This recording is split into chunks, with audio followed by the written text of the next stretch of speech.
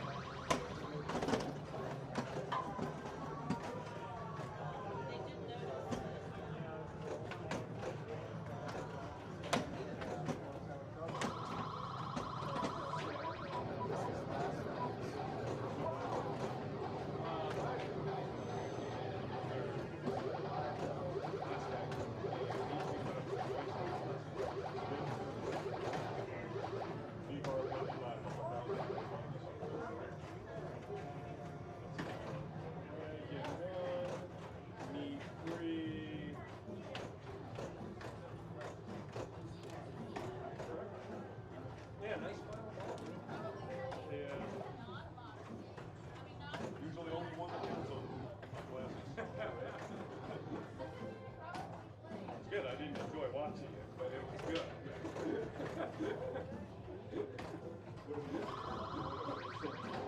I mean, if it had, yeah, if we had enough people down in the third, it would have been better. Yeah, that's a good ball. But that is the fun part of the class. And so,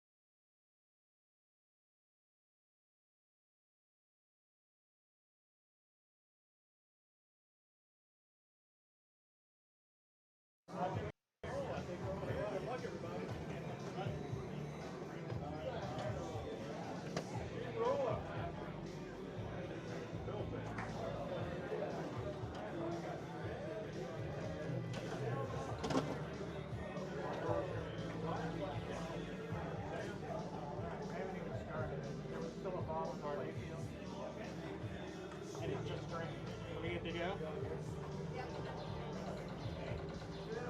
don't know why I can't have that. Don't know. Okay. Merry Christmas. Yeah. That's exactly right. I mean,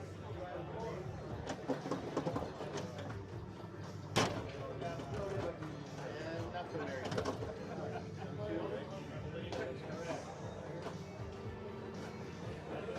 Hey, you gave me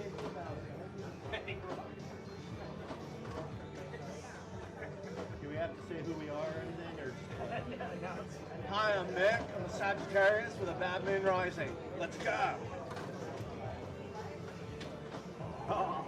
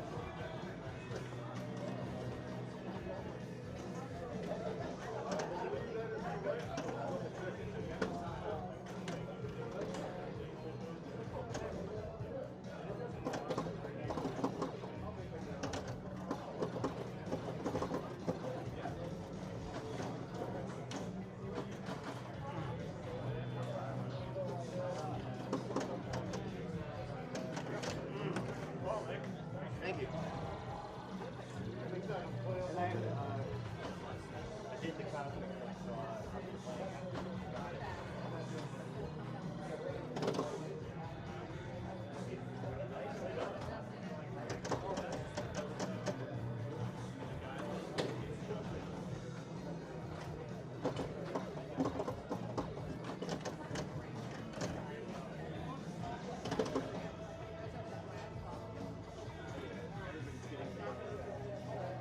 Yeah, I don't know where that bell's coming from. Step right up. Yeah. It's actually your payment for being on camera. exactly. Although, Rob, let's be honest, you should have got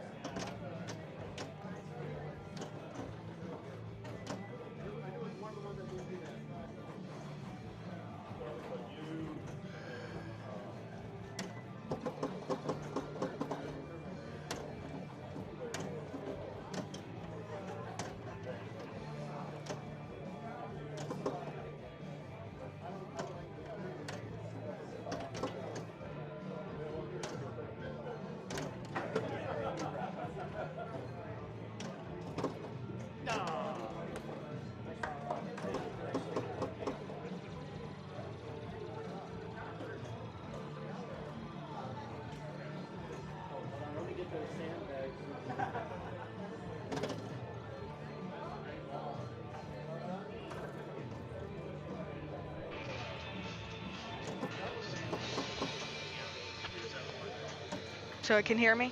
Okay. All right, so we're playing on Cosmic Gunfight with Francis, Rob, Reagan, and someone else. I can't. Reagan, Rob, Francis, and Mick. So Rob had a really good ball too. This is the final ball.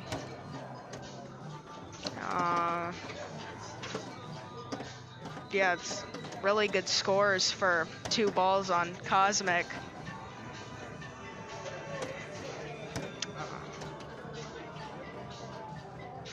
Let's see. Yeah, going for that, can you draw in this? Or is there like one of those?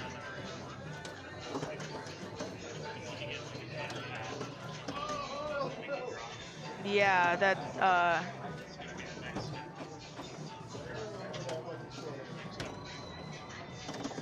all right. He's got multi-ball ready. He's just got to hit that really hard shot up and oh, all right. Got 3x multipliers. About to be 4x if he hits that shot again. I don't really know what to call it. The orbit shot. Looks like he has blocked. There's already one, so I think it's gonna kick out. He has to hit that lock right up there to start multi-ball. And that one over there is, yeah, that's already lit. So. He needs to redo it, because I know it remembers that you locked it yourself. I don't think you can stay on it. So I don't exactly know if that was him that made that shot. Maybe because it's blinking, he may not, so it might shoot out of that shoulder once it hits once he hits the multiplier or the X and Y area. That shot changes every time. Like it once you hit it the first time, it's always different. But he's just going for those 20, 30K shots on the orbit, which do you. We need a camera over here. We have one. You want to turn on? No, we have to hit. Yeah, I mean, it's fine. Whatever's. Oh, you don't turn on. They can hear him. They probably want to see him. Want to be seen? Yeah. Alright, it's Francis just ended his ball. He got 1 million. Nice job, Francis. Does that say 1 or 3? Yeah, 1 million.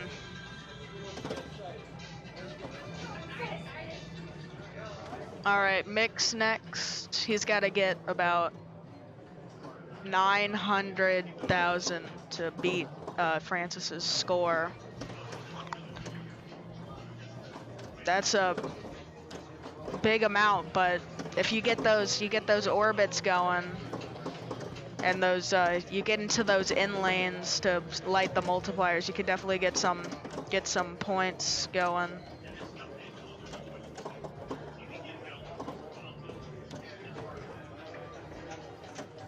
All right.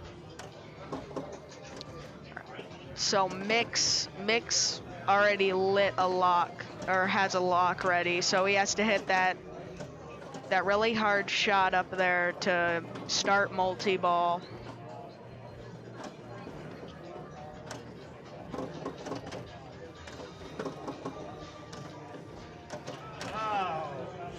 Another big thing that really gives points is those drop targets, if you spell them, if you get them in order. Could definitely.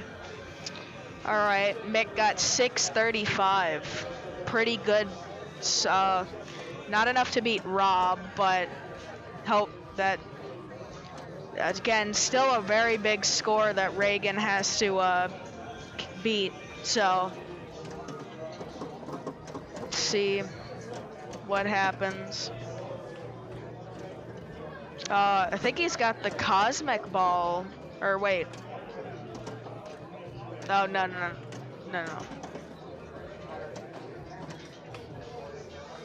All right, let's see. Only 1 lock lit, 2 locks now, but oh. All right, Rob Panel's up next. He's in second right now. He needs about 700,000 to beat Francis's score. So let's see what's yeah, he also only has, he doesn't have enough locks lit. He'll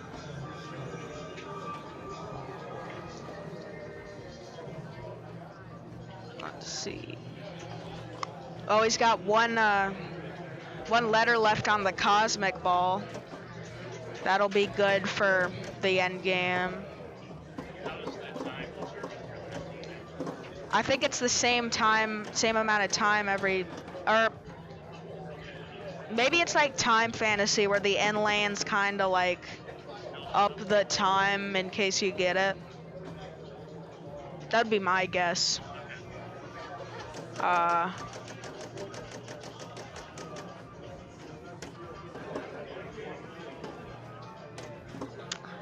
All right, let's see. How many lanes would he have to get to beat that score? That's probably like 10 orbit shots he would have to hit to probably beat Francis's score.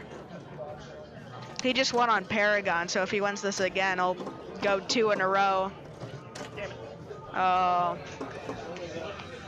Very good game, honestly. Those are all really good scores. Oh, and Francis got the cosmic ball, too. All right, so this is even better for him.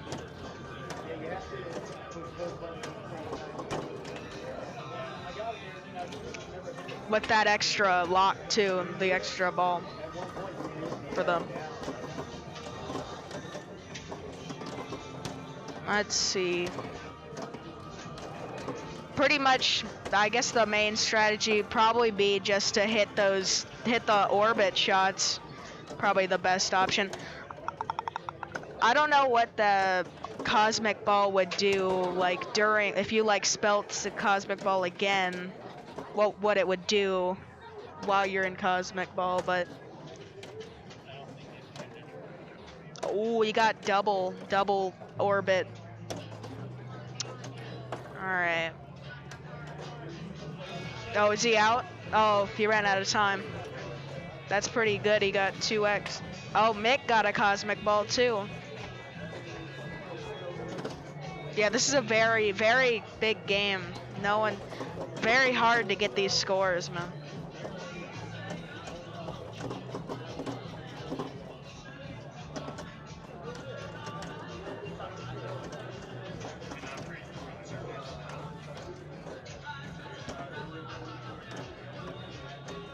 Is this the last game? I mean, it's about to end too, but.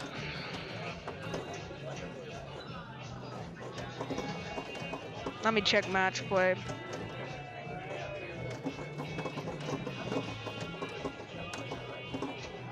Oh, this is the wrong.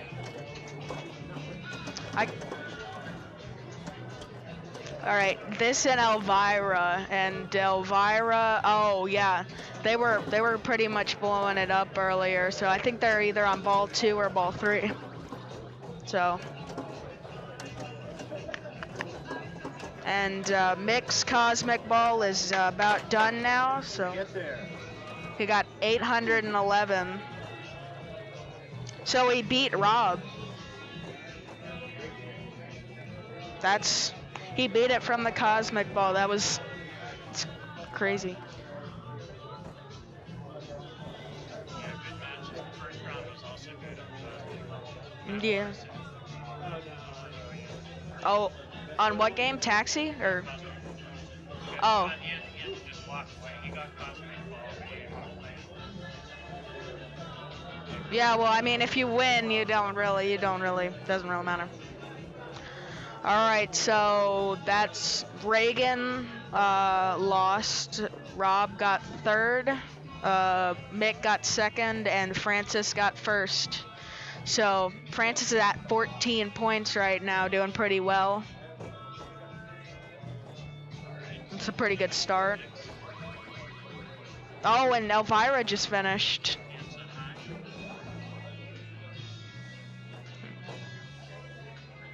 Oh, hi, Cam.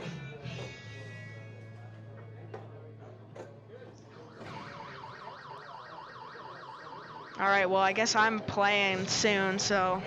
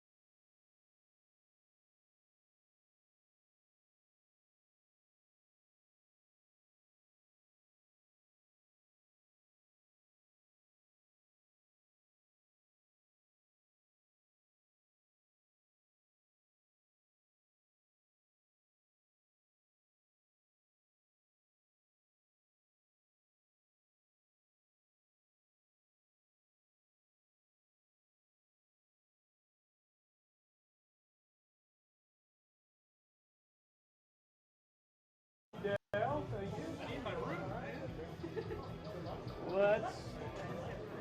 We have 330K. Yeah, I think that was good. Oh, you know, right whenever they want to set it up.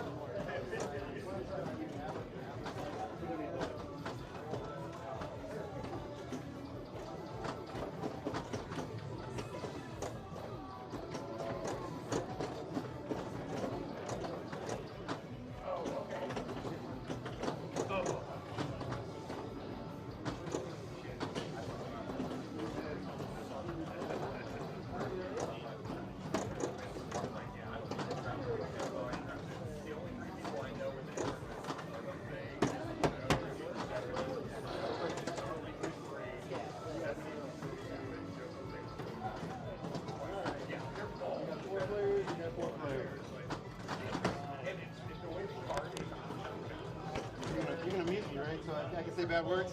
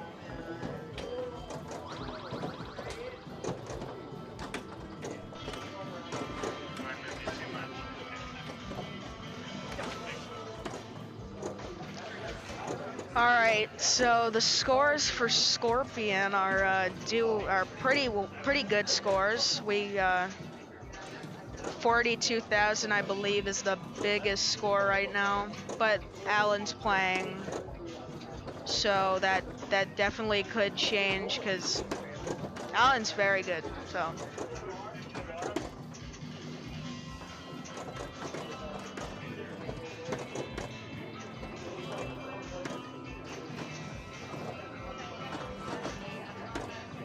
Ah, fuck.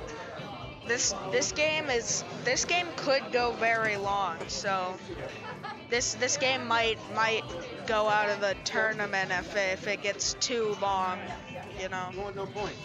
Kind of like Radical. I don't know if Radical's out now, but that and Scorpion, very long.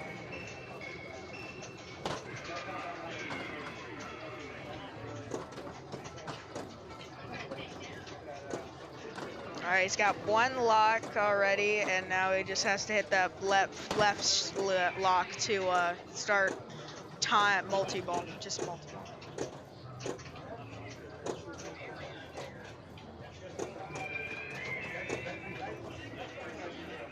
All right, so ball 2. All right, so he started multi-ball. Now, usually it would light 50,000, but there must be some new way of doing that now. So 50,000 is a little harder now than it was before.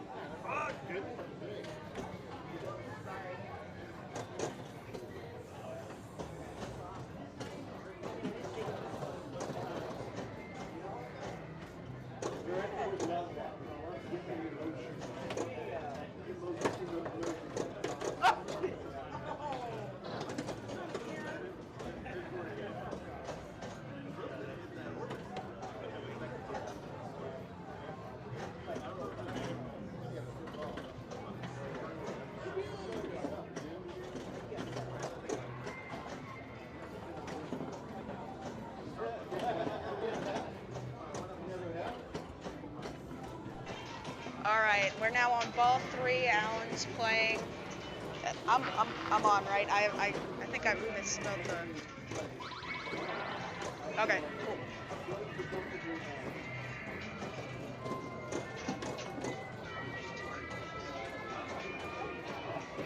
All right, so let's see who's in the lead right now. I think Herd player is in the lead, so Scorpion. Drea is in first right now, but Alan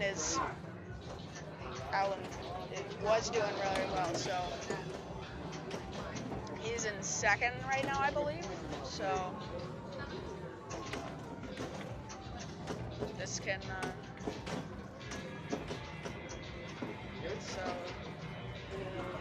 John's up. He's got a little. He's got to get like 100 some, probably like 200,000 probably to get a good lead into this game right now.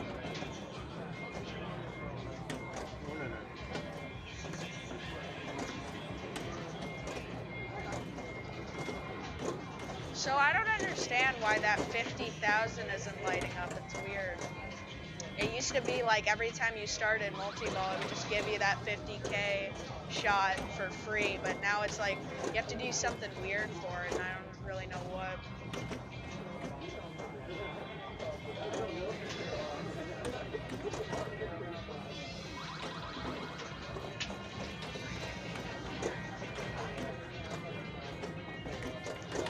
Oh man! All right, so I think John beat Alan. So that's Drea is still in the lead right now.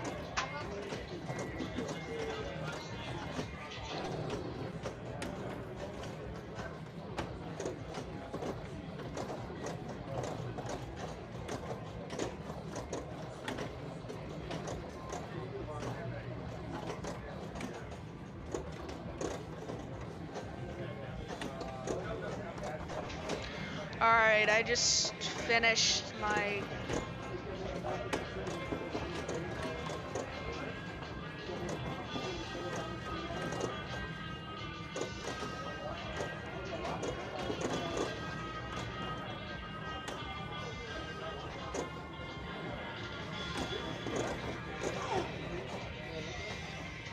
I tried to see if I was on, and I think I touched something that got rid of the other.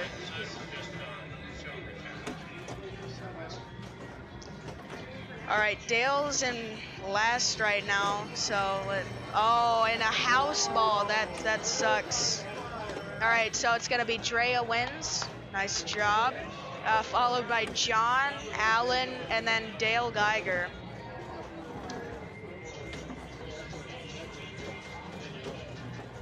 And that leaves a couple more games left, like 4 or 3.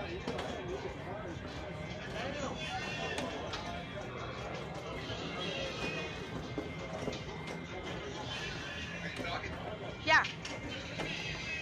I'll go ahead and I'll plunge off your walk-off. I did.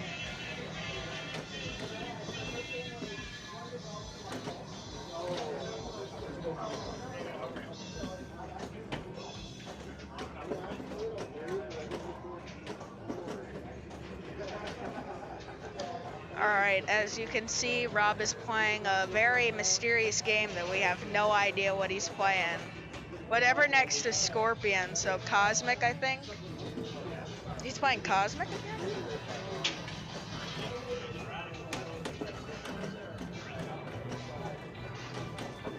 Oh yeah, Radical. So I guess Radical still is in. Alright, so Jungle Lord, Centaur, and Radical are left. I think Radical just started their 3rd ball.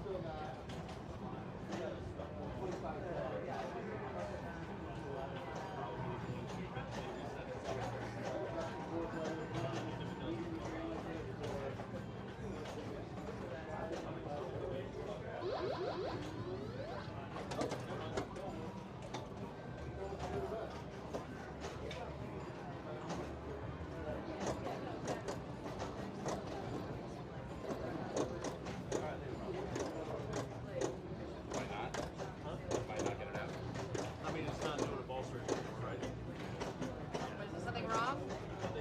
Yeah, Laura, you want to Taking video of stores. Where's that? right here? Just because I'm in this game. Where's the stuff on? On the right there. I think this game is sensitive. I got pictures of stores just in case anything fucked up happens. Well, I should know to reset. No, just like, you know. You never know. Sends them out and you take pictures of the stores. Like, no.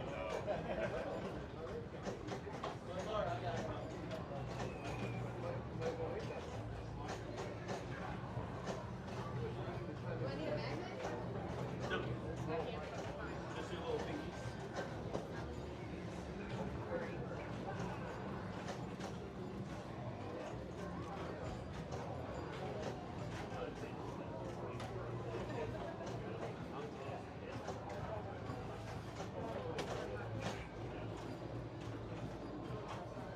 All right, hold up the right flipper. It will.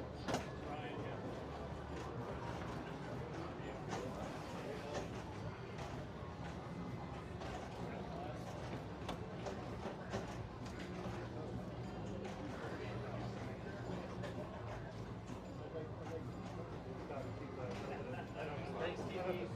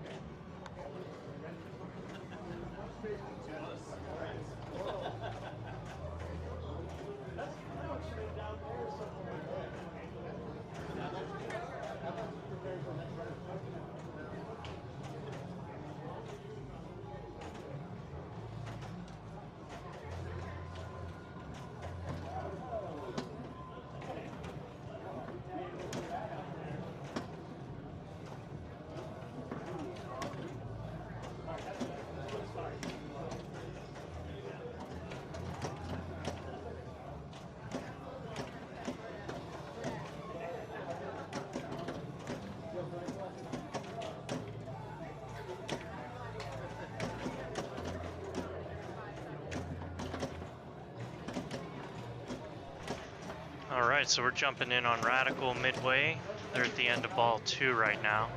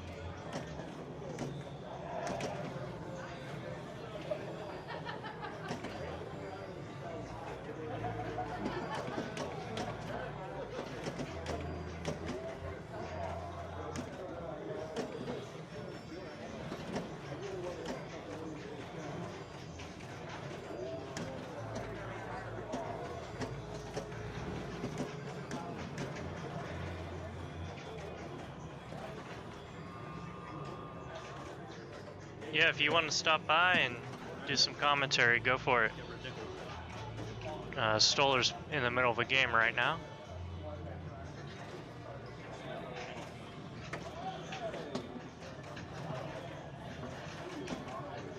Oh my god. So we're streaming from the Richmond Pinball Collective in Richmond, Virginia. This is an all-classics tournament.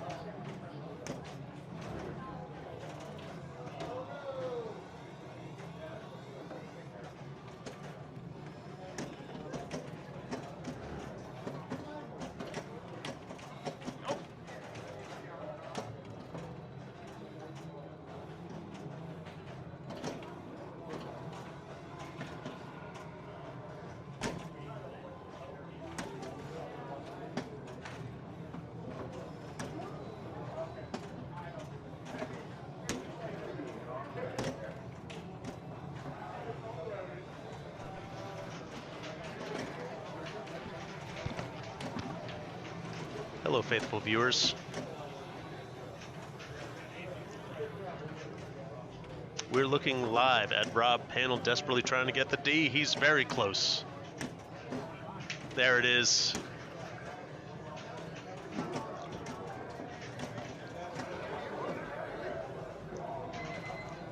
Oh! Oh, straight down the middle. Did not get that skate orty, but a beautiful score all the same. 15 Milskis ain't bad.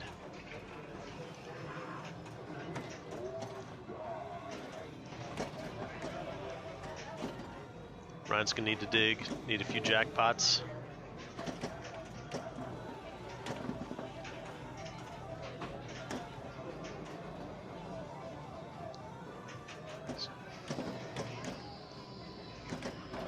Woo.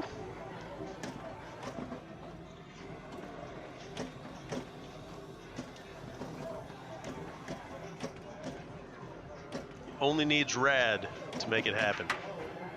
Uh-oh, straight down. Oh. And that's all. Congratulations, Rob. Great game. 15 mil, very strong. And that's the last game, so I'm on to the next round. Love y'all, mean it.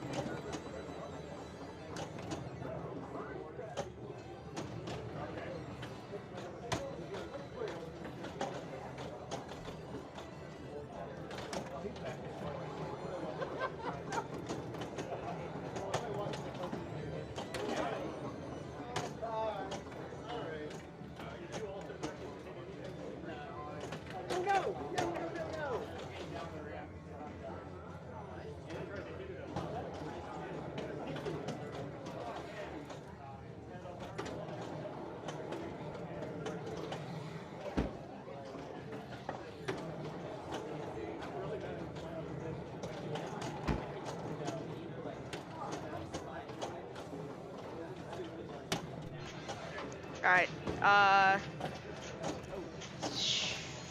oh, alright, so that's a pretty good score. That's, oh, but yeah, 216, yeah. Now it's my Dale Schiltz. Yeah. Oh no. Alright, let's see here. My ball was alright in this. I got hit the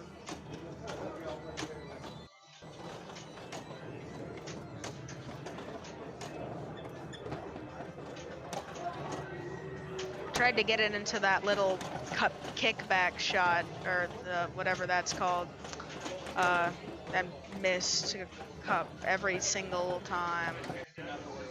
Hit the wrong shot multiple times, you know. Great. All right, now we got Tim. They'll got 161, so he's doing. Everyone's in the exact same area right now. All right.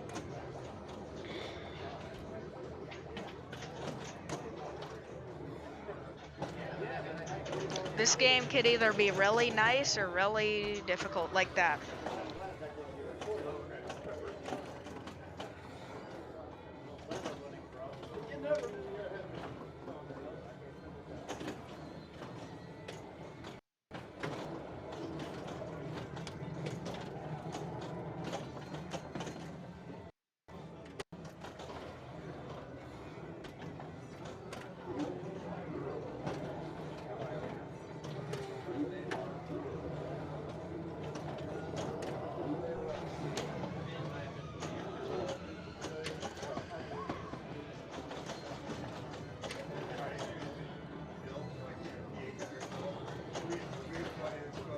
So we're watching one of the top groups today. Two Schultz in there, father and son.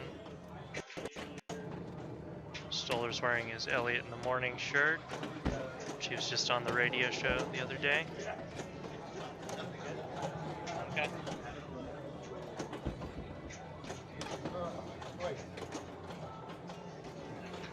They're usually neck and neck in these tournaments. Oh.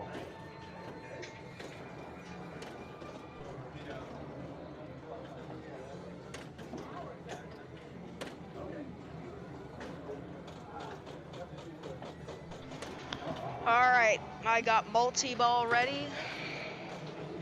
That's pretty good. If I could hit jackpots in it.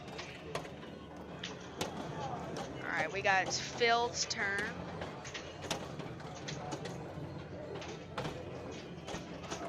And oof, house way. He got one of the kills. I seem to not be able to hit any of them. Yeah, that kill shot is usually very easy, and you can, like, if you hit it, make sure you hit that flipper so that it stays. One time I actually it hit the kill, hit the flipper, bounced back into that kill shot. It was crazy. Yeah. All right, now we got let's see what he's got. He's got, I think he hasn't lit a lock yet.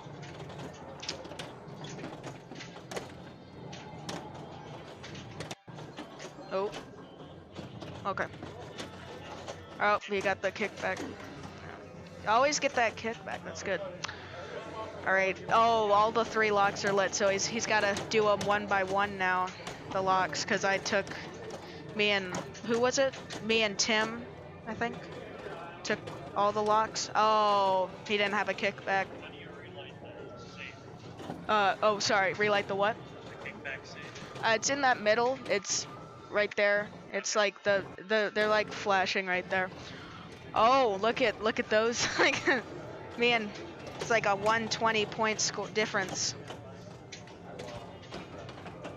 All right, as we caught the flipper, head kickback. Oh, no, he didn't tilt, but he.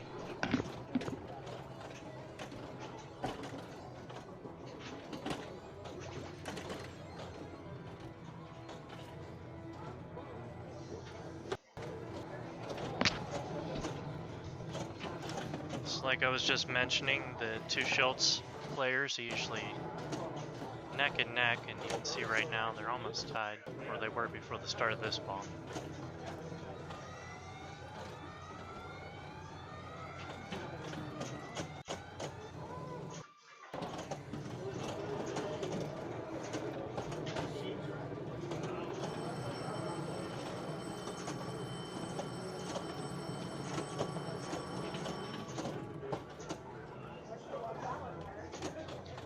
Got multi-ball going now.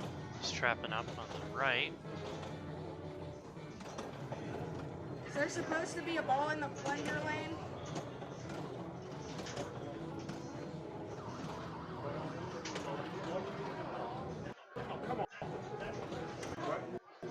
Does it get balls?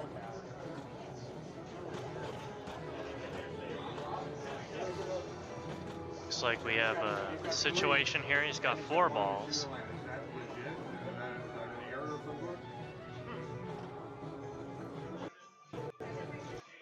As opposed to, because if I plunge, I think it's going to give me the jackpot. Yeah, because you got those. It's not supposed to. I don't think it's supposed to be. Okay, well, I never.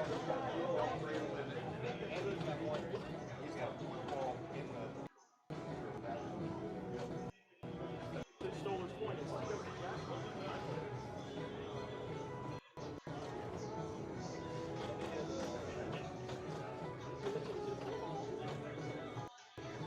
If it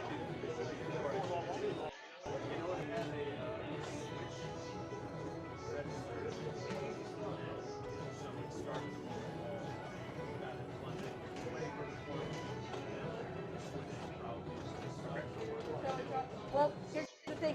Is it the scoop that hits the jackpot, or is it the launch that'll hit the jackpot? That's I can't show you the answer to that. Yeah, that's coaching. Can't say that. Yeah. Well, I'm not that good. I guess the other option would be to have to pick the other one up and put the ball on the other team. Oh, yeah, sorry.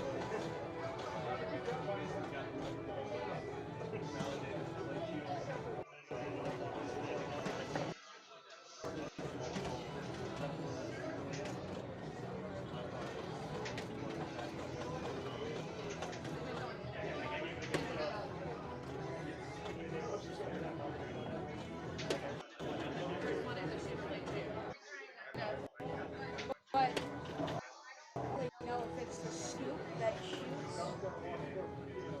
type one. It's multi-ball gas set up, ready to go. Yeah. And on the shooter lane, it started this. I'm guessing it's because it's validated by stuck switch.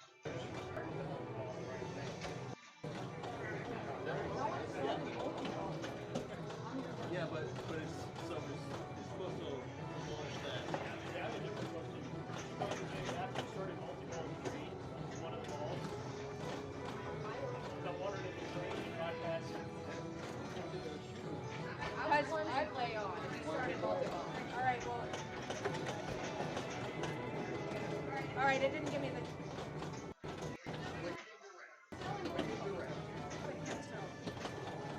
Oh, it did. Okay.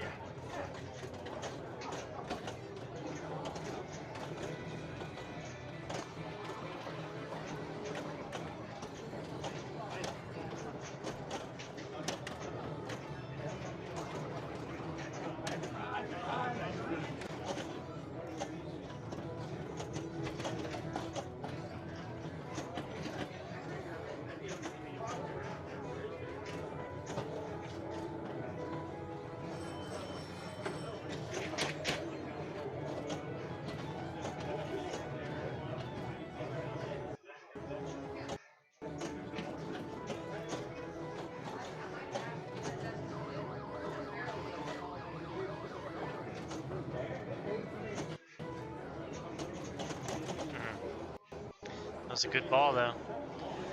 Nice multi-ball.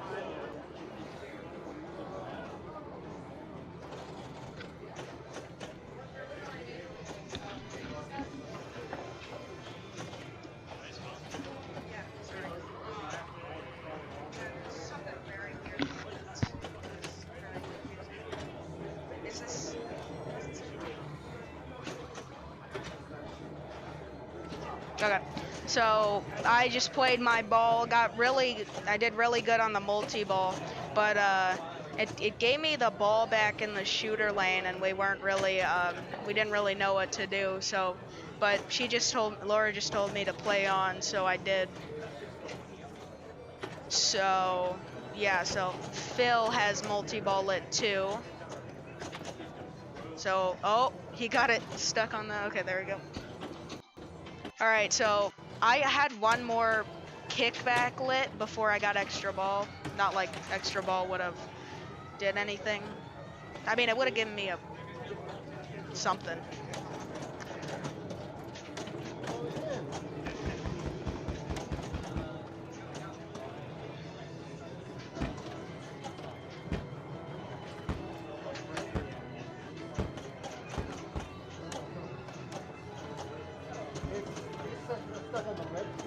Oh. All right, so he didn't get any jackpots in multi-ball, but he at least kept the ball alive.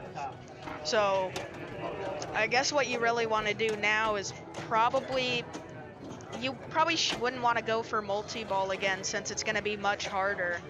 I would say probably go for those kills or go for those bonus X's, because those could definitely up your bonus a lot. Like, if you have a really good ball and say you have ×3, that could give you like 200,000. All right. Oh, miss. It flipped and didn't. All right, that's, yeah, like, wow, that's pretty good. All right, now my dad has to get 400,000 to beat second, I believe, and he has to get 2 million to get me. All right, he's got 2 locks lit. He's got 2 letters left to finish Tomcat. All right. Now, can he? Okay, if he spells Tomcat one more time, he can rip off from the other side. If he can, because if he can't get his ball under control, then that's definitely the best way to go. Not like, because he'll have multi-ball. I think that's how you light rip off. Kind of confused on how that kind of works. It's basically you steal people's multi-ball, but like, I don't really know. All right, he's got 3 letters left to do spell Tomcat again. Oh, all right. Now he has release lit, and if he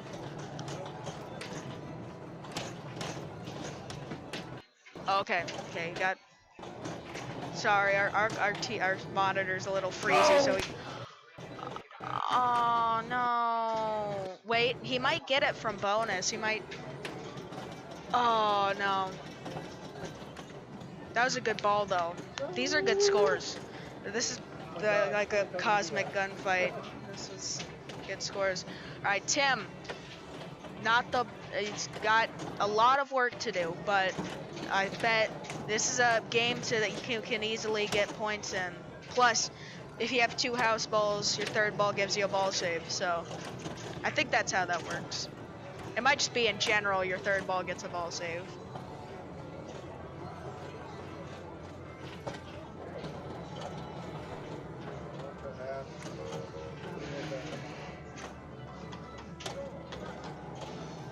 All right. Oh, he got the launch bonus. See,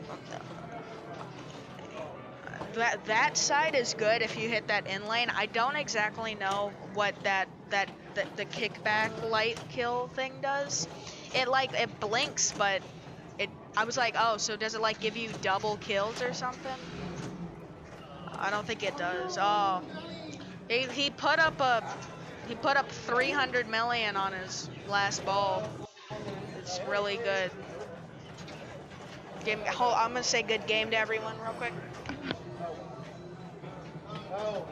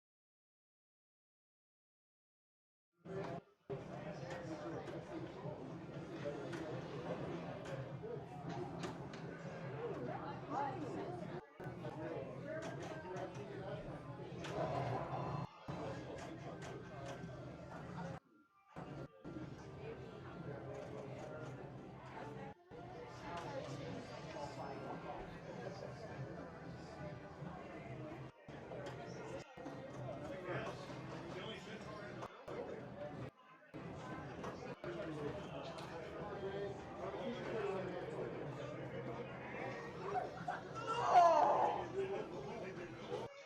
mean, if there was ever a game that needed more life, that's the one. Seriously. Well,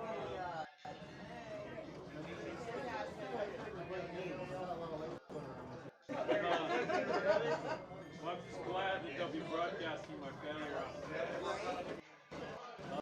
You don't need this anymore. 1, 2, 3, 4, and I'm definitely clearing up. Okay, I'm gonna flip. No, I checked.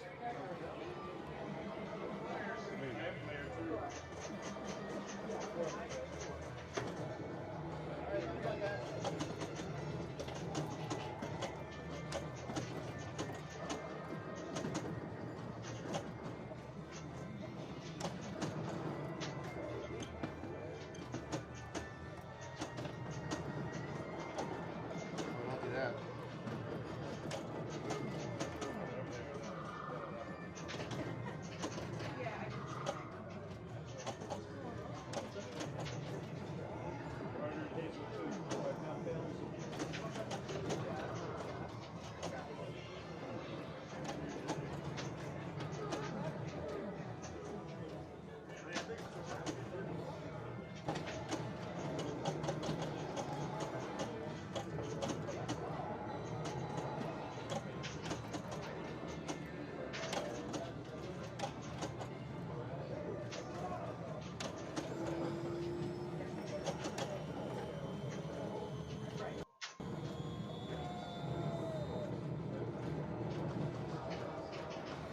I got an extra ball.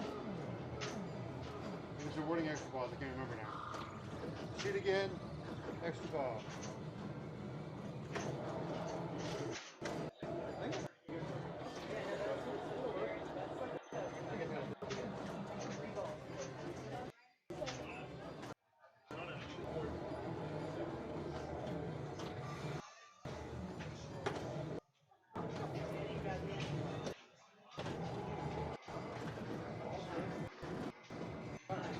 Nice. All right. Get in there.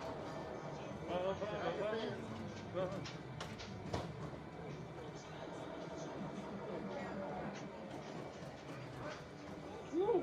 You know, I think the overhead lighting with the brightness of the game. I don't know about that.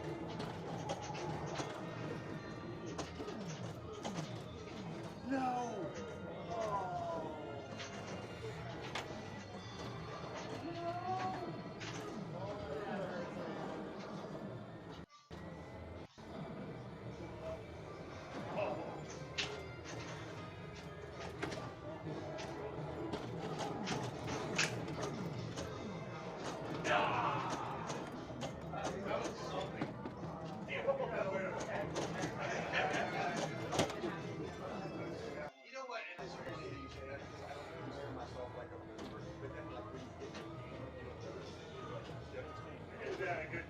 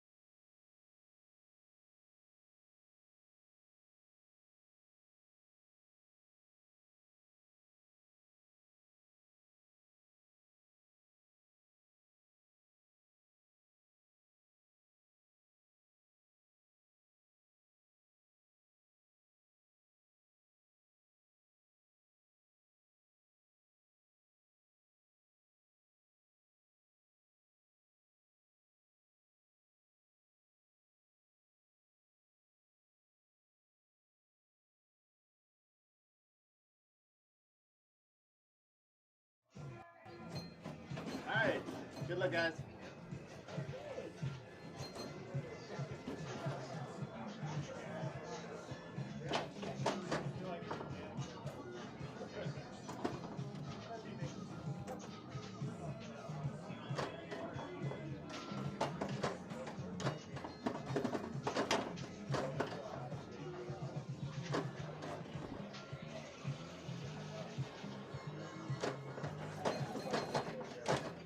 I hate this game.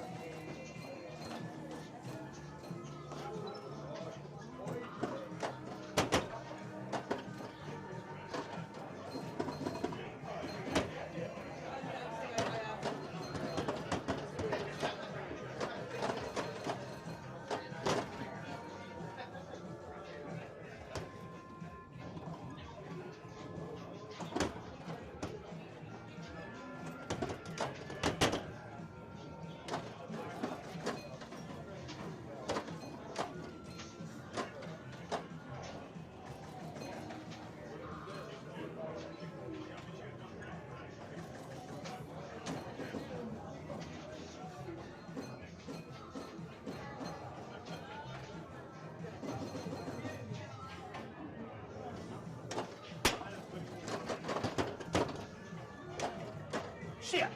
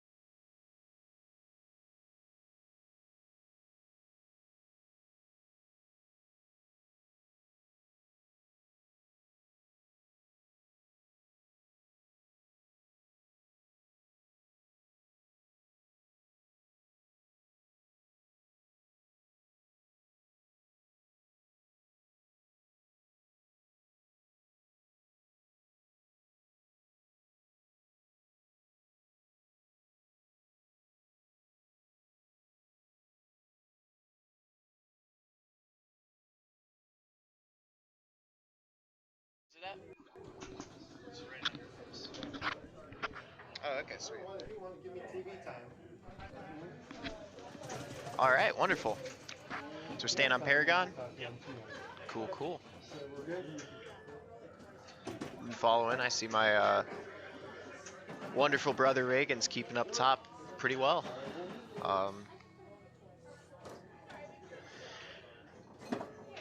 For those of you just tuning into the chat, this is Richmond Pinball Collective's Classics Worship. We're going to run some classic tables all day. We're going to run some great players. Stepping up right now is runner-up of our NACS finals, Matt Larson. From what I know, he does not like Paragon.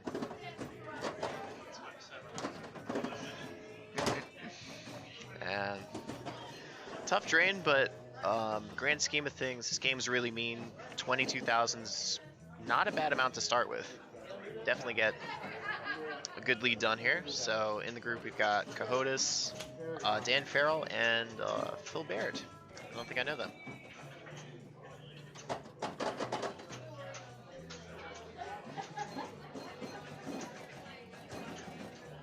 So Paragon, objective here, I guess, try and get your bonus up. You've got inline drops. John just got a double inline drop, one shot, clearing out two of them. Unfortunately dies to the Demon's Lair instantly, but that was pretty crazy. You could always take a twofer. So yeah, usually a good idea to just go for those drops right out of the way if you can manage that feed and make it consistent, but some people will try and work up the bonus beforehand because, you know, good ball one strategy, if you start with a super bonus, because once you get to that 20, you get to keep it ball to ball, and it's nice to get that ball one and kind of have that much insurance through the rest of the game, especially how mean it is. You got Dan making quick work on those drops. Nice spinner rip too.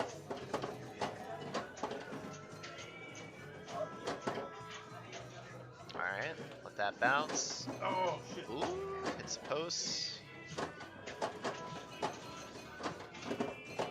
Dan's a great player. You can see just the way he controls this game. He's very comfortable with it, but his biggest problem right now is just not making that shot, and unfortunate down the middle there. That's what's cool about this game, is you can be really comfy with it and know just how to handle the ball, and it can still be really tough to open up. See Phil here.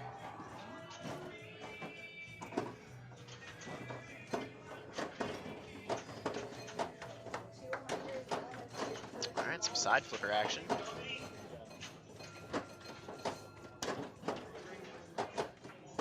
Okay, he's looking to find that control. Get the ball to settle down for a bit. Ooh, okay, survives that. Got it.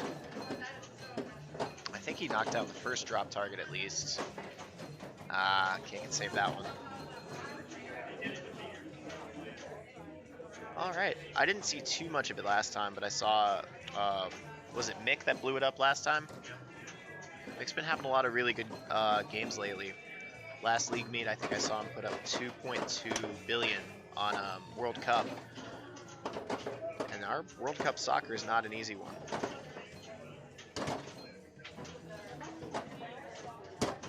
Almost looks like there might be just a little bit of right to left on this, but not staying alive.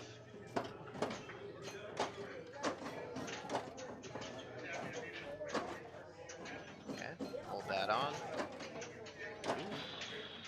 Okay, it's all good. Just get out of the slings. Oop.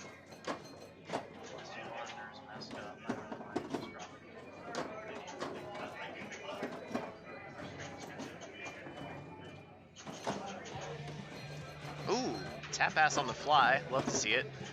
Let's go, Matt. Alright, take the gold cliffs. Alright, this is actually going pretty decently. He doesn't have much progress on his drops yet, but he's getting some bonus. He can get to 10 pretty soon. Oh, can he get out? Oh, beautiful. Awesome nudges. Clears out those drops. He's going to get a good bit of points, especially when nobody's blowing it up. That right target bank's actually pretty lucrative, relatively. When you get 15,000 per, that's, you know, a ball and a half for some people. I've definitely had games where I'd just be happy to get 15,000 at all. Oh, straight to the out lane. But good ball. Yeah, just under 90,000 there. Yeah, made things work, so see if Matt can hold on, or if maybe Cojotes can surpass.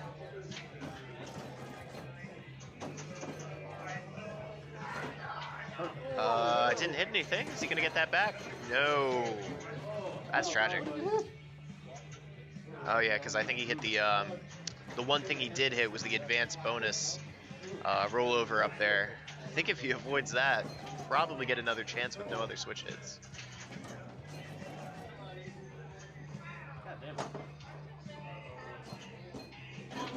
Alright. Looks like Dan's already cleared those drops once. Just send it up top. And that's usually just the shot I'll see from the left flipper here. It's either going up that kind of orbit shot to get to the saucers again, or if you're really trying to just do everything all at once, you can tap pass left to right. In finals, I saw craziness. I saw Tim Murrin actually shatzing it from left to right on Paragon. It's very silly. I don't know.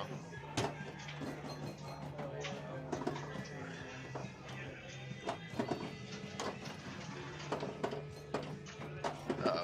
Demon's Lair. Yep, straight to hell. Alright, so Matt's sitting pretty comfy here.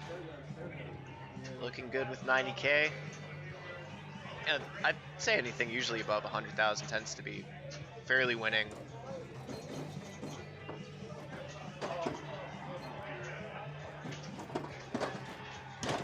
Oh, that's just not fair. Well, see if it holds on. It is far out ahead.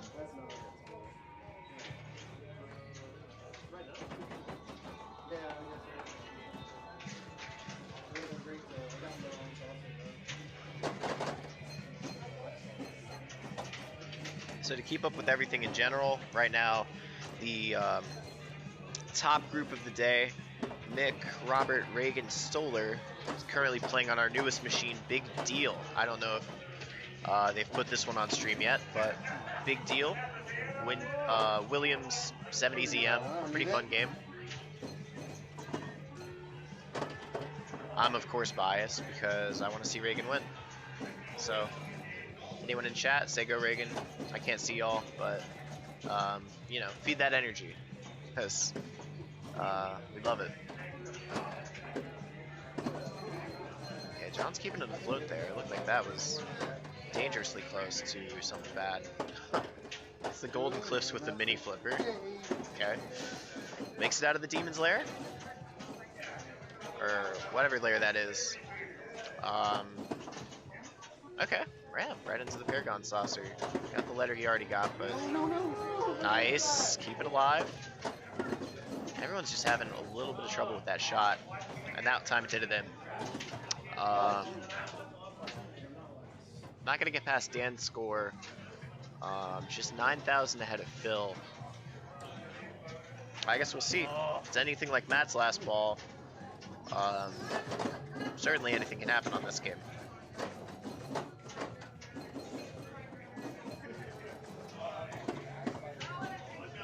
Alright, nothing wrong here. I mean, it's not just the letters, you're also getting a little bit of creep and bonus every time you hit that saucer. Certainly useful.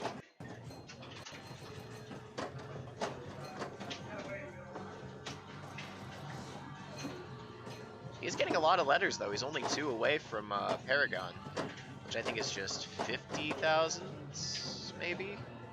Take a couple thousand there. Notice he's at a critical point.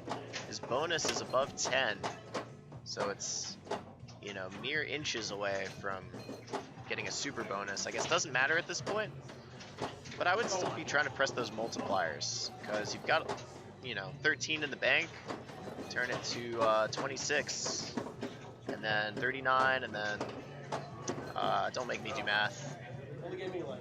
All right, unfortunate drain there. Going out the left side.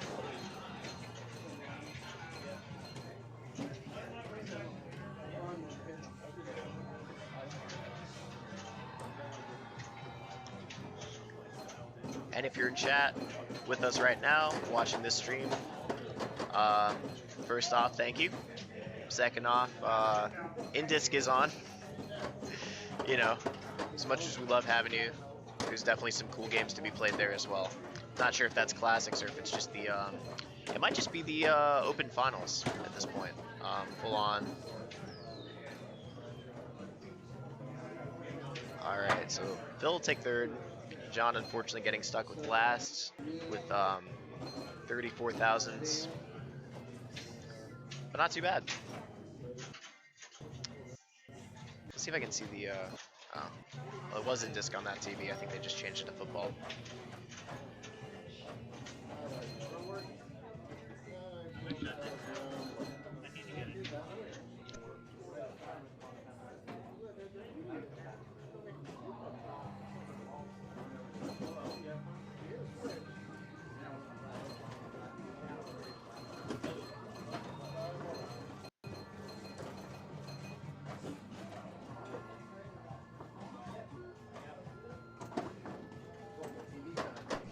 How you doing in this tournament? How's your tournament going, Stoller? It's going good. I'm in the first group with Reagan.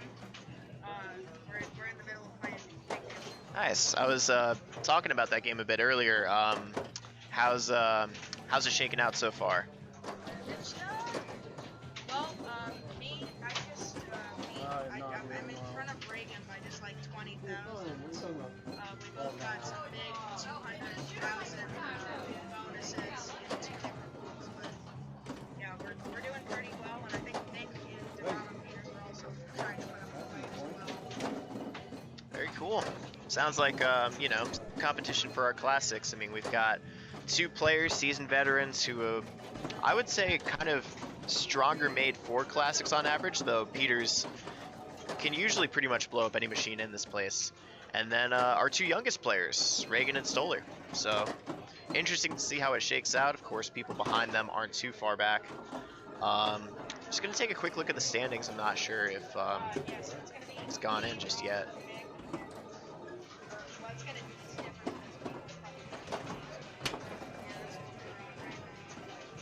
Yeah, so you guys are just ahead, and you guys are playing 12 rounds.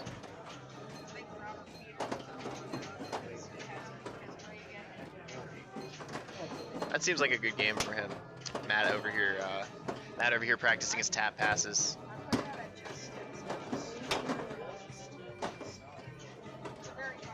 You know what I saw that was crazy at state finals? Kind of later in the match, I think he was still he was playing David Horner, but Tim Murrin was playing Paragon, and he went for a Shats from the left flipper. Tried the tap pass, didn't liked it. He found out he could just Shats it, even though that, you know, right in lane's up there. Shats from left to right, so even though it's up there, he was still finding it really consistently. And all I can say is I'm glad I didn't have to play him.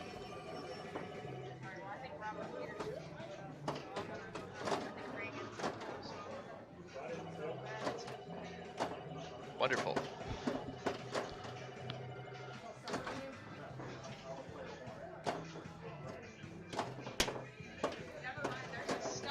Oh! Matt just got a flipper hop right on the knuckle, went right over and killed him. Oh no. Gotcha. Well, that's our newest machine. Kind of makes sense that it might have some issues to work out. It's a fun one.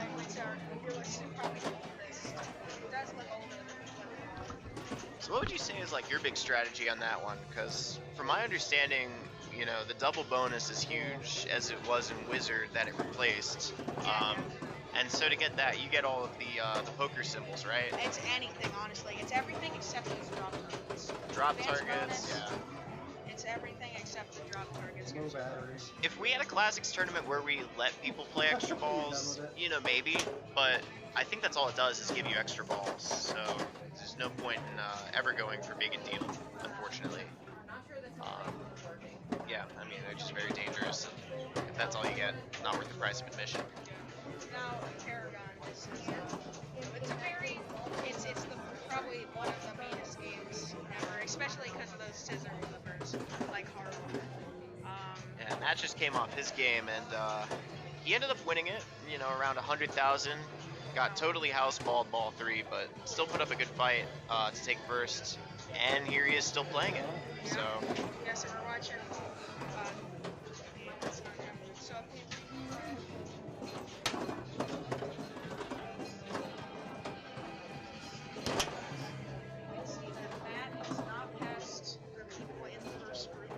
Nope. He'll be around border, just kind of below. So basically, most. us four will be probably in the head. I gotta go. Cool. So top 8's pretty shaken out right here, but there are still many matches to play. Lots that can happen here. So all I can say is stay tuned.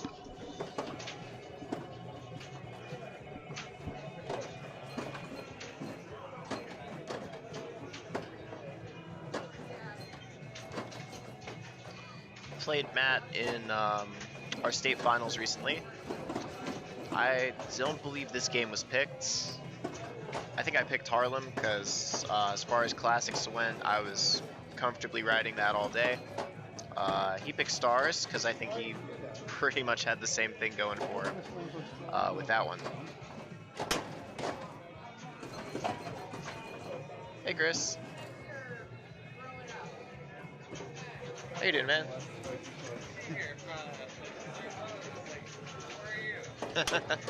I showed up late. I was with my band writing songs for the whole weekend, but figured I could stop by for a little bit and do commentary. Yeah.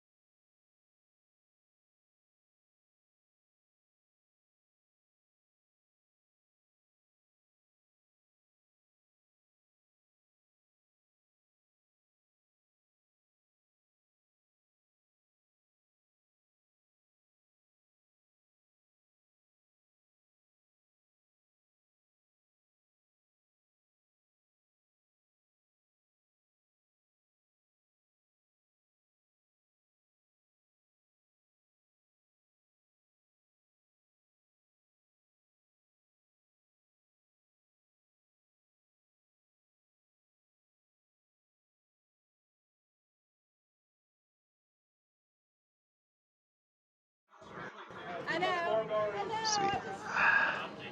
I mean, the person that likes it, I want the sound. Alright, we got 4 players.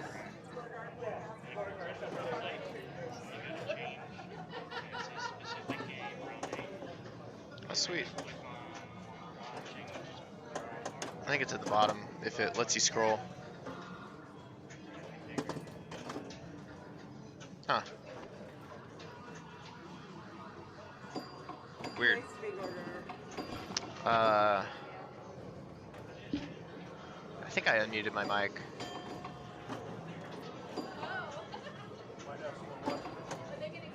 That's weird, it won't let you go down. It's just like, you know, the 7th game, it's got the first 6. So Gorgar. I like it. Good few many ways you can play it. Way I usually go is I just go for the stand-ups, get that early, it's dangerous. Probably not going to start out with a lot of points, but it, you know, sets you up well. To get the 50,000 jackpot lit at the top of the snake by going for all 4 of those stand-ups. I see a lot of people go for the drop targets here, the Gore and Gar. You get both of those sets, you can collect a award. That's a tilt. I mean, that's our Gorgar. Anytime you move it to the point where you can kind of see a move, it's probably going to tilt. What I'm hoping is that it didn't tilt through, because we get that sometimes on this machine. We're currently not able to update scores on this one. Errors with match play on OBS. I'm going to try again and see if I can get that to work better here. Interact.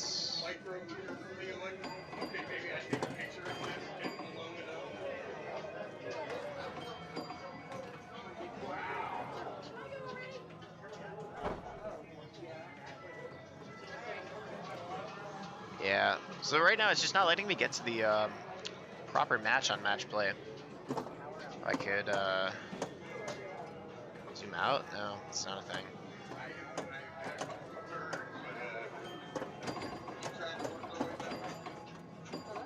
Yeah, the problem is right now I am not able to put the correct game up here because the window won't go low enough. Settle down, settle down. He was messing with it. He couldn't find anything, but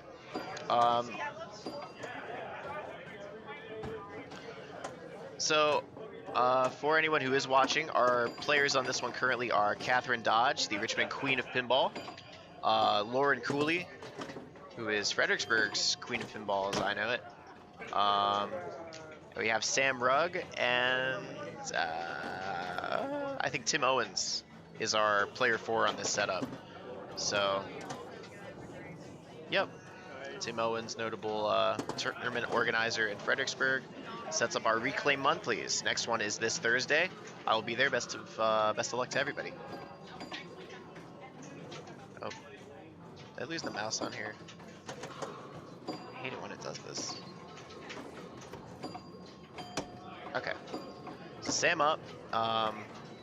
He's a good classics player. I've played him on some of these machines. As far as I know, I think before JP got like 900 on this, he was the high score holder here, like 750,000.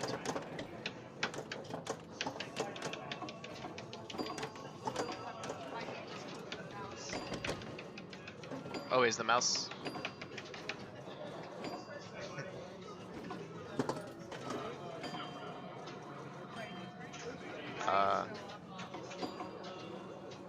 So we got Tim now.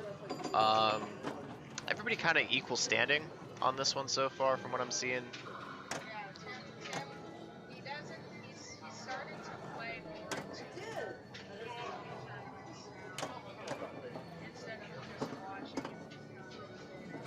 Cool.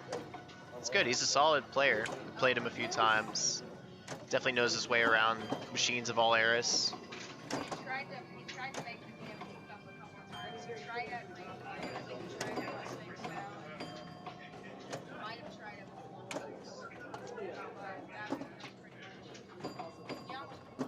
Oh, he got the weird double multiplier there. Got credit for 2x and 3x just by hitting the lanes enough in the in-between. I think it's an error, but I've had it happen to me before, and fortunate there. And he's going to light his jackpot too, if he can make it up to the snake pit up top left. I'm going to try my best. I'm going to try my best to share this mic because I don't need the headphones. But yeah, biggest ball so far we're seeing in this game, and he's got the he got those gore targets, which gives him a static 5,000 collects, and now he has a static 10,000 collect in the saucer, which is kind of your right, one of the games people will go for on this. If not the stand-up targets, they'll go for those drops because you get to play kind of the skateball game, just hit the saucer over and collect your points. I don't normally give good, but Oh yes. I basically getting two of the jackpots in a game. That was one of the most solid overall balls I've seen because he did everything, you know. Like, I'll blow this game up, but kind of just in the specific, like, hit the dragon a lot and get your jackpots. He did everything. He got 2 sets of 4-jar, he got a jackpot, and then he also got 3x. I mean, that's a sweep. Unfortunately, Catherine didn't get contact on the flippers there. She didn't get the opportunity.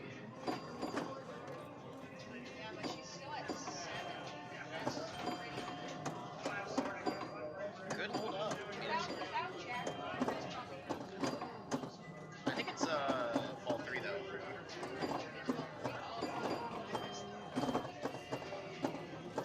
We're looking to get something started here. Only got one of her numbers, and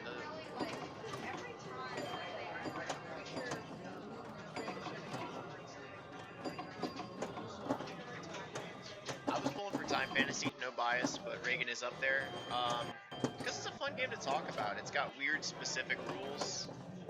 But I like Gorgar too. It's, you know, notably one of the most common games in Virginia as far as classics go for some reason. That and Jungle Lord I see everywhere. So, Lauren finished with 88,000s. We'll see if that can hold on for second place. Alright, Sam's gonna try and pass it here. He just needs 20,000 and change. Oh, and he got that from me.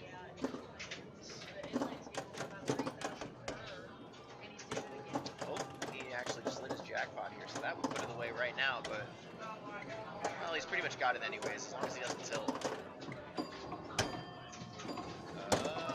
Tilt is not tilt. Okay, didn't It's tilt. not as Made it work. bad as people say it is. Now tilting is bad, but in this game it's not that easy to get tilt. As much as it was. Tim popping off. Good job, Tim. Yeah, Sam tilted his first ball away, but, you know, one of those that wasn't savable. I don't think he particularly worked up his bonus. Just kind of, you know, unfortunate, but... But Sam did take seconds to those in lanes that He did. I'm going to try and bug Chris into putting the rig on Reagan's game next round. I'm going to take a quick break if you want to talk. I'm going to see what Time Fantasy is happening right now. Wait, where's the...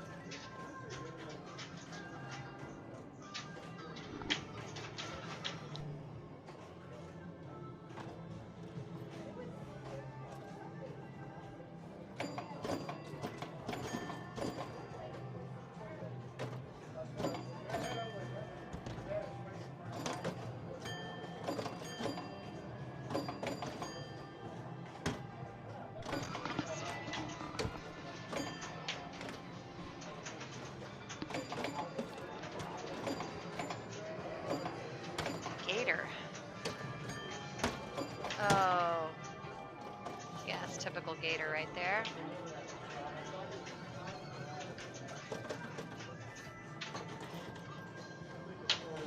Alright, so who do we have? Ryan, Clark, Drea, Tag. I'm not usually a fan of, oh boy, of games with the baby flippers, but Gator is fun. I'm not sure I totally understand the rule set to Gator, but I do believe you knock down all of these mushroom bumpers, not knock them down, but hit them. Okay. Then you try to get in this little waterfall area over here.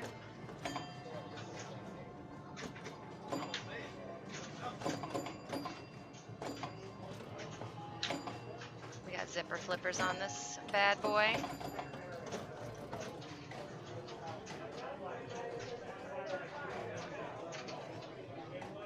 Ryan Shapiro, what are we working with? All these peeps have 25 points.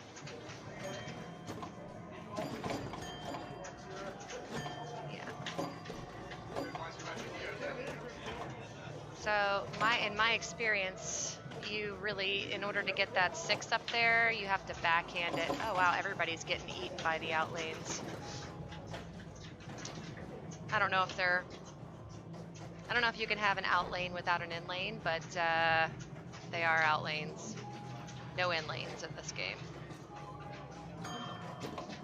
Alright. So Clark. Everybody's got, ooh. So that is ball what? I don't know. That might be the game. No, I don't think so. Yeah, I can't see what ball it is. Drea is player 3. She currently has a chance to take the lead. Just graze some of these. That's nice. But of course, punished for it.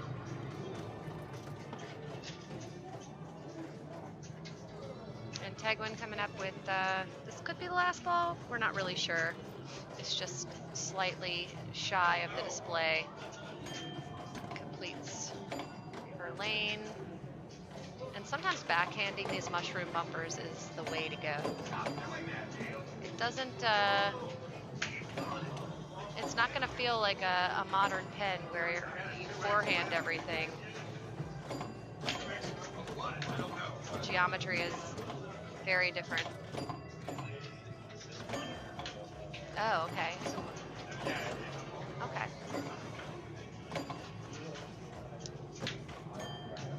Okay, so she's looking for 156. Really, you just want to keep it alive for as long as possible. I think that's the game. Nope, still going.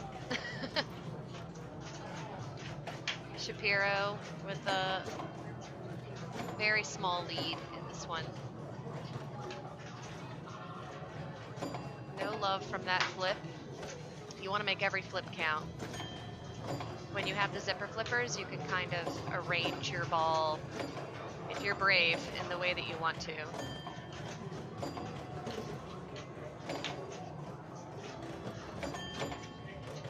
So I'm not really too much of an on-the-fly player, but when I play this game, maybe more so, you're unlikely to get, oh boy. You can't really nudge this one, not because the tilt is tight, but because the legs are screwed on extremely tightly. It just does not move from me. Clark, player 2, stepping up. And I am sorry about not knowing all of the rules to this. All I know is I try to get the mushroom bumpers and then go into that little waterfall-ish lane at the top, which returns it to the shooter lane and gives you a lot of points. But at some point, I will learn this. Ooh, nice nudge to get that back into play. Okay, he's got his zippies. See, so Clark is trying to A range. Yeah. Not going to be able to save that. And that unfortunately could potentially cost him the game depending on what, get him 4th place depending on what player 4 does. Drea, player 3, stepping up to try and take this. And I actually don't even know that it's ball 5, but at this point I assume it has to be ball 5. Might be ball 3 for all I know.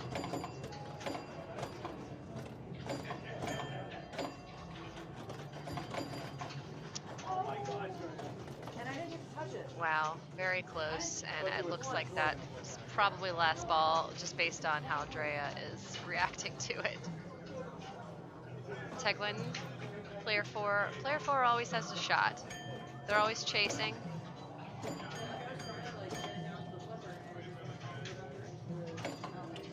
Oh, I thought she might get a mushroom on the way down, but not so much.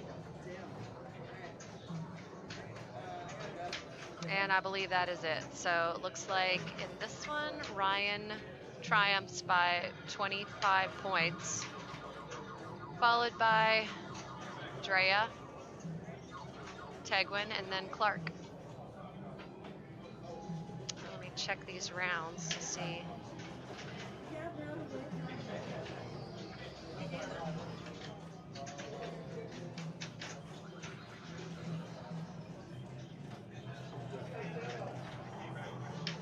We've got a few games in progress right now. We are on round 8 of 12, and then we will move to a very experimental three-strike knockout finals, which I have never done before, but should be interesting. I'm just hoping to make those finals so that I can actually be here playing instead of be here running a tournament without playing. The time goes faster when you're actually playing and running it. So hopefully we'll be able to get the stream moved over to a new game soon, but we've just got 2 left, and looks like Time Fantasy and Scorpion are still going. Currently, Mick Cavanaugh, healthy lead. He's in the lead without even his current score on the game that he's playing being available, so I feel like Mick is gonna continue to be in the lead potentially after this game. Brian Garbera or Stoller might overtake him depending on the scores, but Mick is having an extremely good tournament.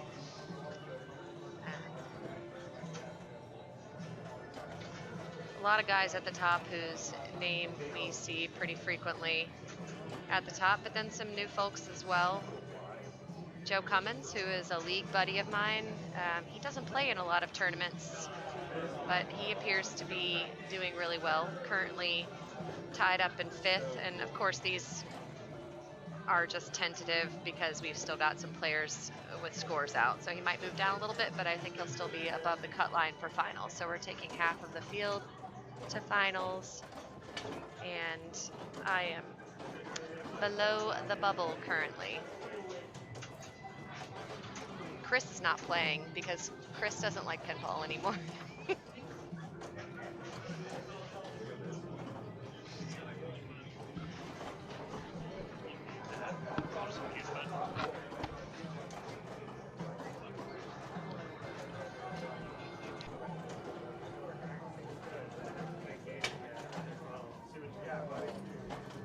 Want to play?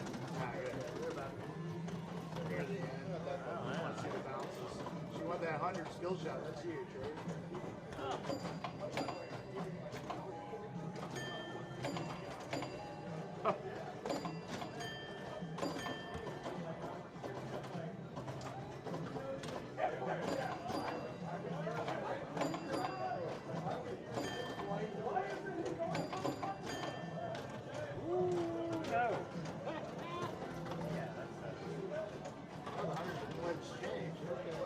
Now we'll get out the middle for you. Right, exactly.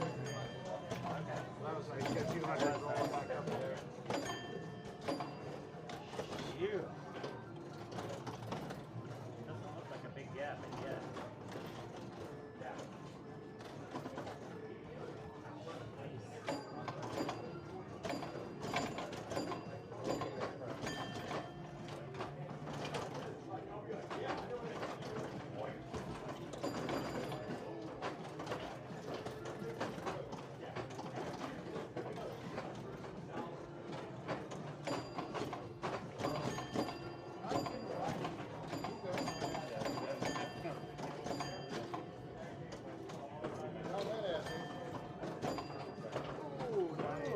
That's fun. That gave you a shitload of points, too. I hate you. I knew it. Oh my god. You're so ugly.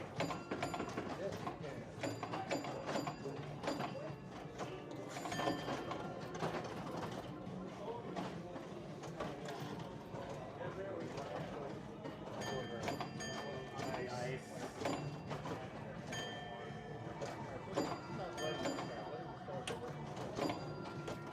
Oh, nice save.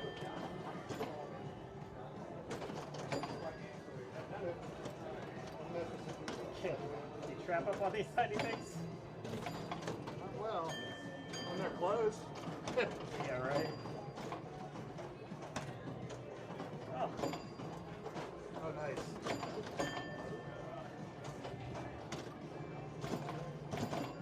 Gator lane's open. The gator lane. Gator lake up top there, you go back to the plunger. Give you a shitload of points last time.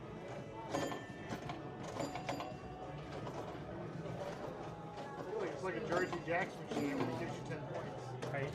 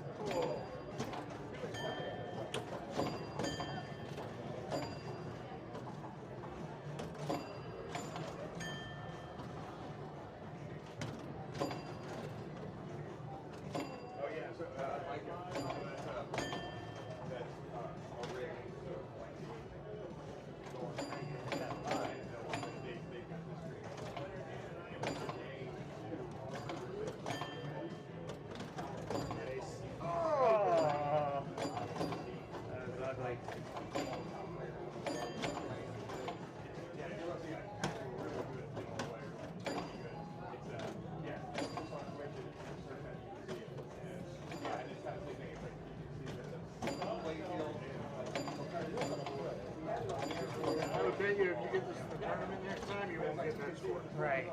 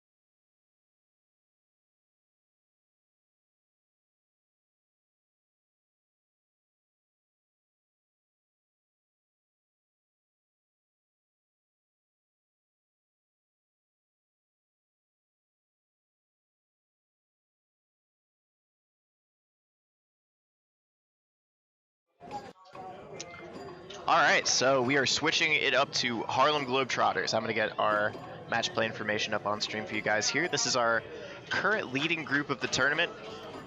We have, let's see, who do we have? Got all good players. We got Stoller, Scott Cersei, Brian Garbera, and Mick, who's been red hot today. So this should be a fun one. Definitely looking forward to it. Let's go get started. Stoller's playing this one. And definitely a red back for some of our competitors, because this was one of the prominently featured tournaments at the championship finals for the state of Virginia. Having some issues with that right spinner. Doesn't seem to be really spinning. It's just in that in-between. Stoller couldn't save that one. So one thing, you know, I always think about when I play these games is their table-specific quirks. With this one, it's leans to the left a little bit. The dead bounce isn't very good. Was just going to think about that. One positive is you can lean this game very strongly from the right, and it will take a while to get a tilt here. And then the other one is that right spinner is not nearly as reliable as the left one. So kind of a rough start for both Stoller and Cersei here. And I've seen Brian blow this one up a few times, so see if we get a really nice game. He just, I think, put up a roll and then an extra 700 on Scorpion. You know, one of the best scores we see here. So yeah, I'm excited to see how this goes. 0 points, we get that back. That's the, what's the term? Just no, hit no switches, game doesn't register. Not so lucky the second time. Man, Harlem's killing it so far. Just not letting anyone in. And here's Mick, tied at the point lead with Brian currently. Both of them sharing first with 44 points throughout today. We've got 4 more rounds, including this one, of regular play, and I believe there's going to be a finals. I don't think I can stick around for all of that fun stuff, but I'm happy to watch this while I'm here. So we're picking up some globe letters, we're getting some bonus spinners. Just trying to get some control, really. It's a weird kind of floaty, and that's going to go left out lane, so tricky ball one for everybody so far. Leaves the door wide open. I mean, you know, if you're Stoller, you're pretty happy because you walked away at the beginning of the game not feeling good, but you really haven't got much pressure on you at the moment. Alright, Slingtown, USA. Take a vacation somewhere else. Let's go with those drops. He's got the first one. Nice, good little nudge there. That's the play. I mean, similar to Paragon, it's like we could easily go for a tap pass there, set up the drop shot, but I think the spinner is valuable here. Very good thing to go for. Safe shot, gives you globe letters potentially, and you know, your drops are qualifying that spinner. So if you got drops, even more of a reason to go for it. And this is kind of more what I'm expecting to see from this game. A little bit more comfort here, moving with these letters. That's his 3rd drop, that's his 5th letter. He will lose the ball there, but he takes a 50K off of that globe award. So, you know, setting him up pretty decently. Like I said, all these players are good. I'm expecting to see more of that moving forward, and less of the ball one experience that we've shared so far. Okay, yep. Left lean kind of helped him there. Oh, no! I mean, that's just tough. That hit him right on the tip of the flipper. If you flip that, it's going somewhere bad. If you don't flip it, you know. Because you want that dead bounce, but just not quite the right spot for it there. So back to Brian on his ball, too. Like I've said, I've seen a lot of good things from Brian on this table. All right, he's going to open his gate. Love doing that. Does he go tap pass or we go spinner? Post pass. Why even make it complicated? I love that. Ooh, yeah. Unfavorable feed there, but he's putting himself, you know, close to the top with that ball. Pretty good 112. I didn't pay attention to his globe letter progress, if he completed it or not. I'm guessing he did, because usually you don't see 100 until you get that 50K. Mick is going to get it here, so that's going to put him up with everybody else. And since he was a little bit ahead in the ball 1 conversation, if he keeps it going here, this might be his chance to pad on a lead. Alright, inline drop. Inline drop number 2. Watch the feed. Ooh, right on 3. Oh, he saves it. Okay, he can get this one. This is where the game starts getting crazy.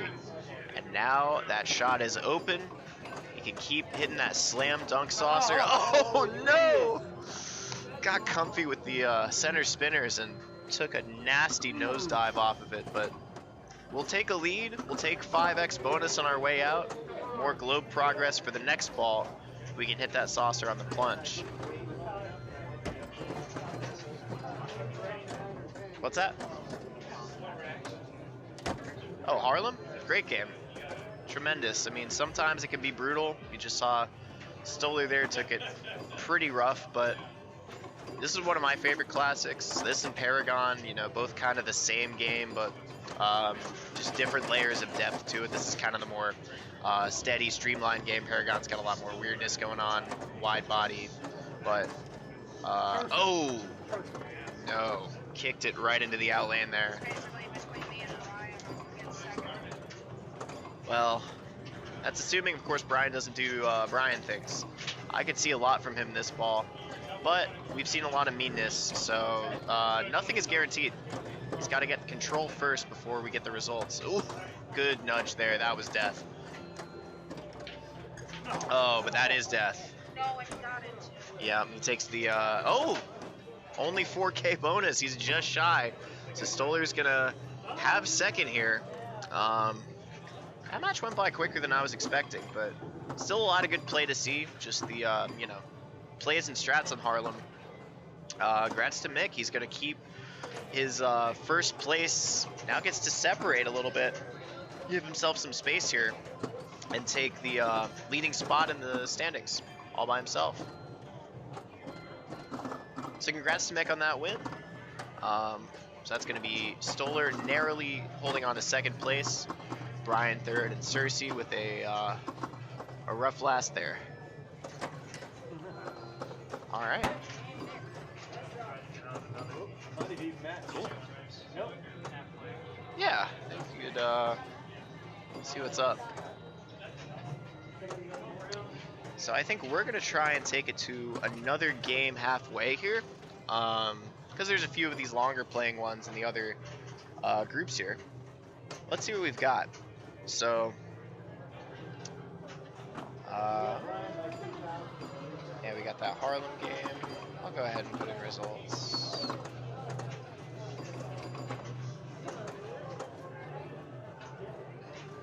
Alright, so also cooking up right now, we have a game of Time Fantasy. Not crazy about that one, just because it's such a specific rule set that I feel like if you're gaming it, it's a lot of fun to watch, but you also really have to do everything right to open it up, and yeah, I don't know. I think we might be moving to... Can I get on that, Tim? Are we moving just right to Gorgar? Bring it back into Gorgar. I love it. Oh no, Gator. Yes, this is the one I wanted to see. Oh no, yeah, it went by a lot faster than I was expecting. Congrats on second. We are going to set this up and see our current group on Gator. It's doing the thing where the mouse disappears. I hate that. Alright, here we go. And then we're going to move this. So it's currently Tim up right now. I'm not sure how much experience he's got here. Alright. Cool. He's got that set up. Matt, Tim, John, and Phil. I'd love to see that. I mean, I'm always rooting for everybody here because we got a great scene. Everybody's pretty friendly, always down to tell you more about these games and just share knowledge. But we like an upset. We like the mix-up. And Mick's a great player. Like I was saying earlier, Classics is kind of his bread and butter. So I'd love to see him pulling out in first place here. This appears to be all three. Cool. Alright, nothing too strong on this Gator just yet. We got the 2100s and the 1200s currently. I had I think strawberry. It was good. Did Catherine make those? Yeah, they're solid. Nice. Alright, Phil's got his stuff closed. Oh, yeah. Yeah, you gotta make a move there. That was coming.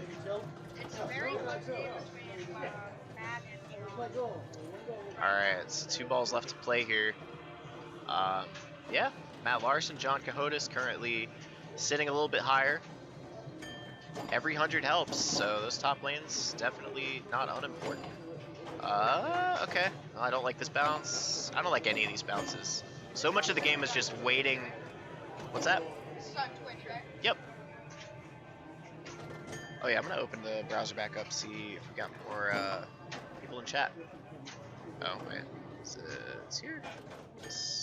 Where's this place located? Thank you for asking. This is in Midlothian, Virginia, near the city of Richmond. This is the Richmond Pinball Collective. Feel free to stop by. We offer guest passes, I believe, for $15 a day. It is a free play arcade, so once you're in, all of the games are available to you at no extra cost. And we have drinks, concessions, always welcoming new members too. And if you're in the area long term, we offer memberships as well. Stolly's getting a Mountain Dew. Toasty Buns 420. Not my favorite game, so brutal. Hi, Toasty Buns 420. Alright. So Matt right here does a tap pass. It's kind of instrumental on this game because we talk about specific copies, and the right flipper on this one is a little bit weaker. Gets the bump into the Gator Lake there. That's going to put him ahead. So making the most of this ball 4 at 3,700 now. Matt, a tremendous player. Hi, honey. Hi.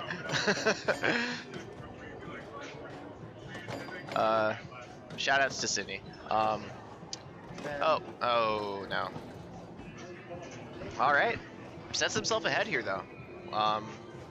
4,000 points can certainly be done on any given ball. It's got to get a lot of the yellow targets, keep racking up those hundreds, try and make it through a gate once you've got the opportunity. So yeah, let's see Tim. Looking to open it up. Matt did get a Gator Lake earlier, so he's sitting pretty right here. Oh, he's getting some of these for free. 3, 4, and 6. Did he just get Gator Lake in one fell swoop? I think he did. Missed it, but well, that's favorable. So Tim's right back in it now. Did it? Oh no. Jeez. So he got the Gator Lake off of a few very crazy, very fortunate bounces, just going straight from the left to the right, and trying to nudge it upstairs. Nudged it too much. Still, good to take your points when you can get them. We'll see John here. Can make a push now that Tim's kind of in his ballpark of points. If John can kind of put himself back in for the first contention, have a good ball like Matt did. So what we have here, for those of you who are unfamiliar with Gator, is a zipper flipper game, Bally 1969. That 2 target right there, the blue one that he just hit in the middle, is going to close your flippers down center, but if he hits a red target, it's going to open back up. You got 2 ways to score jackpot, so to speak, in this game. Your 500 up top, which I think is the better one to try and do, just a little bit easier and safer generally to go for, is opened by either hitting the lane with 6 marked, or you can get both of your yellows here. So if John can set up the 5 shot, well, he'll get the 6 anyways, but the 5 shot is actually going to open up his lower gate, because if you have all of 1 through 5, you'll get that gate open too. Unfortunately, in the midst of it all, did drain, but got a pretty hefty amount of hundreds regardless, so, you don't really keep track of your points on Gator much unless you do get the jackpot. It can just creep up as long as you keep hitting those hundreds. I think this is ball 4. So we should have one more ball after this. Oh, see, that's even nice, right? Going back up into the lane, coming back down. That's 200. That's not a small amount of points. What, in your opinion, would be your favorite shot, or favorite 500 shot?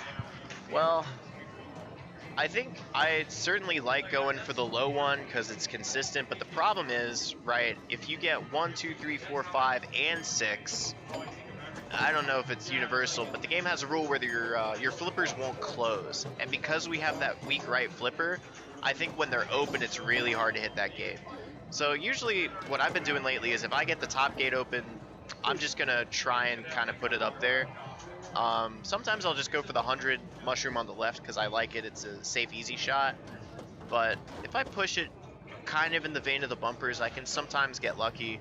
I don't like going for the 6 lane much because the combo into that gate is possible. It's really cool when it happens, but I'm not, I haven't been very fortunate on that as of late.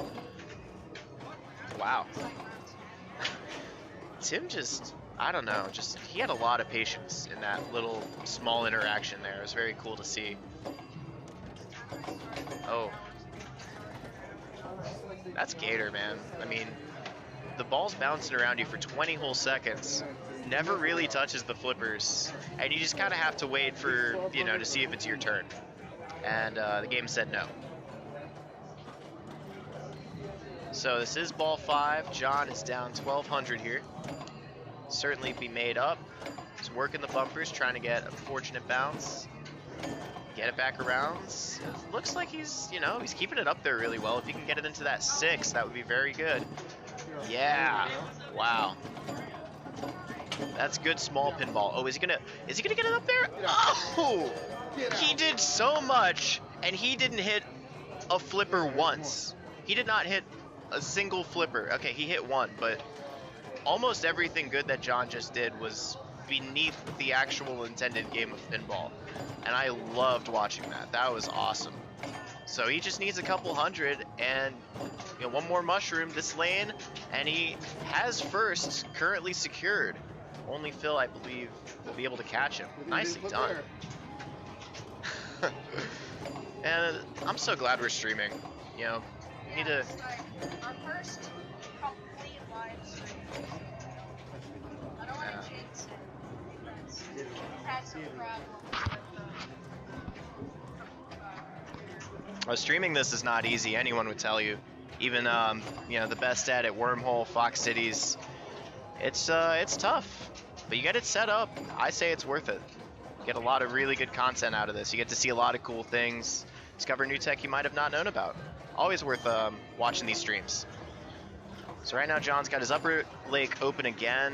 His 3 could be hit to qualify the lower lake, but then he doesn't get to close the flipper. So do you really want that? He did beat Matt. He had a great sequence with the bumpers, got him a Gator Lake earlier.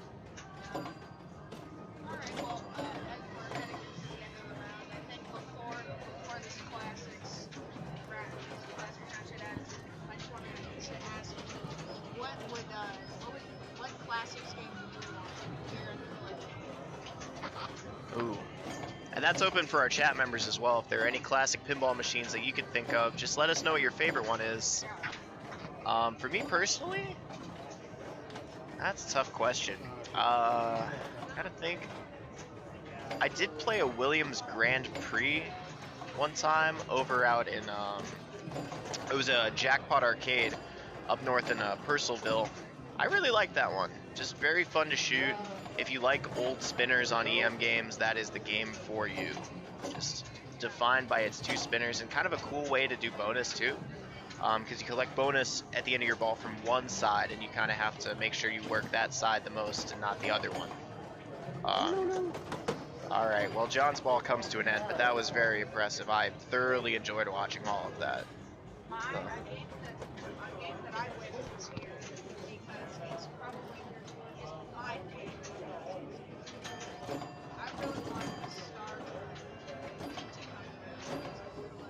That's a great choice too. I remember playing it at Labor Day. Do you remember where that came from? No, not sure. Maybe it's Tim's. We had one here. Oh, nice. I noticed that was you. Hey, Rob. Yeah, that was me giving you the thumbs up on Grand Prix. Nice. I love that game.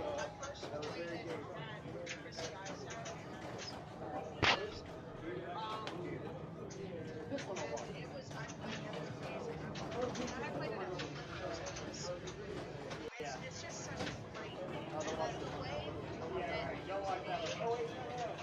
that it has like it's kind of like walking dead kind of because it has like that that shot where it's like you get back into the shooter. Oh yeah, the re-entry. Yeah, we just added Walking Dead to our collection here too. And you know, you also think like even the Stern Star Trek Under the Flipper Shot gives you that same thing of a very hefty reward for being able to return it back to the plunge lane. Because in that game, of course, you boost your mode value, you change your mode objectives. Not necessarily easier, but perhaps more lucrative. And you know, fancy way to play the game.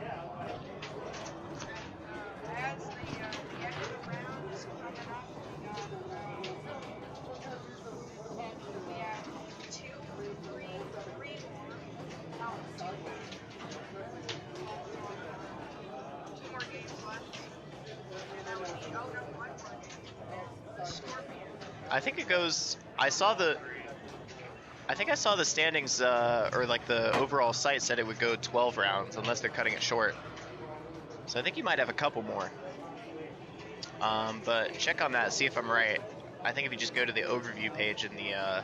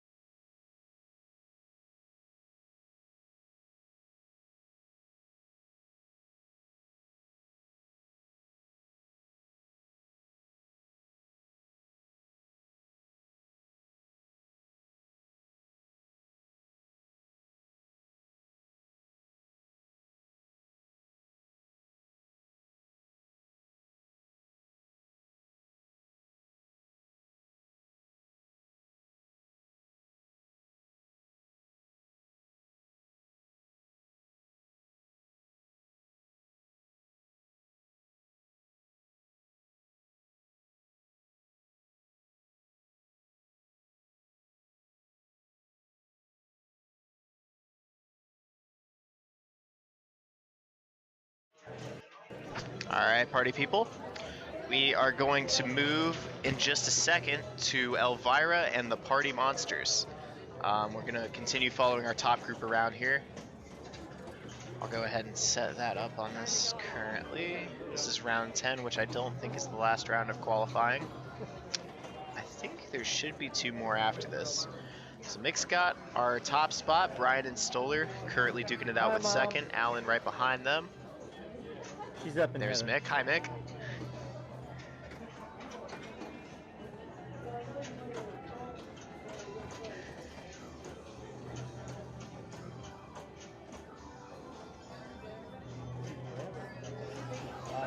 This is gonna be a... No worries, no worries. I do like it. All right. I think soon enough we'll be ready to go. Hold on a second. We'll pull back chat, open up again. Thank you to all of you guys watching. It is, you know, great Sunday for a tournament. Again, if you're looking for some of the best pinball players in the country right now, in the world, I should say, In-Disc Pinball is currently streaming their finals. Go definitely check it out. It's always a fun time. All right, so we have Mick, Alan, Brian, and Stoller currently going on Elvira and the Party Monsters. Good luck, all. How you doing, Brian?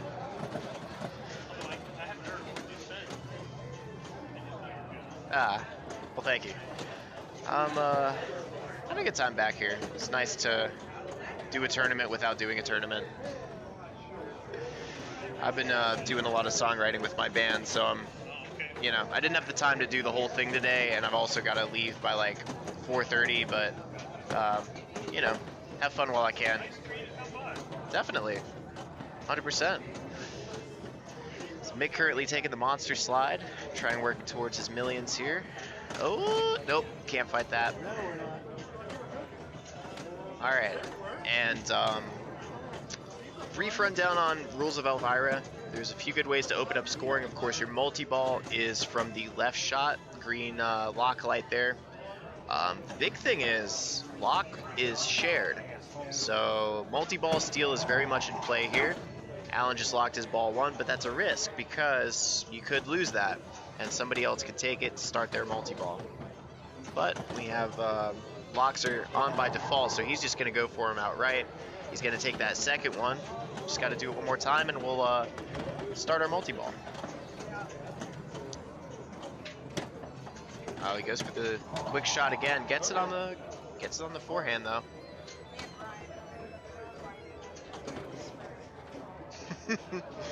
That's how you know you're doing something right. So if you're always in Brian's group. All right, so.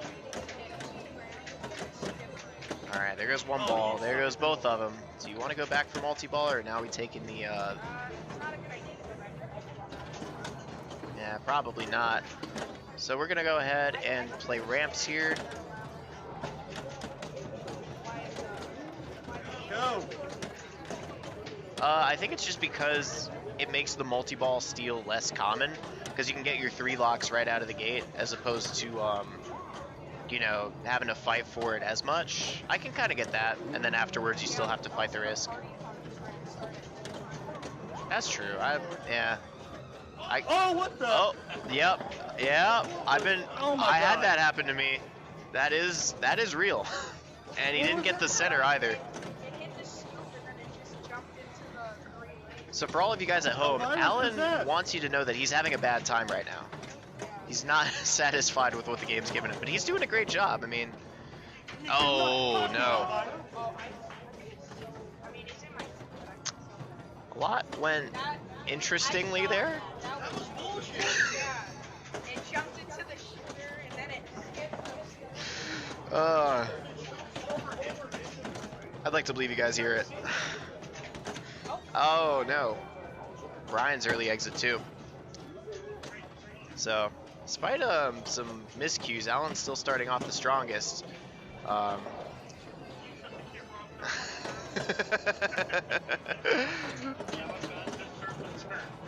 Brian, tell us a little bit about that ball 1. How'd you feel? Not much to say. All right, so Stolar's gonna work the ramps, and you know, talking about the ramp values, with the current rule set, the right ramp starts off at a very high value, and it gives you an extra ball pretty quick. I think you just need to hit it 2 or 3 times. But usually I think the left ramp is the way to go.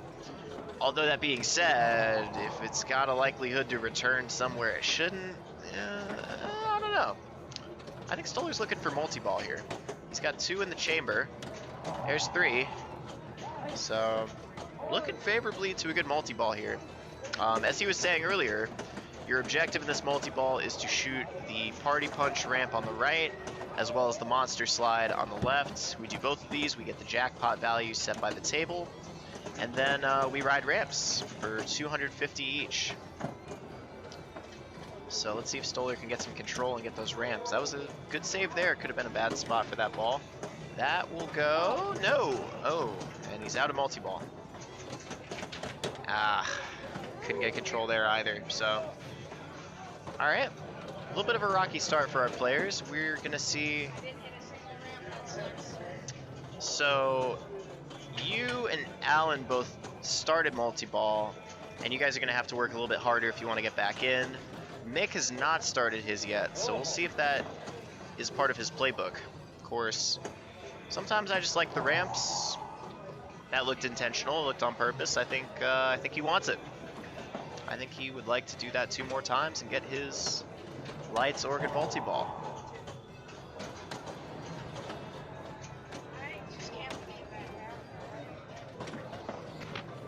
Yeah, definitely some bad beat. I mean, just straight down the middle off those jam targets. Oh no.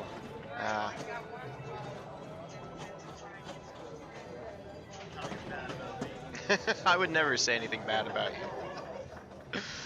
Well, that's boding very well for Alan, because he had to work to get his lock slip, but he already got one, and now it would actually just start his multi-ball. So I don't think he's got anything else he should worry about. Really? Well, that's not a bad idea, but he would just get it outright if he hits it. Alright, he got a free game, so what that means in tournament is he gets to play another game and then they add the scores. No, I'm just kidding. I don't think it means anything. Oh! Ooh. Dicey, he got away with it. Our feed cut, we missed something bad. Something unfortunate happened. Alright, well now it's Brian with the immediate multi-ball setup.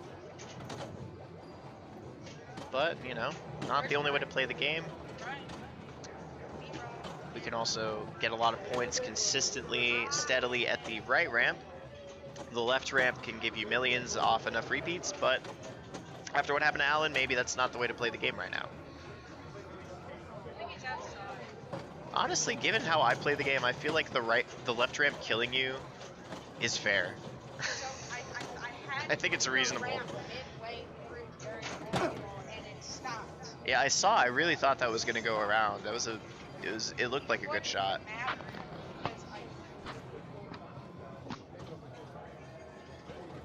Well, it's tough. Good, well, Dennis Nordman ramps. They look so appetizing, but they're just so mean. Maybe in the bathroom, maybe out on break, checking out the competition. Well, he's in a good spot here because, again, similar to Alan, if he hits this lock shot, he is set up to just start multi-ball right away. And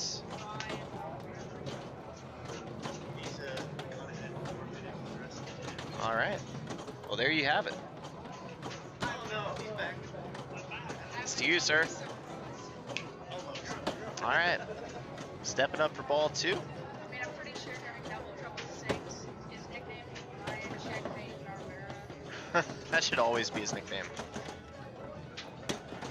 Okay, let's not get carried away now. You know what you want, but let's not... Okay, yeah, settle it down.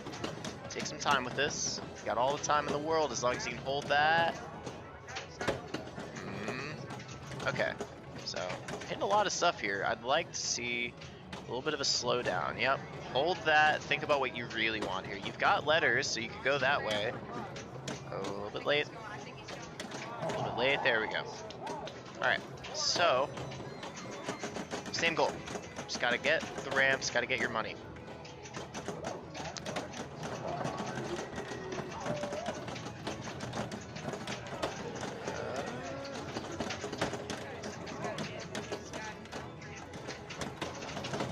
You can still take a barbecue bonus. Let's see. Alright, this is the spot you want to be. Make your choice. Oh, you don't want to miss. Alright, that's fine. You can re-corral.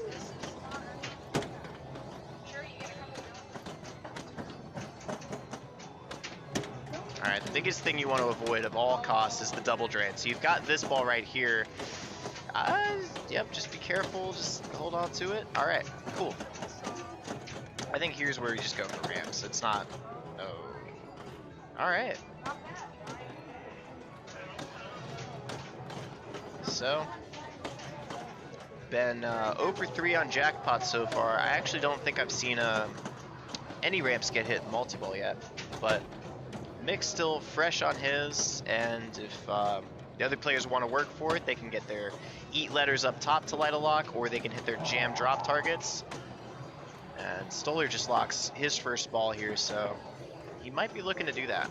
The center shot's pretty nice, because it'll feed your top lanes for that collect, and you will also get you'll get the boogie points, you'll get the barbecue bonus, can be very lucrative sometimes. Oh, that was mean. That was a little unkind. So we're heading to the ball 3, and nobody's really jumped out ahead yet. Nick's the only one who's probably gonna go first. I'll sit. I gave him a lock. Well, yeah. He still hasn't used his, so it'll be a little bit easier. He was trying last time, and he didn't make the most of it just yet. Okay. That should set it up. He has the extra ball lit. Not really worth going for. You'll go for that ramp once you start multi-ball anyways. I gave everyone the heat. Ooh, okay. Okay, yep. Right orbit is interesting. I don't see that a lot here. Uh-oh. Okay. Uh-oh. Okay. Okay. Uh-oh. Dang. Alright, well, I guess that gives Alan? Alan got the lock.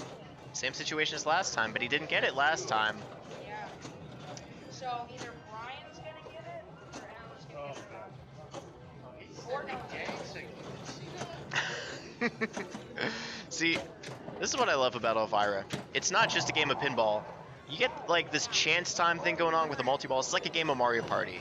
We're seeing a lot of theft. Chance time! Alright, come on, I want to see this. So. Uh-oh. Alright, there's one. He got his right ramp. Left ramp, went for it. Alright, here's where I don't want to nitpick much, but I really wish he corralled that ball. He let it bounce, and he didn't really get a clean shot as a result, but he's not going to get that. Still, with the way things are going right now, he is out ahead. He's out ahead. Nobody else really has the biggest opportunity to blow it up, but again, points can be gotten in many ways. One of the ways I'm thinking of right now is if you hit that left ramp over and over again, eventually you can get it for $1 million, and that would pretty much just win the game at this current state. So we'll see Brian possibly step into that strategy right here. A little bit early that time, it's okay. No biggie. Alright, I don't know.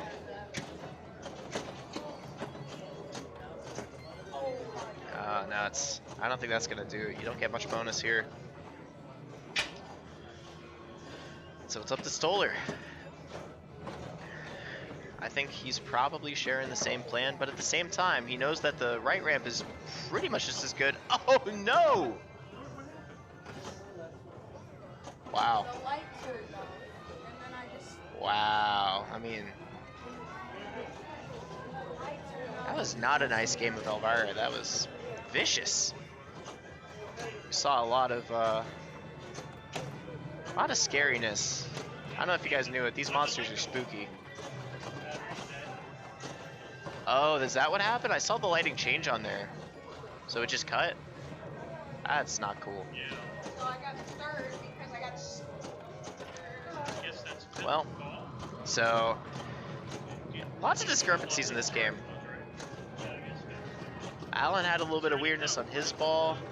And Stoller losing that ball supposedly because the light on the rig goes out right as it goes on the posts.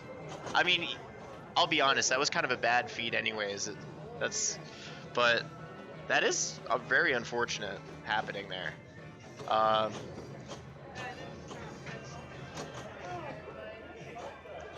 Yeah.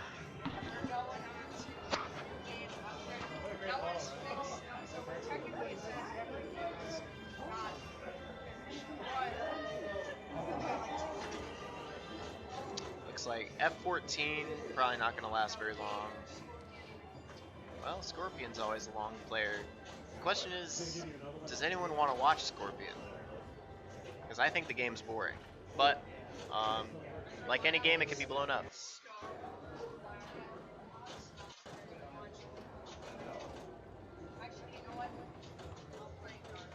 I wish Blackout worked. It's a very beautiful game. Tremendous. Our copy just has some semi-consistent issues in player skipping and sometimes resetting, and I've had a couple times where the Blackout Award just gives it to you over and over again, so not fit for tournament consumption, I guess, is the ruling there. So that gets me at 50. Alan's at 52. Ryan's at 50. Gee, let me see if I can, if there's a way to... Yeah, so Ryan and Alan are tied.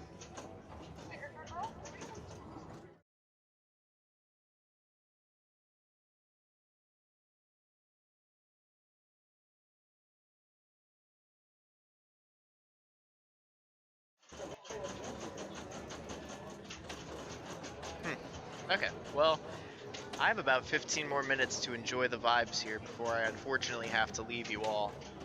Well, it's round 10. We'll probably be able to. Yeah, excited to see whatever we can get. What's F14? Probably late. I mean, it's not a... Oh, somebody's having a good game, I guess. Cool. Well, if you look in your top right, you'll see a little bit of F14 gameplay. At the very least, the ball control of it all. I don't know where those shots are going, but ball's moving, certainly. Who is that playing? Is that Francis? Oh no, Peters. Cool.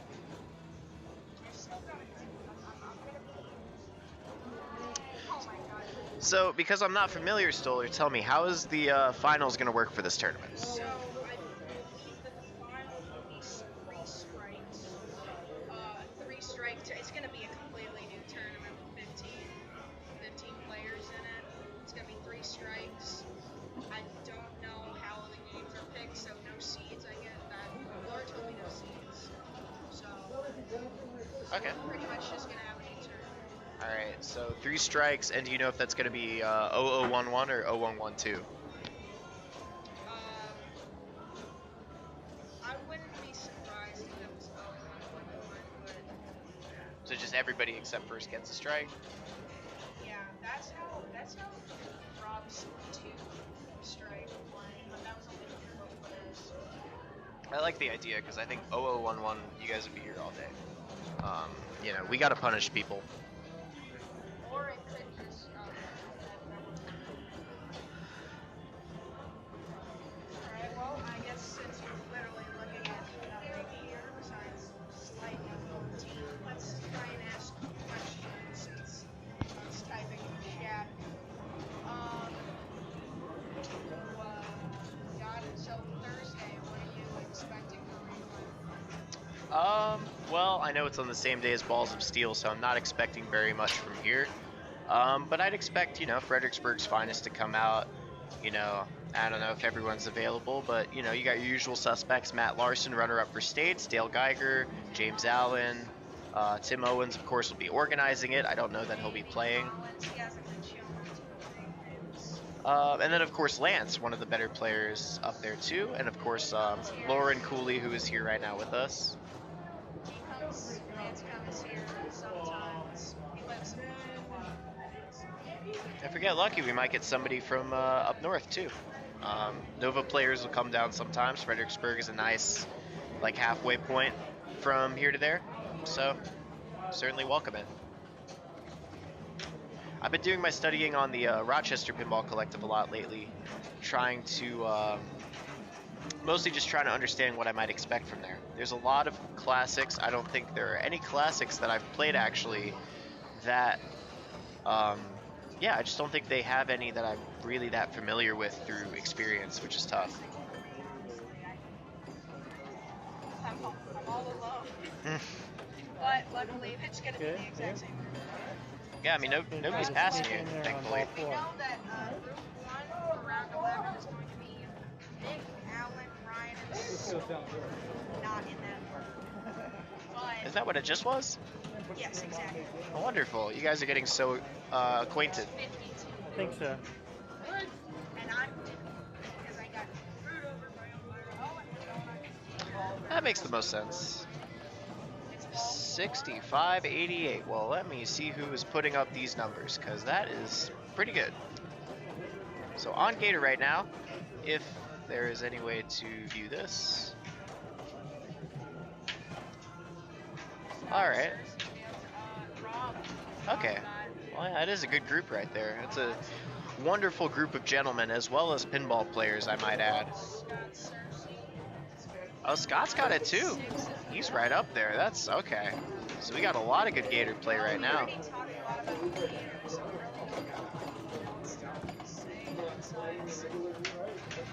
My thing would be don't spell 6, don't spell 6 letters.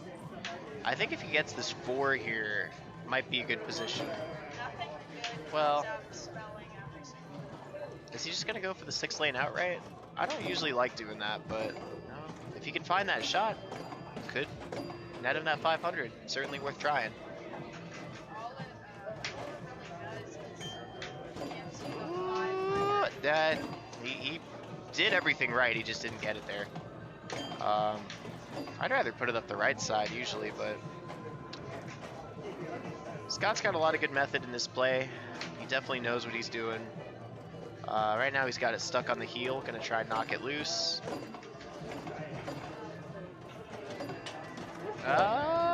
Nah. Maybe just a little bit more kick there. Yeah, solid position to be.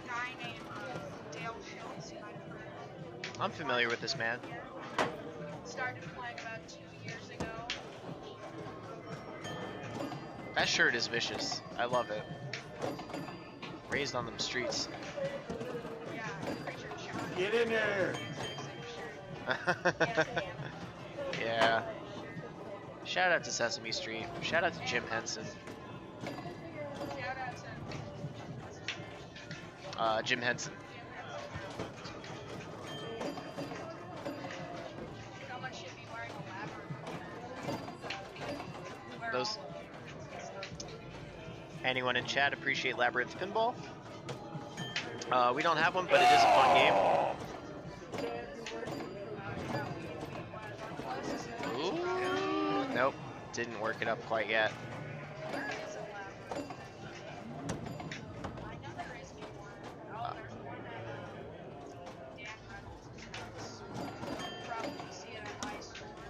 Final Gravity Brewing in Richmond still has the Labyrinth.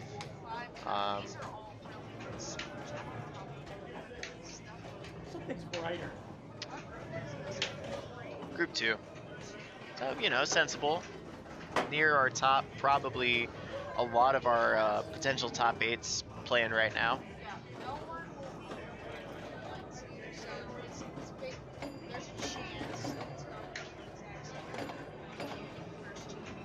We're certainly getting more favor than our Group 1 did on Elvira, but I'm not going to bring that up too much. So Rob here, I mean, not our last ball, but goals are simple. We want to close our flippers to maximize control. We don't want to die. And, you know, spare hundreds are just as nice as being able to open a bank and get 500. So he's going to open up with 6 and maybe send it up the right ways, maybe try and send it back up that same way. Trying for the perfect angle.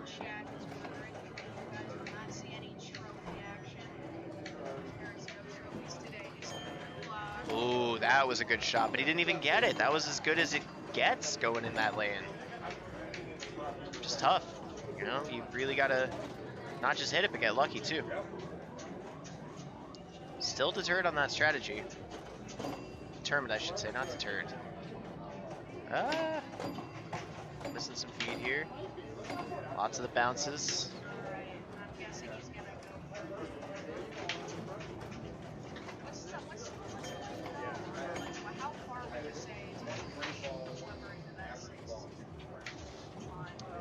I don't really go for it much because I think when I was going for it, it wasn't a shot I was very successful with, and I didn't see it get me results even when I was. So here's the problem: you can't close your flippers because when you have 1, 2, 3, 4, 5, 6, the game doesn't let you. I think he took the gate, not the good gate, but rather the out lane gate. Lets him survive, but he's got to stack back up again here.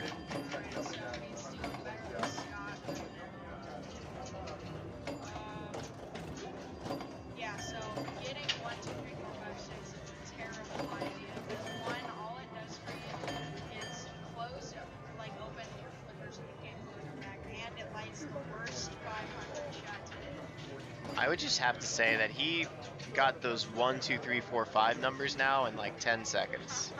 He swept that. So the best option is not to close. And regardless, he still shall. I don't know if he knows if it's in his best interest right now, but... Okay, the strategy is to shoot both at the same time. It does not go straight up the middle, it goes straight up. Well, he's determined on it. I don't know. We'll see if it works out for him. He got the 6. Flippers are open. He's not getting it here. Now you gotta fight. He's surviving. He's making good shots. He's close to that. If that flipper was stronger, no. Yeah, that's coming down. Still can't complain though. 9,555. We're looking at probably looking at a roll. Alright, here we got Dale Geiger. Whoever the first Dale to start playing. The only member of this group who is not as familiar with the tables of the collective as everybody else. From Fredericksburg, one of their most consistent players, especially on modern Sterns. But I think he's picked up the gist of this game if he just can find control the way that everybody else does. The general tip is usually that tap pass from the right, set it up on the left flipper. He's still working on it.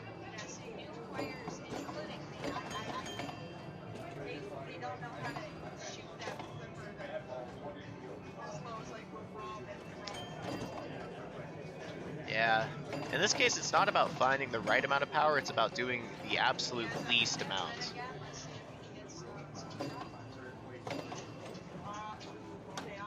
Oh, and I missed it. Alright, that's... no.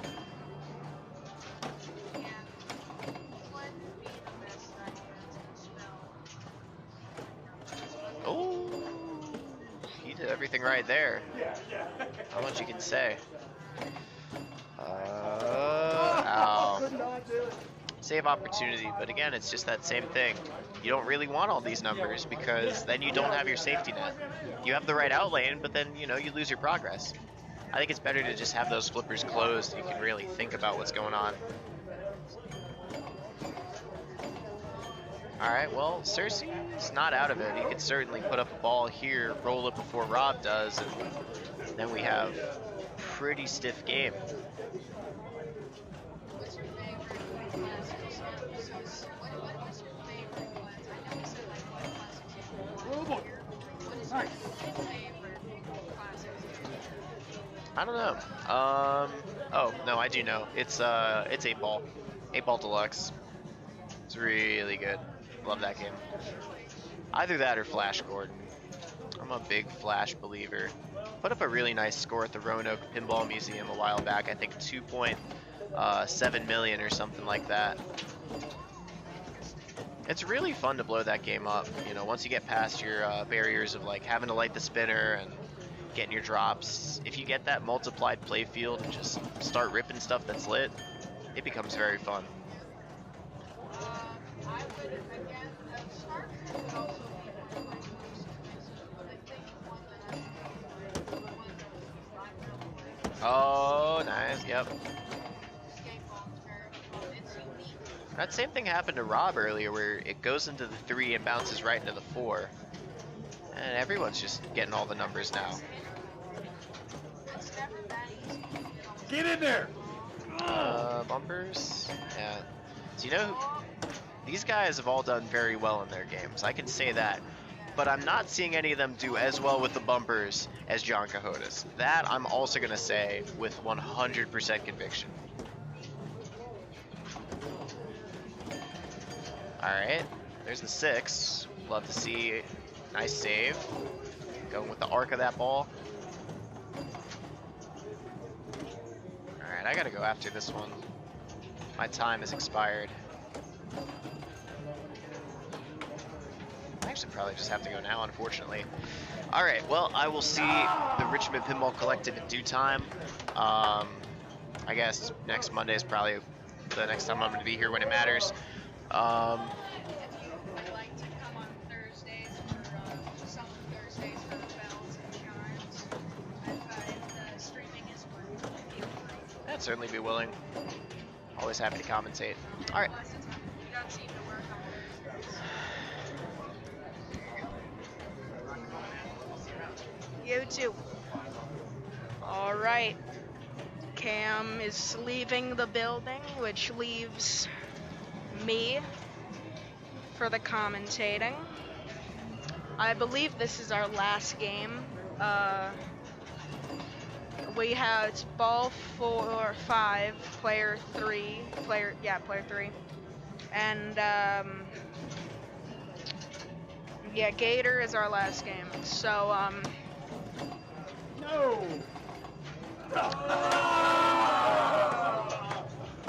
Good try. oh, something happened. Oh, he was so close to rolling it. 28 points. Such a shame. Bummer. Alright, now we got our final player, which is Dale Geiger. He's gonna go for 4, 5, 6, 7 again. That flipper is weak. Hey, look at how close Rob's score is. It's so close. Alright, he has the three left so that he can light Gator Falls. Is that what it's called? Gator Run. I don't think Gator Falls is a thing. But yeah.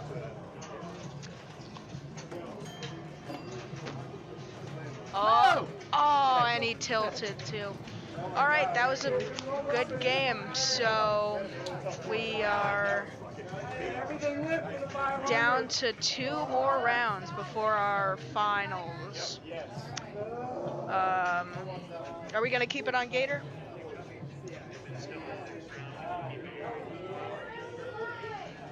No, okay, new rounds. I'll be back.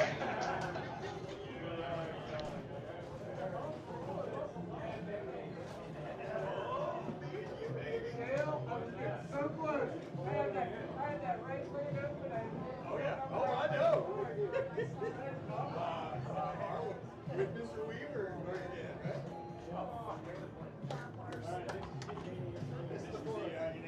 I follow you in turn. Is that a thing? You don't have to. No, very,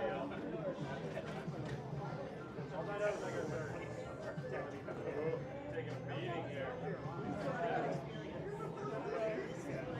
Slide down now. Slide down. Up here. Floor.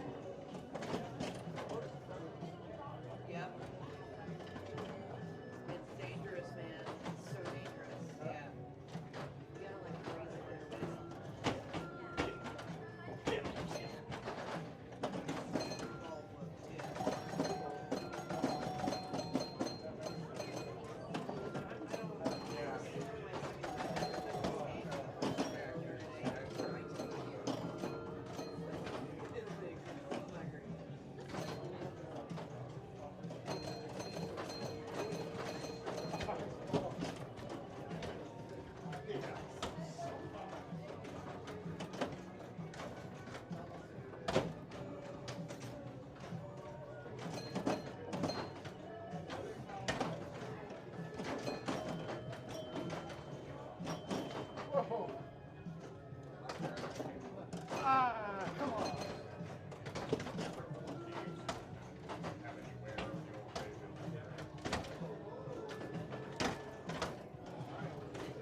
Oh, yeah, thanks. A lot of people like it, I'm sad.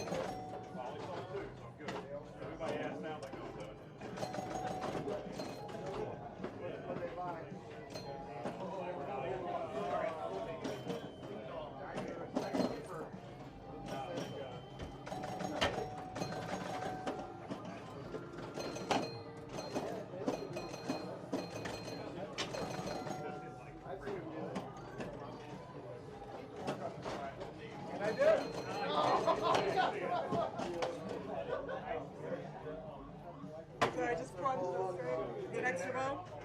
Yeah. Extra Yeah. bow? Same player shoots again. So, I thought I had you. I was just Nicely done.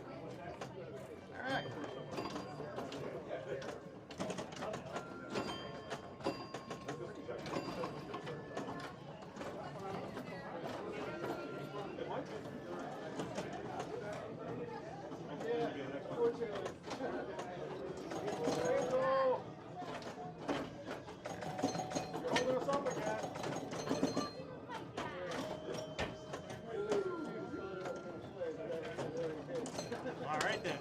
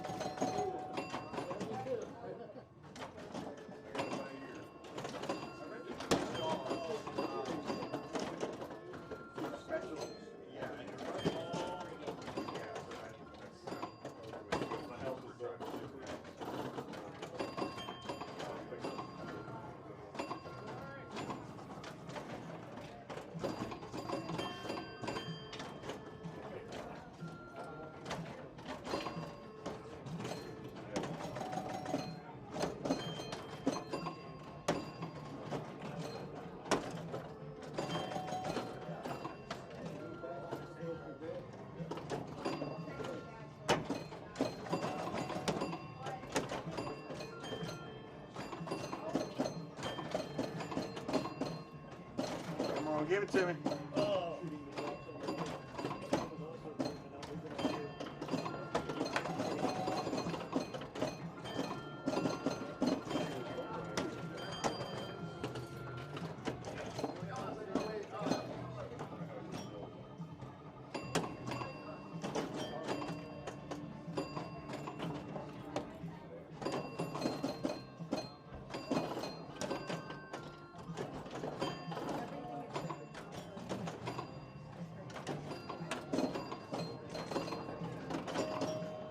There we go. Come on, give it to me.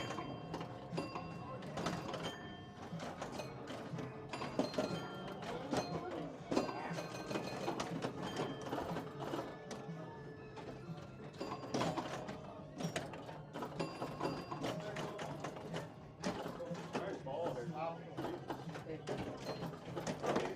Nice work, Ian. Yeah, nice ball, man. Nice.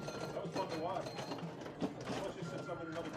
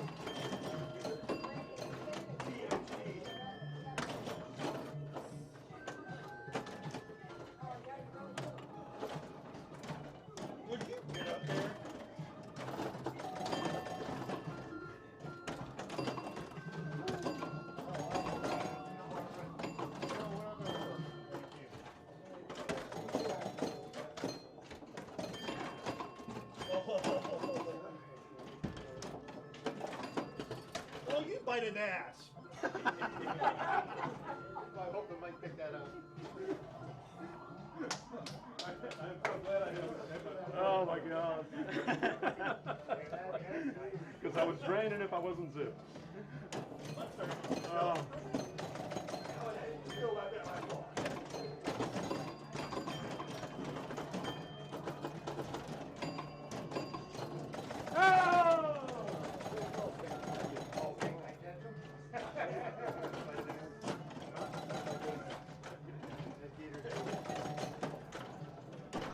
See the light you got set.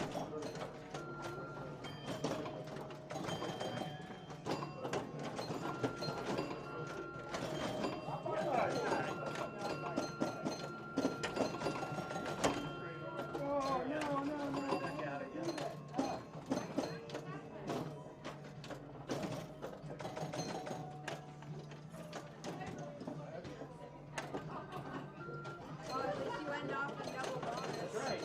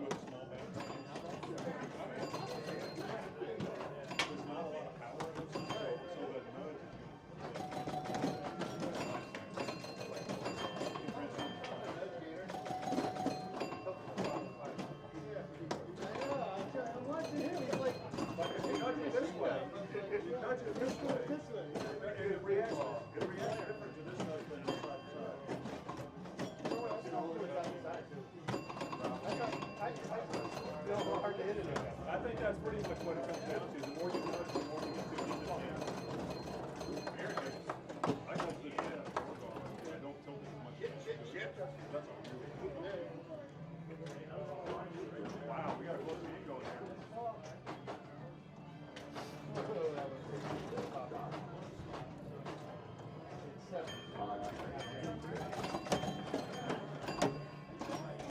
Did you see that? Not a good at it, but I nudged it off the top and I got it to roll back over the foot. So I didn't have a very long ball, but I got it. That was safe action. Better than me, you're lucky that's good. Look at that save action.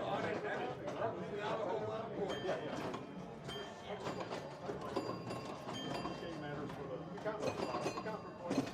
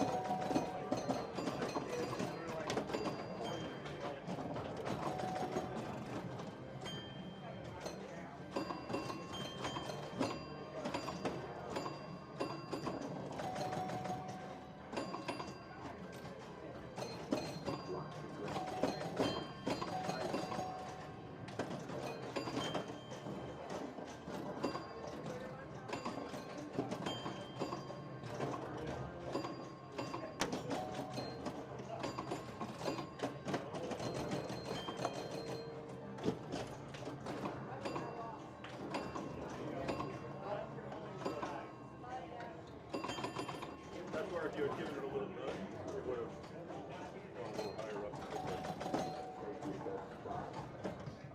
Is that game? Oh, okay, sorry.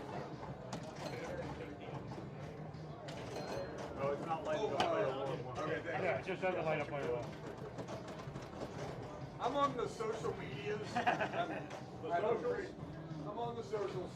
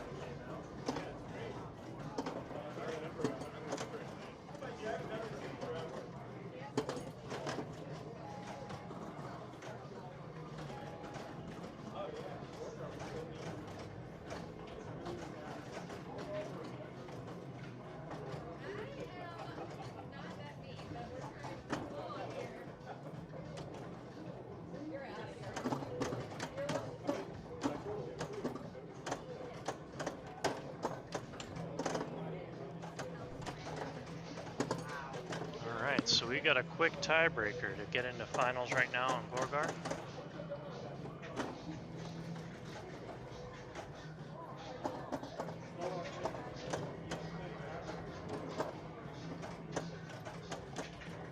Oh, come on. Oh.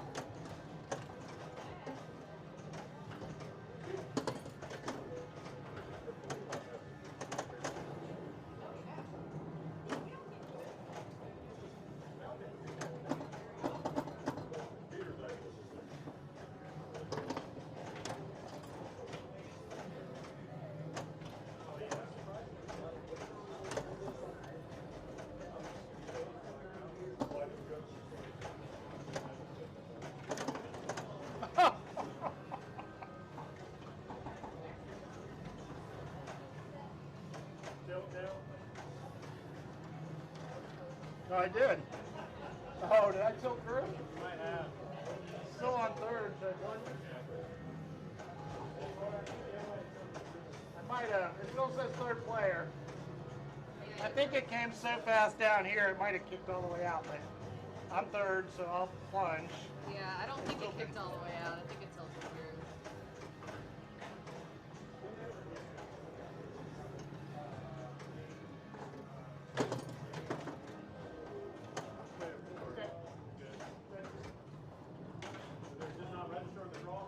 He tilted so hard he got it all. It came around so fast on the hill. It might have just gone up in there. I don't know. That's good. Well, still so far. That might have some attack. Well, 2 or 3. Oh, they could go actually.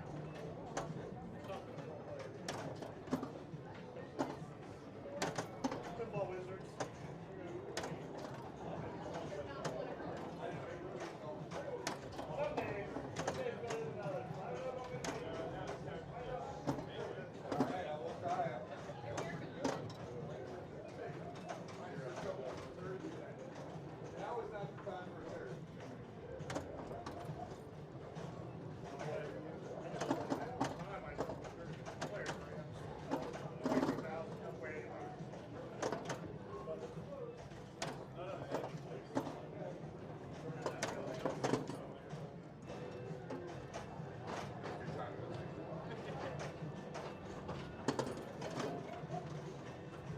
Good luck, Tag. Come on.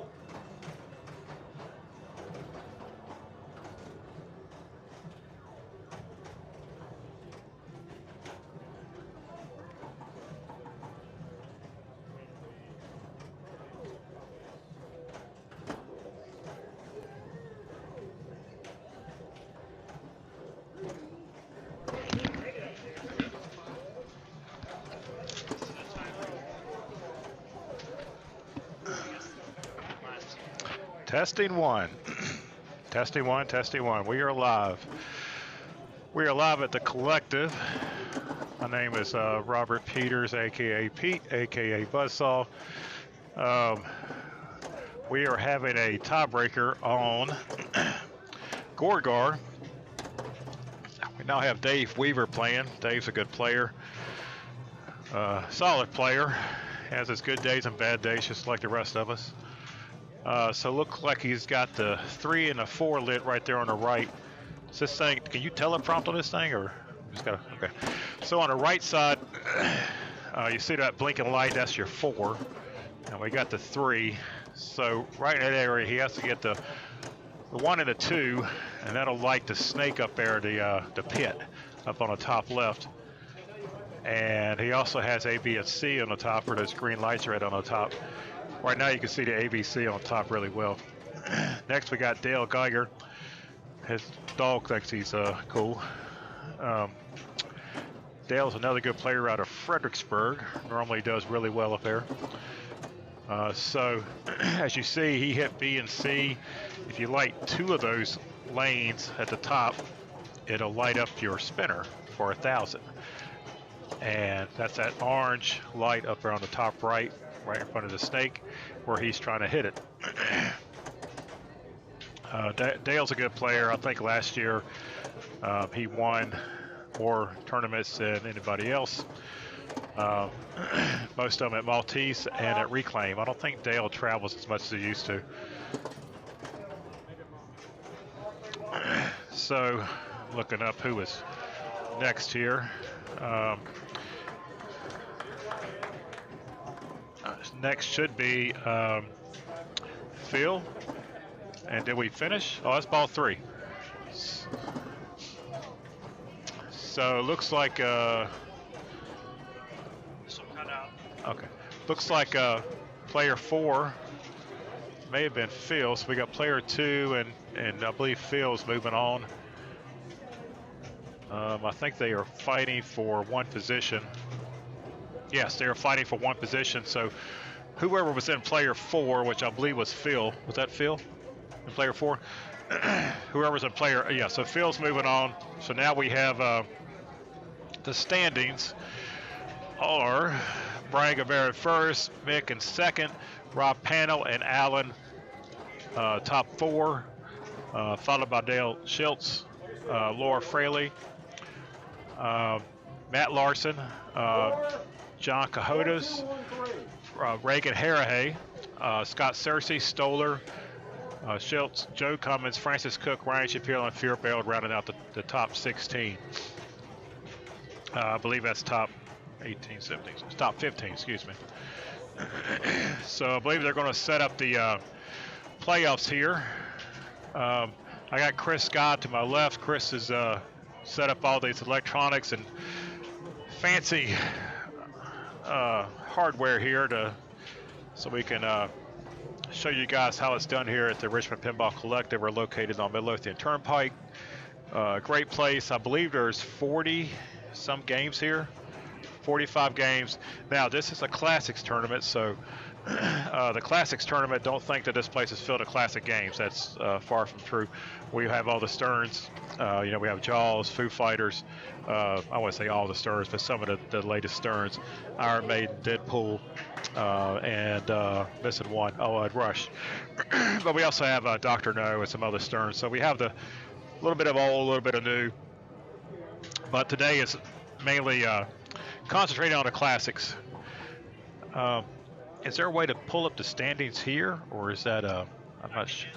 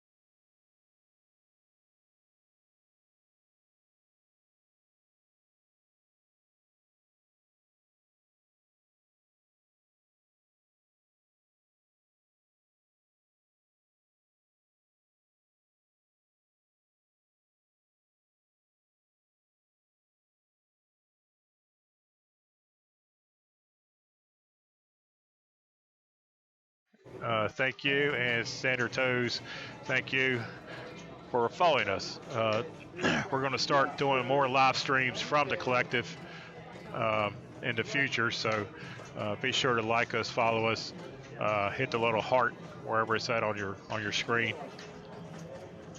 So now Chris is moving the rig, the pinball rig as we call it, or rig. We should come up a nickname for that. If anybody in the comment section would like to tell us what we should be calling our rig, let me know. So we're moving down. Looks like it might be Gunfighter Radicals. Both of those have been in the tournament. Scorpion has been in. Scorpion is a wide body. I'll give you a tip on Scorpion. Is there anybody out there? If anybody's out there, please say hello. Because if you're not out there, I'm not giving you a tip. Oh, we got 4 viewers. All right, 88 followers and 4 viewers. So Scorpion, if you play Scorpion, it's a wide body. The best way to play Scorpion is if you've ever played Flash, Williams Flash from 79, 80. You play Scorpion the same way as Flash with the same shots, same places on the flipper to hit those same shots, and you'll hit it. Trust me. So basically, if you play Flash, so now we got the Scorpion. While they're getting everything set up, I can tell you a little bit about Scorpion. So on Scorpion, if you look to the left, you got those numbers 1 through 10 in blue, and then on the right, you got the numbers 1 through 10 in green. One of your goals is basically to lock your balls in blue and green. When you do that, you get a multi-ball. The other objective on this game is to try to trap it up in the top left part of the playfield where your upper flippers are located, and you see those red circles 10, 20, 30, 40, 50, and you got 6 targets up there. So what you want to do is try to put the ball up in that area, trap it, hit your targets, hit the 1, 2, and 3 on the side, and you can see what those 1, 2, and 3 gives you. When you give those, I know it doesn't sound like a lot, but if you can, if you have patience and you can kind of put it up there in the top left and work that area, it works out really well. It'll give you some extra points, and then when it falls to the bottom, okay, now when it falls to the bottom, you can go and start working on. So now we got Joe. Joe is player 1. He's got it on his left flipper. Now we're going to assume he's either going to try to hit the spinner or he's going to hit that right scoop. The scoop, and if you're new to pinball, the scoop is basically the hole in the playfield. Oh, so he did a backhand up to the top, which is good. Now he's got his 1, 2, and 3 lit. So now he's going to do just not going to trap it, not going to try to sit in a real flipper. Oh, there we go. So now he's got the right scoop in there. That's a good shot. Oh, right down the middle. Yeah, that wasn't a good hit. So next, I believe, is Rob Pano. Rob Pano is always in the top 10 in the state of Virginia. Good player. Normally the state. So in Virginia, we have our state championship, and every year it rotates. So one year it's in Northern Virginia, next year it's in Richmond or in Southern Virginia or whatever you want to call it, Southwest Virginia. And normally it's going to be Rob is always up there to host the tournament. So anyway, let's see what Rob's going to do here. So it's at the bottom of the playfield. There we go. He just put it right in the blue. So if a ball's already locked in from the previous player, now he's got it. Now he's got a blue and a green, so here's the excitement. So the blue kicks out, the right kicks out. Now if he can put that ball up, if he can get the ball to the top, it makes it a lot easier. There we go. So when you get one up there, you want to try to trap it or at least send it through the spinner up there above in the top left, the 1, 2, or 3, you want to put up in that spinner. All right, so now he's lost his multi-ball, so now you got to do it all over again. So now he's going to shoot it from the, he's going to try to put it right up there in the scoop. And if he can't put it in the scoop, then he's going to shoot it for the spinner. Okay, now he got a good shot there. Went into the left scoop with the blue lights. Joe was really giving him an evil eye behind him. So you got two things to look at. You can watch Rob play, or you can watch Joe work his magic on that evil look. So Rob is kind of plays like me. I'm more of a, I forgot what they call it, Chris, but I'm more of like, I don't really have a lot of patience. I'm just going to flip the ball. I don't trap it. I don't do nothing like that. I kind of hit it to where I'm pretty sure my accuracy is going to work, and that's how I hit it. Rob's the same way. Now, Rob's going to trap it here. He's going to put it in that right scoop. Bam! Boom, shakalaka. Now the left one kicked out because he didn't have that trapped. It was already up there. So now he's got to put it over there, and, oh, now he's got both of them out. Okay, my apologies. So, again, if you can put it up in that right spinner. Okay, he lost his multi-ball. Now, guess what? Now he's got to start over. The good thing is his spinner in the top right above the right green blinking light is lit. If that stays lit for the next ball, if he hits that spinner 3 times, he'll get 50,000 extra ball and special, which I believe special is like 50,000 or something like that.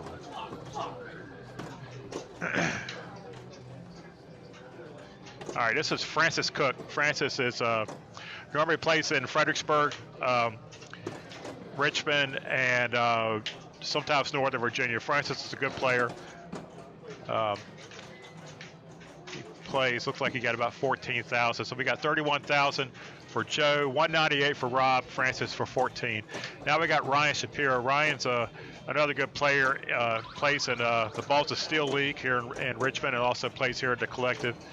Ryan is a gamer. He knows a lot about vintage video games and consoles. So if you have a question about anything about an Atari, Dreamcast, television, TurboGrafx, he's your guy. And he can set it up to where he can help you, give you tips to set it up in DVD and HD to work on a flat screen. Oh, and he had a bad roll to the left out lane.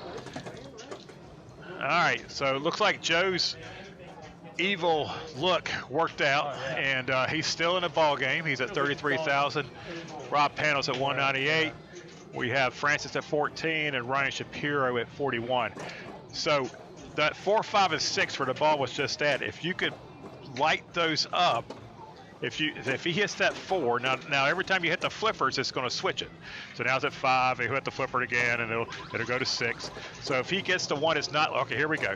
There we go. So he got the 5, so now it's 2x.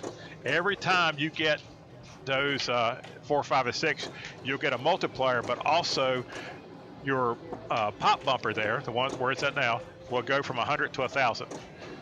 So that's a big deal. Do that 3 times. That's 3 times hitting 1,000 versus 3 times hitting 100.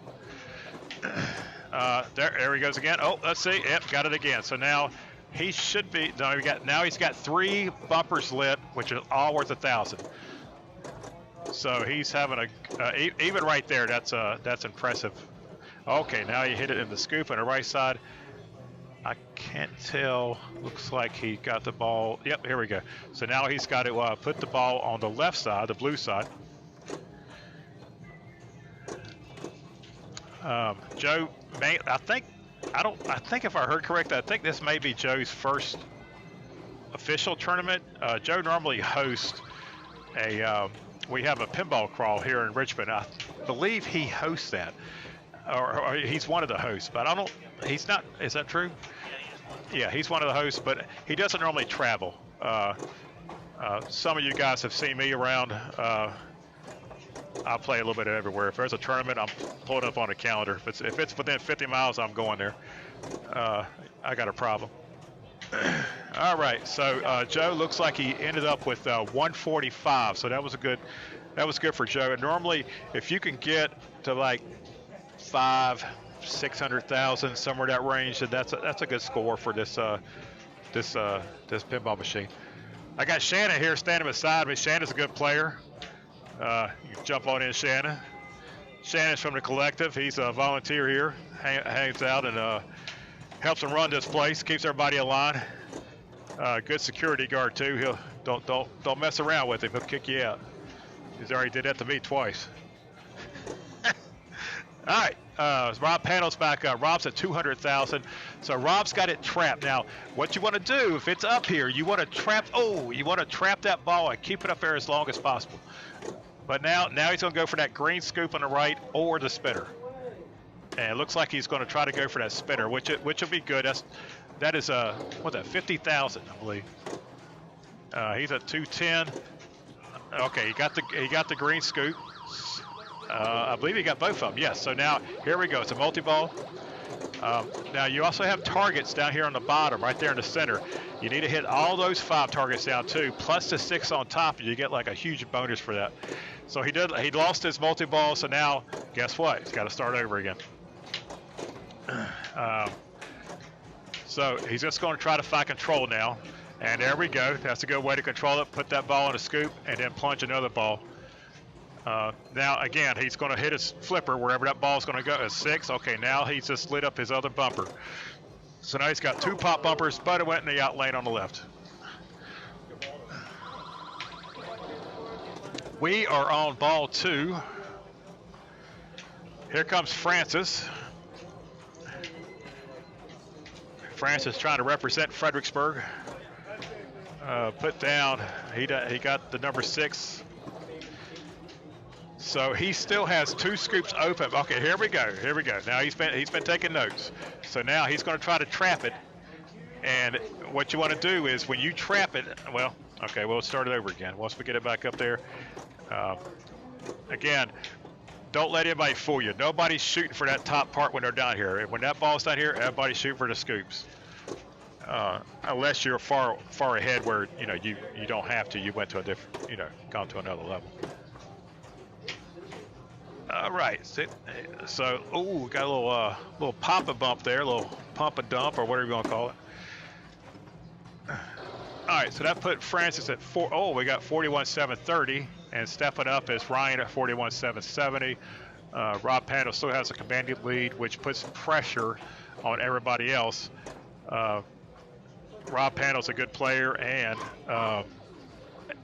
when he's in a lead, it just makes everybody play a little bit tighter. It's really hard to catch him. So Ron is trying to hit the out lane on the left. All right, we're going into ball 3. We have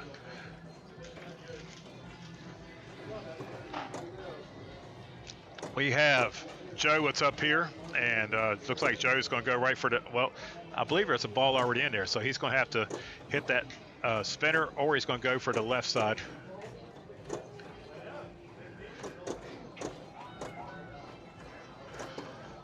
Oh, okay, now he's got it on top. So, again, however you want to play this, trap it, whatever, but you want to try to keep it up there. So now he just, he's got his 1 bumper up there.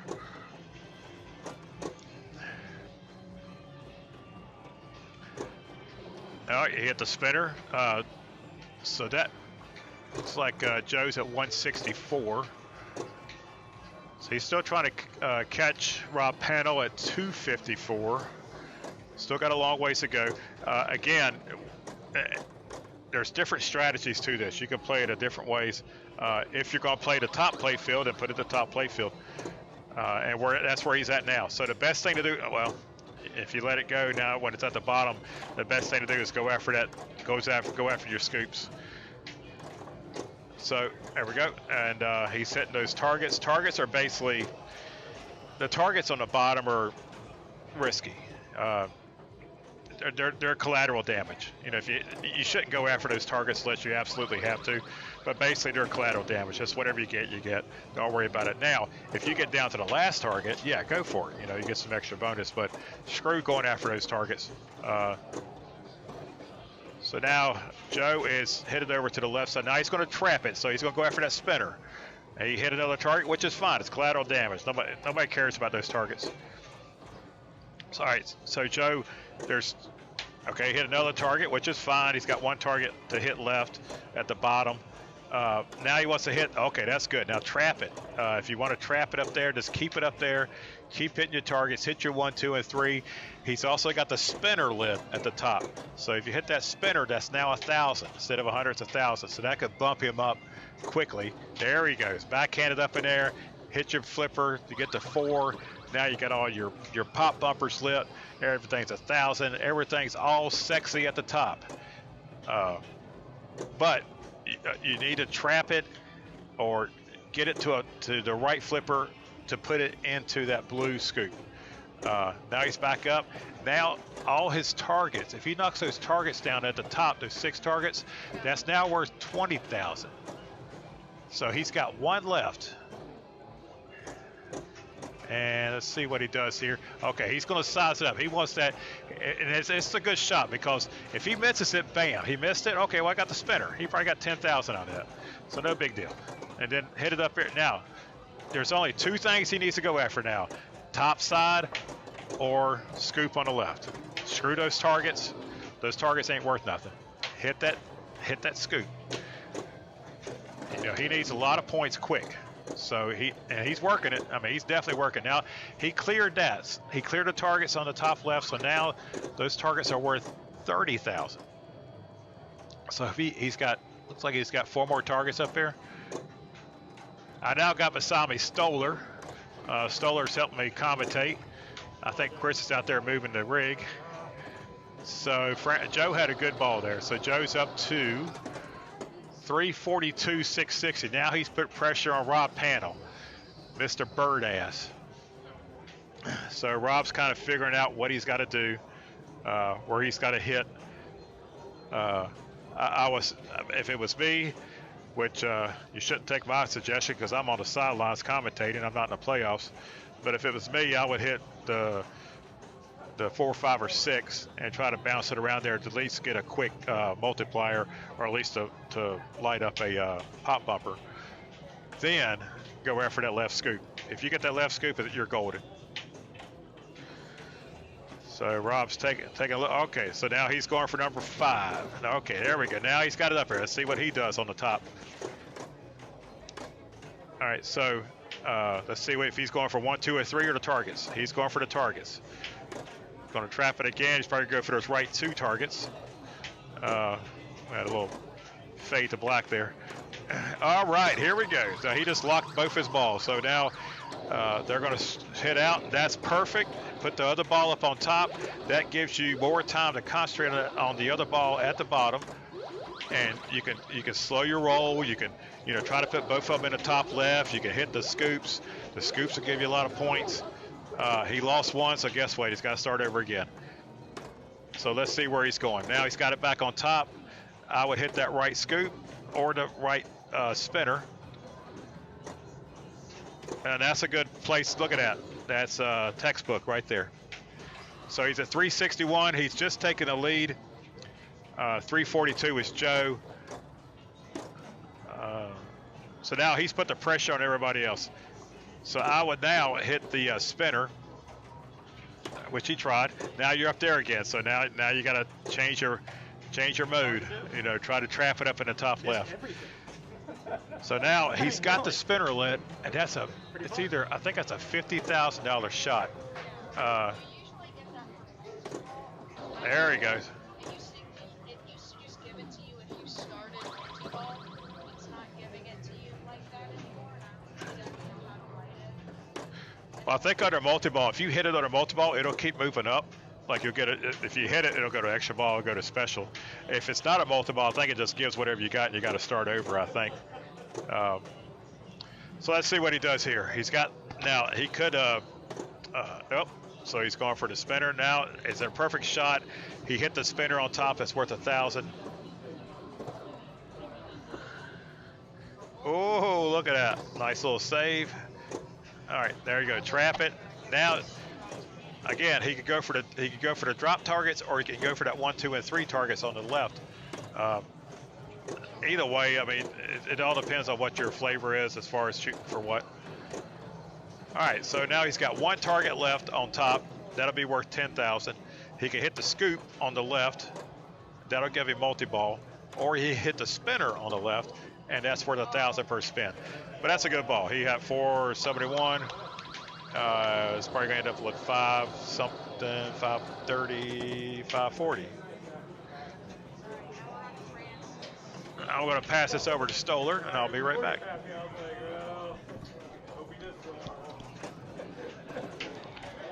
All right, now we're on Francis, and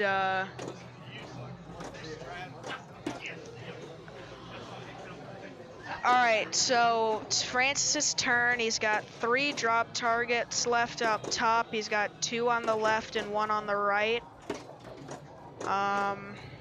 He doesn't have any balls locked for multi-ball. Okay, now he does. And it had to shoot out from the other side. So that's a little bit of a disadvantage because you don't get to go back into that 4, 5, 6 shot or the upper area up there. Let's see. All right, he's got a couple drop targets left. I want to say he has 2 left, right there. You can't see where I'm pointing.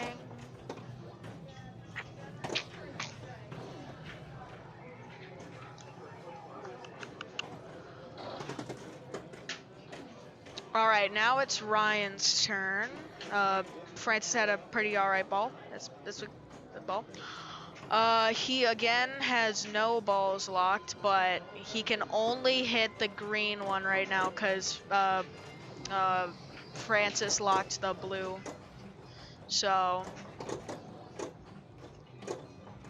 let's see. Drop targets, all 6 are still lit. Yeah, all right, so he went for that, couldn't get it in there because he's got to hit that green and then oh. All right, that's going to be an all right bonus though. All right, so Francis and Ryan are pretty much neck and neck right now. Oh, that was it. Okay, I thought this was ball 2. All right, so Francis and Ryan get a strike, and Rob and Joe make it with 0. And that was the last game, so we're probably going to start the next round pretty soon.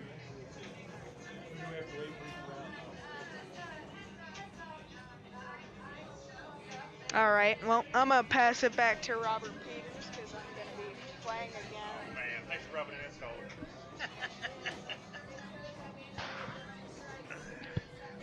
All right, Stoller's back in the game.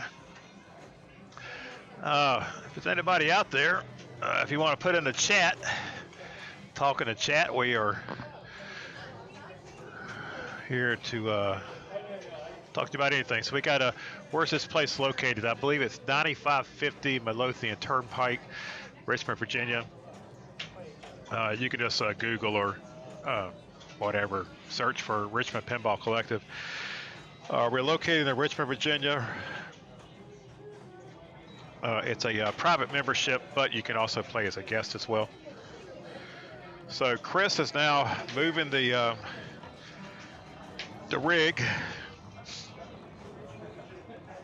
Looks like our next game is going to be Time Fantasy. So Time Fantasy, or as some like to call it, Acid Snails. Time Fantasy is a very unique game. I believe it came out in the early 80s. It is a Williams game. I don't have a teleprompter, but basically, if you look on the top, we see all those green lights, the green 1, 2, 3, 4, and 5, and the 30, 60, 90 on top. So basically, you get, you do 1, 2, 3, 4, 5, you get 30. You do it again, you get 60. Do it again, you get 90. But the key on this one is basically where you see on the top left those red lights that say time. You want to spell time, and when you get time, that'll give you a multi-ball for so many seconds. 35 seconds, I believe. Sometimes it's 45. I think it depends on what you hit. And that increases your score tremendously. So now we got Dale, Mick Cavanaugh, and Brian Gambera. Each have 1 strike. Dale is player 1, and let's see what his strategy is. There's lots of strategies to play on this game. You can, go for the time. You can hit it up and through the left left orbit, and that'll put you back up on top. And you go for the 1, 2, 3, 4, 5 lanes. Or you can spell fantasy. I believe when you spell fantasy, that increases. I believe that increases your points on the left. Now that on the right side at the bottom, that blinking orange light, if you hit that, that'll give you a bonus every time. So Mick just had a bad a bad bounce there. It might be because he's wearing the colors of his favorite team, and they're not doing too well right now. All right, now we got Brian Gabera. Brian likes to use his little flashlight, so we'll see if that helps him or not. So he hit the 3, so that was a good one. He hit it. So if you saw where that was at, basically you kind of time it. So when you plunge a ball, you want to put it in there where it's moving around. He almost lost it there, but he hit the time. He's very good at backhanded up in there, as you see, hitting the time. He likes this game. He's pretty good at it. Nobody put that on record because I normally don't talk positive about Brian Gabera. So this is the good thing here. If that ball gets trapped right there on that pop bumper, don't touch the pinball machine. It'll stay there for at least 10, 20, 30 seconds. You give a little shake and bake a little bit, but you don't want to shake it a lot because you'll get a lot of points. As you see, you can just stay there for like, shoot, I'm getting comfortable now. Me and Shannon's going to sit back. We'll have a cold Miller Lite. We'll just sit back and watch this bumper hit. There's nothing you can do about it. This is completely legal. And granted, it's only giving him 10 points per hit, but I don't know where he started out with, but he finished pretty well. So now he's got it there, so he's probably going to backhand it up in time again, at least try to. If he doesn't hit that, he'll probably put it back up against the out orbit. So he's going to keep trying. Brian's a stubborn player, so he'll just keep trying to hit that same shot over and over. There we go again. He done put it in that corner. There we go. Hit a little shake and bake. Just keep working over here. It's only 10 points, but look at that. Don't worry about the 10. Look at that 1,000 and see how much that 1,000 is changing. When you put it up in there, just let it work it. So he just backhanded up on top. He'll move the numbers around. Now all he has to do now is get one more, and he'll get a 30,000 bonus. Maybe 30. I think the first time you don't get a bonus. I think next time you do. All right, so he's got a few things to hit. He can go for time. He can go for the left orbit, which he did. Now he hit that. Okay, so now he's good.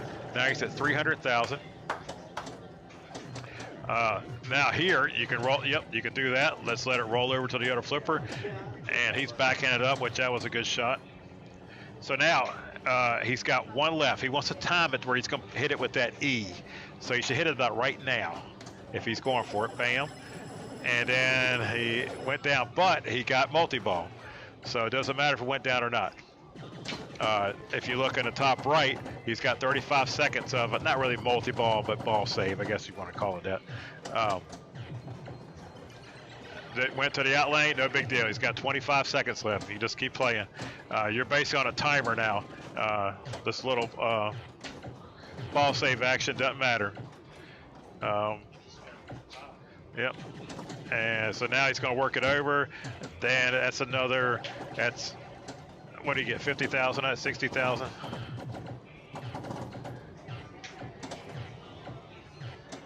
So he's still got 10 seconds. Got 11 seconds left. 10. Yep. So if you put it back up here again, hit it again, you got 2 left. He's going to put it back up in there. He's got 5 seconds left. Now, if you hit it on the right, that'll give you some, if you hit it on the right, you get some extra bonus. But again, everybody plays this differently. So now he just got another one, so that's 700,000 he's up to. Now guess what you got to do? Now you got to start over. So he has to get the F and to spell fantasy on the left. He can also spell time again, which normally that's what most people are going to do. They're going to go after time every time. No pun intended. Now you see that number? He's going to try to, yep, he got the 5. That gives him another bonus. So now he's up to 721. Brian's one of those players where he'll start out kind of slow, but at the end of the tournament, he's red hot. Versus me, I start out red hot, and by the end of the tournament, I can't find the front door. So, all right, so he puts it back on top. Now he's got one more to get on top, and I believe that's 90,000 if he gets that. So he's in a good position now to, literally, this is ball 1, and he's in a very good position to already take his game. So he just got that, just got the the lanes on top. He's putting it back up there. You know, it's now you're going to have to try to spell time again. This is a very repetitious game. The key to this game is just control, just to slow it down, get your shots down, catch the ball. Now, if this was me, I would hit that shot on the left. Excuse me, on the right. The mushroom on the right. If you would have hit that orange shot, you would have got all that bonus. And then plus you would have got the bonus here, or bonus at the mushroom, plus the rainbow bonus. And then you can go after time after that. That's just like an extra incentive. So then we got Dale Schiltz, which is also known as Stolar's dad. Dale is up on the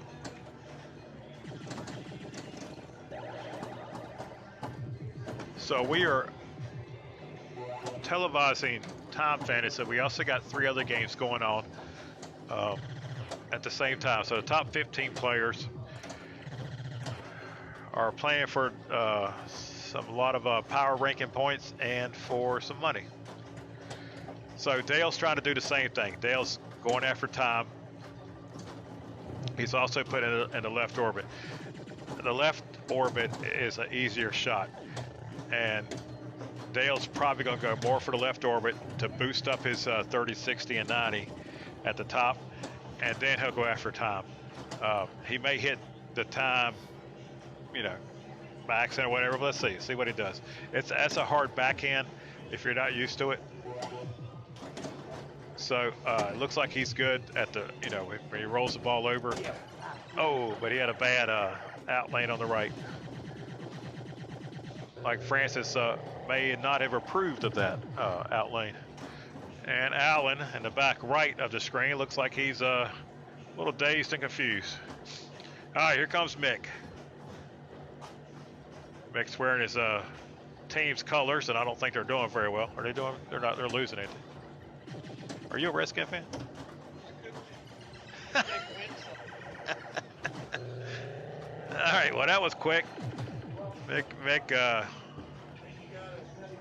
down and out. All right. Brian's pulling out his little ever-ready flashlight here. We're all getting old, man. I use glasses and Brian used lights. Say what? He's trying to be the ever-ready. I think so. I think he's not the Energizer Bunny, I can tell you that. But yeah, I think he is trying to get an ever-ready sponsor. Who's that dude? Robert Conrad? Was that a dude back in the 70s? Knock his battery off my shoulder. All right, so he just needs what now? As you see, this is ball 2, and at the top lanes basically start over. There's no carryover to the 30, 60, and 90. So now you got to start over, which is good. Now he's got 151. He hits that. Now the first one don't mean nothing. He just did it. Now the next one gonna be worth 30,000. I don't know, Chris.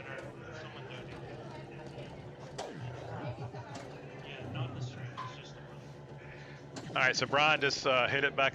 Now, if you could tell Brian's strategy, which if some of you know, Brian's a halfway decent player sometimes. His strategy is basically top left. Hit the orbit, spell time. Hit the orbit, spell time. And that's a good strategy. That's how you win this game. If you can have control of the ball and hit it top left, your chances to win in the game are far greater than just going for the mushroom on the right or spelling fantasy. So, like Brian's just hitting it back and forth now, trying to get control of it. And he's got it on his left flipper, trying to backhand it. He's a good backhander in that time. So what you do on the left flipper, you just let it roll for like a quarter of a second and then punch it up there. And if normally it's going to go in there, but you also got to time it to when it's going down, spelling time. You don't want to, like on his chance, he's got T and I lit. He's trying to get the M and the E, so you got to time it to when it switches down. All right, we got Dale. Dale was raised on the streets, so let's see if that taught him anything. There we go. So he's got another number on top. That's lit. So that's, if the end lanes are lit, that's 10,000. So that's good to have that. Now let's see what it's going to do. Orbit or time? Looks like he tried for time but missed it. All right, so now he's going to do a little roll. Again, if your bonus is a high bonus, you need to hit that mushroom on the right, whatever lane is lit. That'll give you instant bonus. All right, so Dale's having a little in lane party on top. He's up to 60,000 for the next shot. And there we go. So let's see if he gets the right roll. There we go. So he just got that one. So now 90,000 is lit. And you see at the top lanes, that number keeps switching it. If he hits that number, he also gets a bonus on that too. Oh, that's a good pass there. All right. Oh, yeah, oh, nice using that. Using the center post. Oh, but it bit him a second time. Yeah, that stinks. All right, we're up to, this is the last ball, so that was Dale's. So Brian could have a walk-off. Brian has such a huge lead. Basically, Mick hit the top. Say what?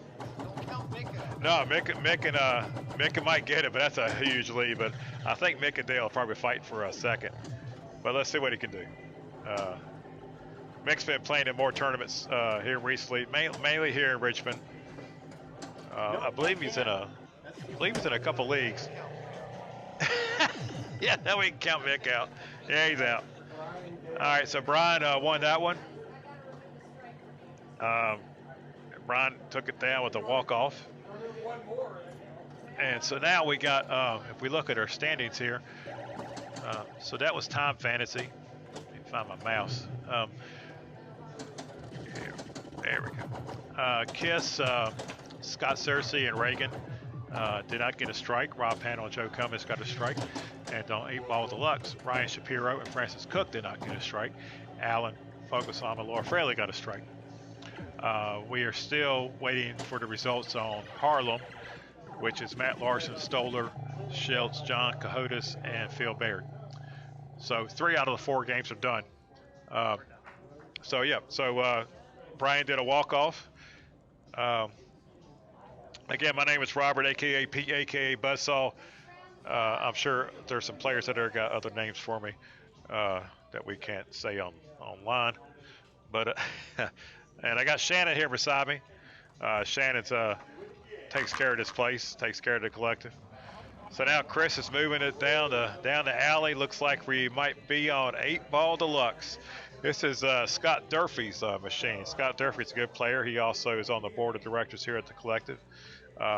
This is there's 2 different 8-Ball Deluxes, and according to Scott, this was the less expensive 8-Ball Deluxe compared to the original 8-Ball Deluxe.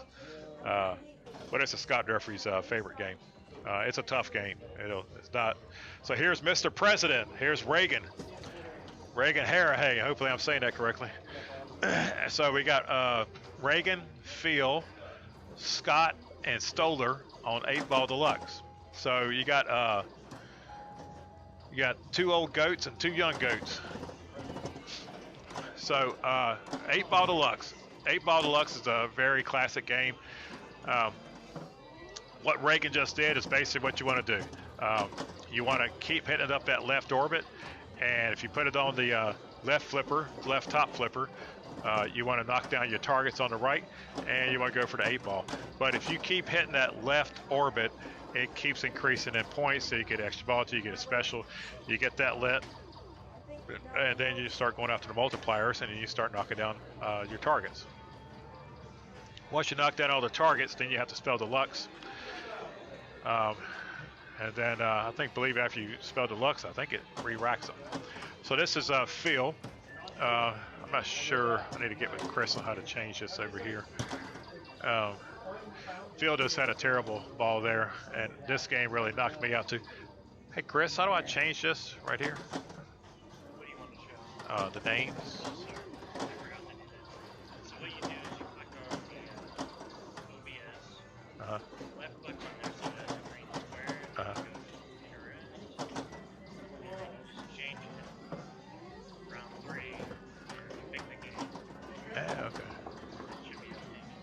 might need another class on that. All right, so now we got Scott Cersei. Now Scott, Shannon can back me up on this, and I'll put my microphone over to him as close as possible. But Scott sometimes has a temper, doesn't he? He does. Yeah, if he has a bad ball, if he has a bad ball, you might want to open up the front door because he's gonna go out and do some cussing.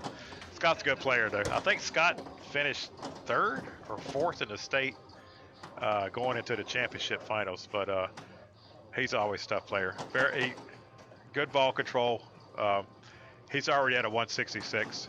Out of these 4 players on this 8-ball deluxe, Scott has to be the top player, followed closely by Stoller. All right, all right. So he just put the ball in the top right scoop.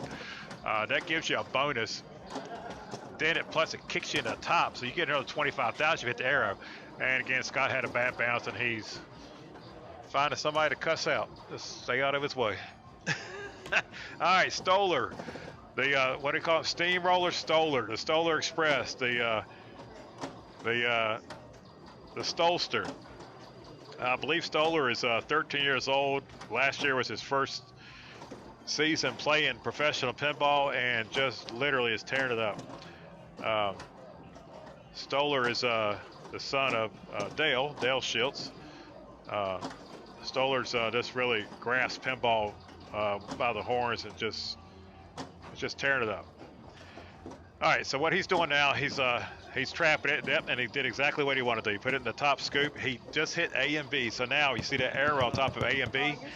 That arrow on top of A and B, if you hit the arrow, it'll give you 25,000. Another thing that you see now, the ball gets trapped a lot by the targets, and that's just the age of the game, and it happens, and maybe we need a little bit more bounce of air or something, but it happens. So we're getting Miss Fraley over here, and she's going to open up the game and get that ball unstuck. Again, we're at the Richmond Pinball Collective. My name is Robert Peters, a.k.a. Buzz, a.k.a. Pete. To the right of me, I got Chris Guy, who is the electronics guy here. He's helping me out. And I also got Shannon Honecker or Honecker? I knew you know a Ronnie Honecker? Well, shit. Ronnie Honecker's from Roanoke. Yeah. We were friends in elementary school. I'll be damned. How long you been playing pinball? About 3 years now. And what do you think of this community? It's good. It's a lot of fun. Yeah. Good people in the community. Some of them. Yeah, some of them. I don't know about this guy on the microphone. All right, Stoller got his ball out of the target jail over there, so now he's hitting it up again. He just hit the C, so that reset all his A, B, C, and D, the green lights on top and the green lights on the in lane. So now he's shooting for the targets on the right. Again, he has, looks like he's got 3 times. So Stoller kind of plays it a little different than I do, which it's probably better.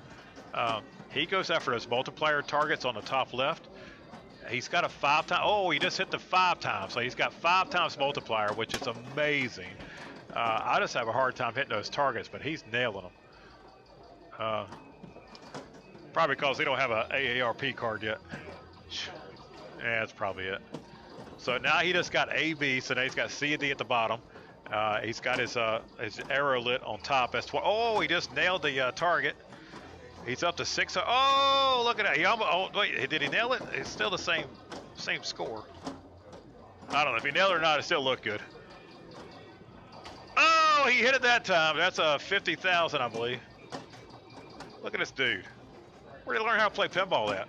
I know it not from Dale. Has he been watching me?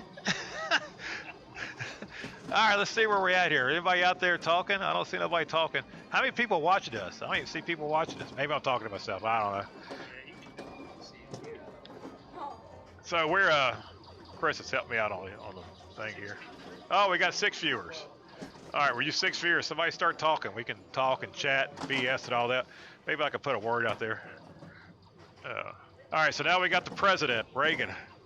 Reagan's up. Reagan's a good player. Reagan is the brother of Cam Harahay. Is that how I say it correct? Harahay.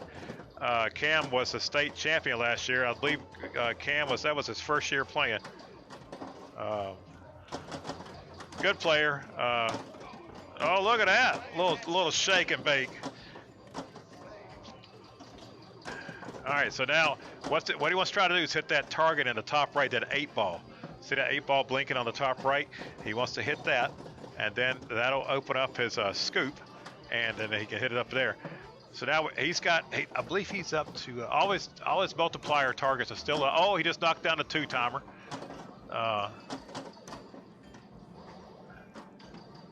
Oh, hit it up back in there, and that's a good one. I'm not sure where he's at on that list, but it looks like it's probably about 5 or 10,000.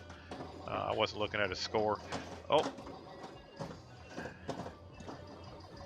So. I hit it twice. Oh, left out lane. So that puts him at, this is ball 2. He's at 300,000. He's down in 3rd place. Here comes Phil. Phil's a regular player up at, what the hell am I doing here? I'm looking for something. Phil's a regular player up in DC. He plays at Vuk. Vuk just moved into this really nice mall area up in DC, and really nice mall, and it's going to be a really nice arcade. I think they got it finished. I was up there about 7 months ago, and they were still under construction. But Phil plays there. He also plays at Lyman's Tavern, but he's a good player. So, where are we at here? So now he needs to hit that 8-ball on top, and or he can spell deluxe. I'm not a big fan of deluxe. I mean, I'll spell it, but I don't know. I guess it does something for it. Now see it. The deluxe is blinking, so he's good. If he hits that rollover, that'll give him a bonus. Whatever it's lit. What's that? Lance, are you out there, Lance? If you can look at my hair, I'm catching up with you, buddy. I'm trying to grow my hair out. I'm gonna get my hair like yours. Oh, Phil just let it go down the middle. Yeah, I'm trying to pull everybody up here. Let's see what's going on here. Oh, he tilted too. Oh, he tilted. So I don't know if Scott knows that, but I think he did. I didn't see him gain any bonus. Lance is out there. Hey, Lance. Trust Beverly. Hey. Oh, so now the ball's stuck in the drop target on the right. Now watch Scott's face, because the longer it takes for Laura to get over, the redder it's going to get. I love Scott. Scott's a fun dude. We ran into Scott at Sheets on the way here. And me and Matt Larson gave me a ride over here. My truck's been in the shop for a few days. By the way, no more games sold. I've sold 2 games. I'm not selling anymore, and I kept my Superman. But we ran into Scott in there, and it was typical Scott, man. He was already in a bad mood. He's like, they gonna charge $12 for a sandwich? I think, well, dude, what you put on it? You know, you get a steak on it or something? You know. Double meat. All right, here we go. So, but Scott's very competitive. He's just a good player. All right, here we go. He's got it on the right flipper. Oh, he got it. Oh, and there he goes. He hit the target. At least he got 3 times. He got a 3 times multiplier. Here comes Stoller. Stoller's funny, man. He don't know whether to play pinball or talk on the thing. All right, he just hit. Oh, look at that! Right out of the gate, he hit a 2 times multiplier and a 3 times multiplier. Then he put it up on top. Now he's up to Jesus Christ! Look at that, 1.3 million. I tell you, these kids. I hate to be like an old guy, but man, they just kicking our butts. Today's pinball ain't like it used to be, man. I mean, they just almost makes you want to retire. You know, not really. I do too. I mean, damn, that's how old we are. Oh, he had a bad bounce, went into the outlay. That's what I was gonna do. Anyway, tell your buddies, tell your friends, Come on out and watch us on here. This is we're down to the playoffs. I'm gonna put it out here as well. Get some people out here. Excuse me for a second. Just want to put out here, do a little advertising.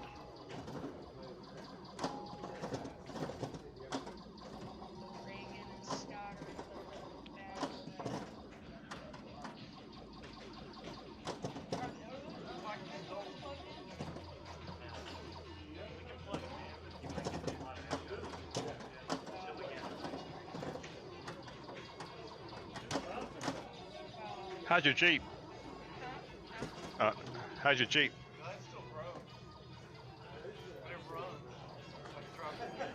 Better than my truck.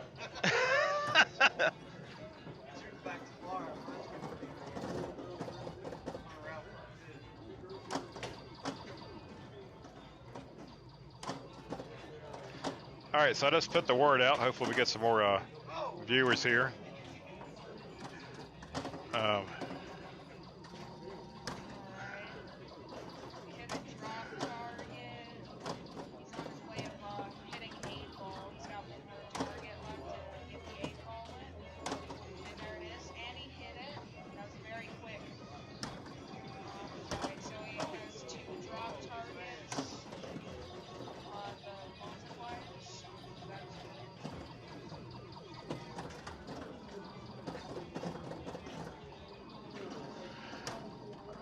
Let's see if we get some more people on here. So here's Phil. Phil's like I said, he's represented DC.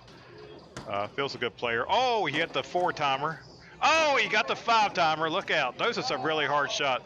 And he got a bad bounce on the out lane, but he's, oh, look at that score. 1.3 and a half. So Stoller's still in first. Now we got Cersei here.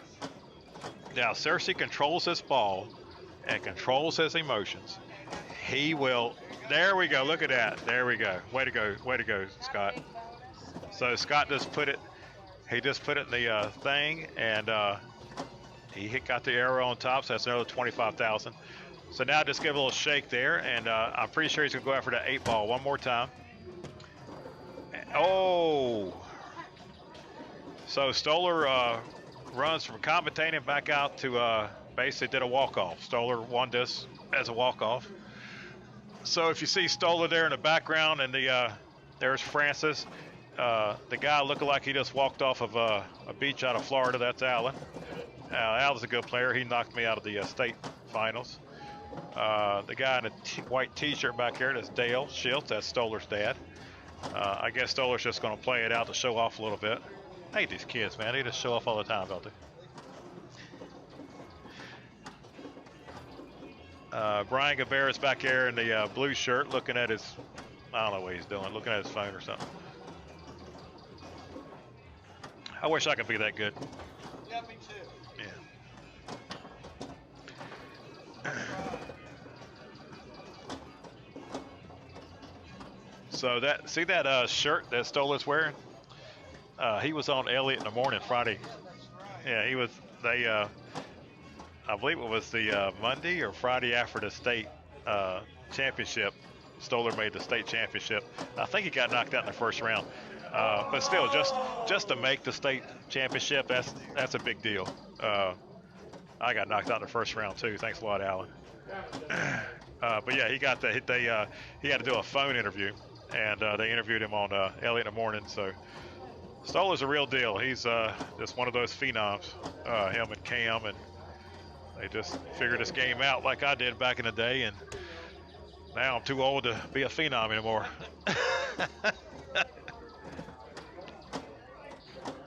How long you been playing pinball? I mean, I've really just picked back up about that. But I mean, I used to play, they had 8-ball plugs, gas stations down there. Oh yeah. I can't remember where I played 8-ball first. I think it was at used to be a place in Roanoke, Virginia called Happy's, and it was the redneckest, biggest flea market around. And it had like a huge, like a warehouse inside. And you walk in, it had like all these little knick-knack shops, and you walk back, and there were some pinball machines over in the, like in the snack bar. but it was like a 1,000 square foot snack bar. So you had like 20 pinball machines there, and you walk down further, there was a roller skating rink, and then you walked in the back. It was like real creepy back there. It's like a like all these little shops that they rented out, but they sold like they never sold anything, but it was always the same stuff back there. And then you walked out the back door, and it had to be just a huge parking lot of all the flea marketers out there. It was crazy. I mean, it was like a big deal in Roanoke.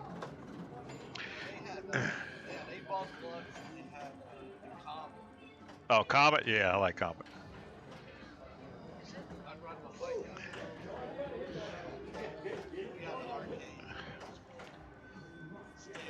Roanoke had a arcade. It was Clark Fraley, which is I guess the co-president here, vice president. I used to go when I was a kid. I used to go down to Timeout at Crossroads Mall in Roanoke, Virginia. Well, you know, of course, they shut the mall down. What they did was they just put a wall up over the arcade. So 20 years later, they took the wall down. It was still the same way. And it made like headline news. I mean, it was like a big deal. And I posted that. Clark saw it. He's like, "You went there?" I was like, "Dude, that was my place. I lived there, basically." And but it was really cool that you saw it 20 years later and this hadn't changed. They forgot about it, you know. All right, so what we got here? We still got, so the 8-Ball Deluxe is done. I believe they're still playing Gator.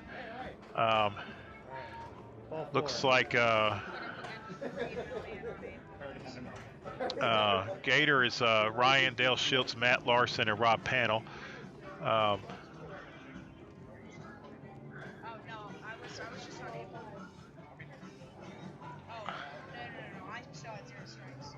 So what we got here? What we got here? Let's look at the standings. Right now, Stoller is has no strikes. Phil has no strikes. Reagan has no strikes. Oh, Reagan has a strike? Oh, from the last game? Okay, that hasn't been updated yet. Okay, let's see. Here?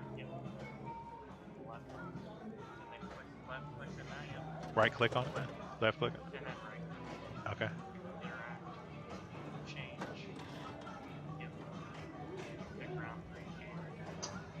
Okay, gotcha.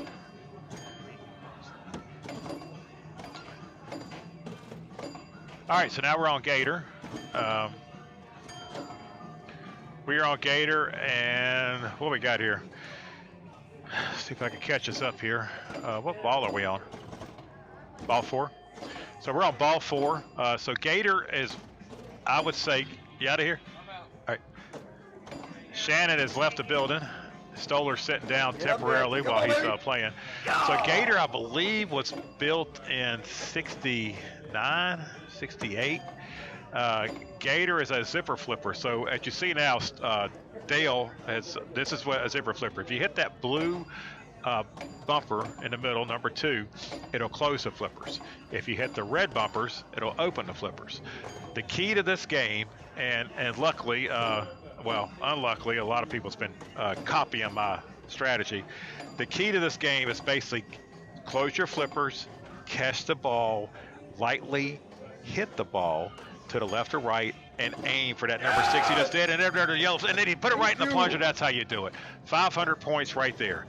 All right, make sure to tell your daddy owes me $10 for teaching him that. So now, so the whole key to this game is hitting your bumpers and hitting your lanes to light those up, but also you got to hit that blue bumper to close your flippers. It's extremely harder when they're not closed. So now Dale looks like he's got the 1 and the 3 at the bottom, which is the red. So now he's going to lightly tap it. You can backhand it to that number 6, and it'll slingshot over to the open gate.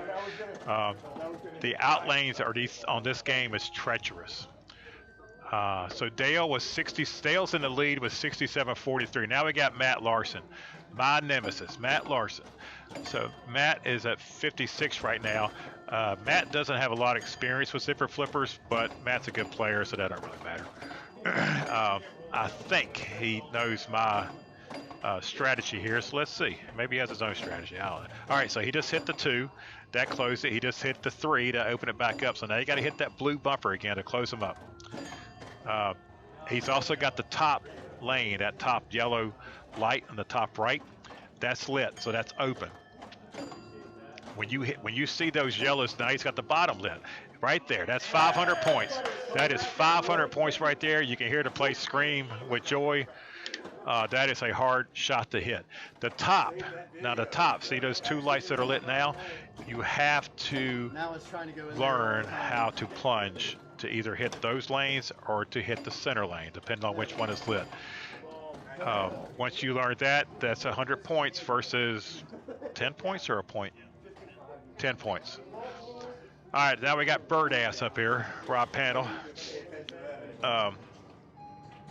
Again, Rob hit the 100. So again, now here's what you're going to do. Let's see how Rob plays this. Everybody plays this a little different.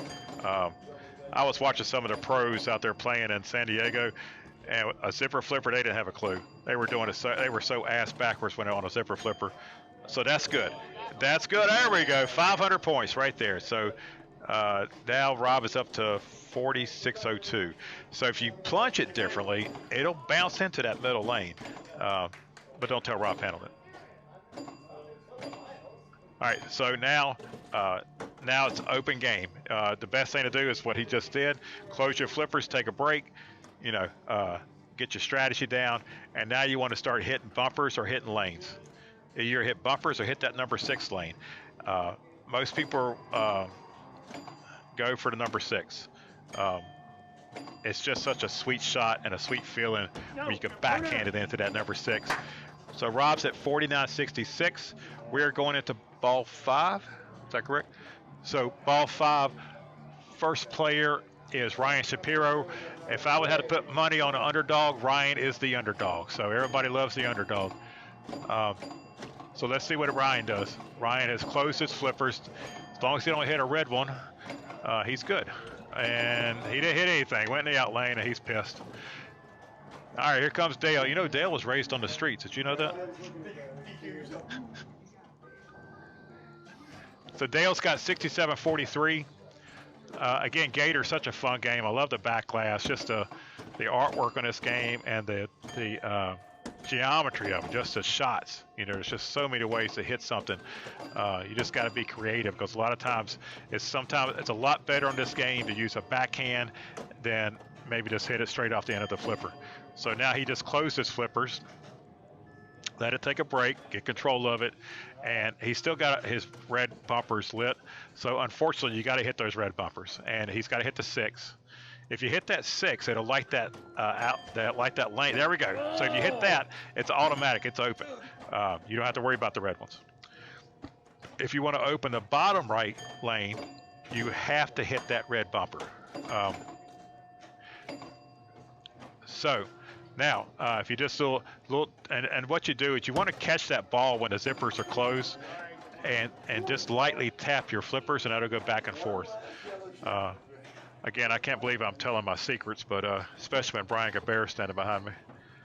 All right, now we got Matt Larson. Matt Larson's up. He just hit the 6, so the 6 is open. Hit that.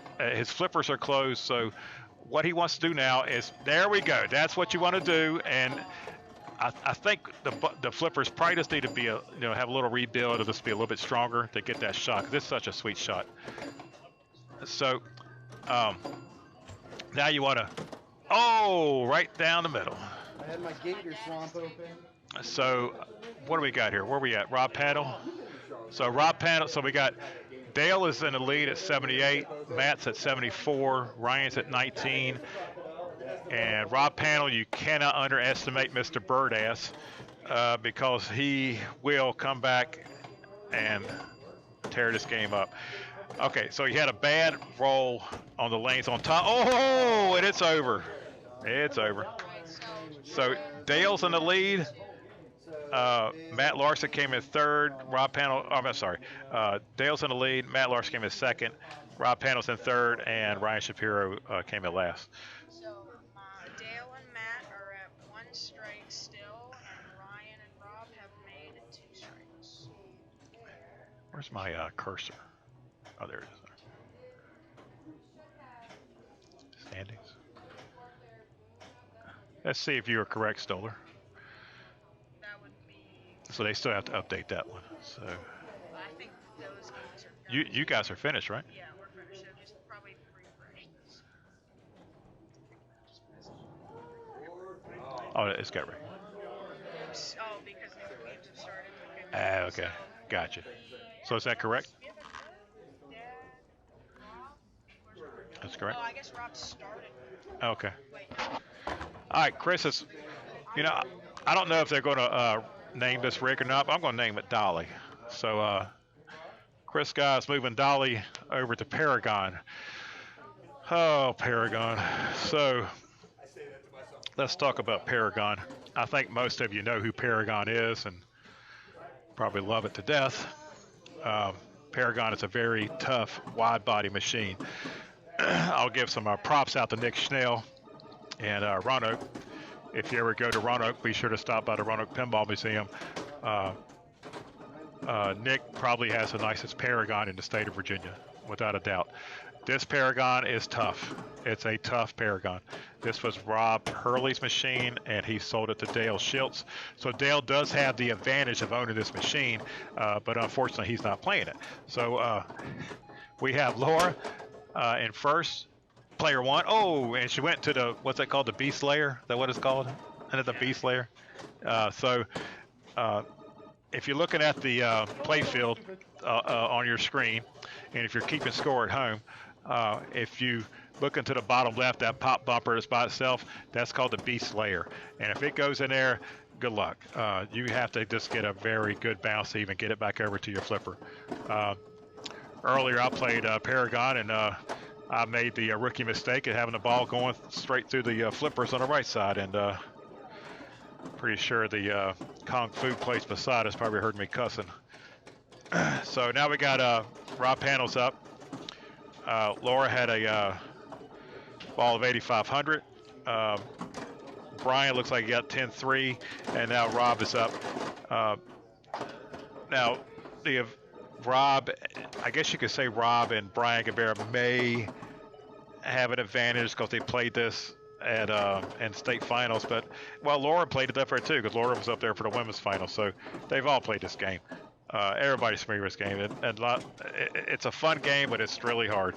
Now Rob does that pass. He does that little pass with his flippers, and that's a lot of people do that. The little tap pass. I'm not very good at that, but a lot of people do the tap. If you're good at a tap pass, and that's for this game is made for you. All right, so now Laura's.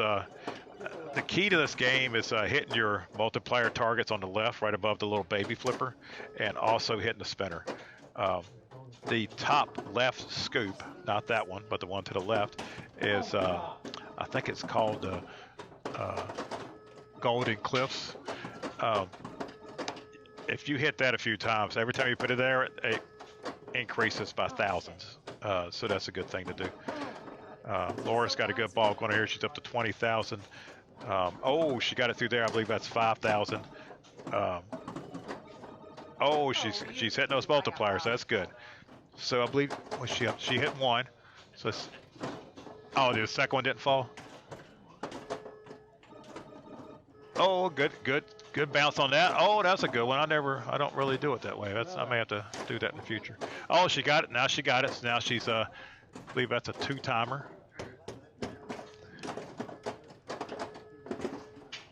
Oh, she's in a layer. She got it out of the layer. And if she can, now those targets on her right are more sucker targets, those right there.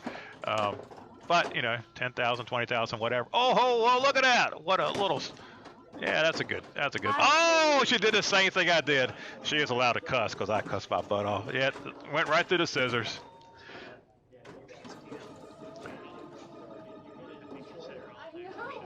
This could be an all-day worship camp. Yeah, bring your Bible because we might be here for a while. All right, Brian Gabera. Let's see what he does. Now, Brian, I want to be straight up for you, straight up front with you. Brian, he's about 50-50 on this game, I would say. Sometimes he's very good. So, oh, he got him to the scissors. Got him. Walking away in disgrace. That's 2 people that got bit by the scissors. All right, bird ass. Let's see what you got. All right, Rob Panel's up. Oh, right down the middle. Man, this game is eating people up. All right, back up to Laura. Ball 3. She's got a commanding lead. So let's see what that looks. Look at Brian back here in disgust. I'd be disgusted too. I hate that. That did it to me, man. I was just like, man, I can't believe it happened to me. That's just such a rookie mistake. All right, Laura's got it over in the Golden Cliffs. So she just went up. That was an instant 2,000. So, oh, it bit her again. She's walking away in disgust. All right, here goes Brian. Brian's put it over in Paragon. Different Paragons on the right side act different. So you can set them up to where every time you put it in that scoop, it's just going to go in order of Paragon, or as this one is where it makes it tougher. Wherever that Paragon is spelled on the top right, that's what you'll get. So it's a lot tougher to spell Paragon on this one. Oh! Oh, it's in the layer, and it's down on the left. Brian is looking for a place to pout. There he goes. So now we got Brian is in third. Wait a minute here. He's not even trying. What's going on there? 96. We're at 96. Yeah, but I thought Rob Panel still had to go at 45. Yeah, but it's ball 3. It's a walk.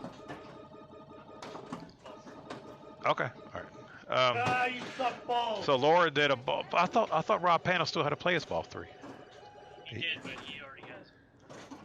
Oh, gotcha. Okay, gotcha. I think there's a digit there. Okay. Oh, okay, I got you. So Laura took it down. So looks like Laura's got 2 strikes. Yeah. Brian's out. Brian's out. That was his 3rd strike. Oh, it's a 3-strike tournament. All right, so now we got 3 games left. We have Jungle Lord, Gorgar, and Kiss. They're all stuck out. And so Brian Gabera this is a 3-strike tournament. So Brian is out.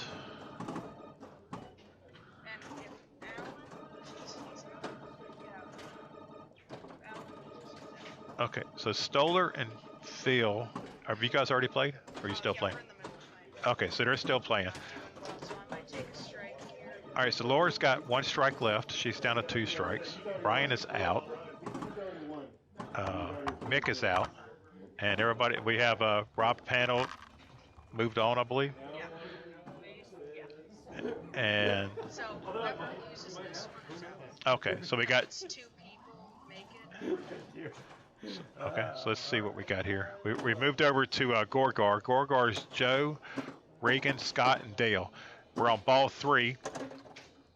Player 1, Joe he's got 78. They're trying to catch Dale at 211 in player 4. Reagan is excuse me, Mr. President. He's playing now at 68. What he wants to do is try to get that A. Get the A on the left side. Now, Gorgar, doesn't matter how many times you hit the flipper, it ain't moving. So you have to be extremely accurate when you get your A, B, and C. Reagan ended up at 105. Now it's up to Scott Cersei. Scott's in last. He's trying to catch up at least to a 3rd. He just got a 2-timer on the end lanes on top. He's got a B and a C, so he just needs to get the A. If I was him, I would hit that spinner to get another multiplier.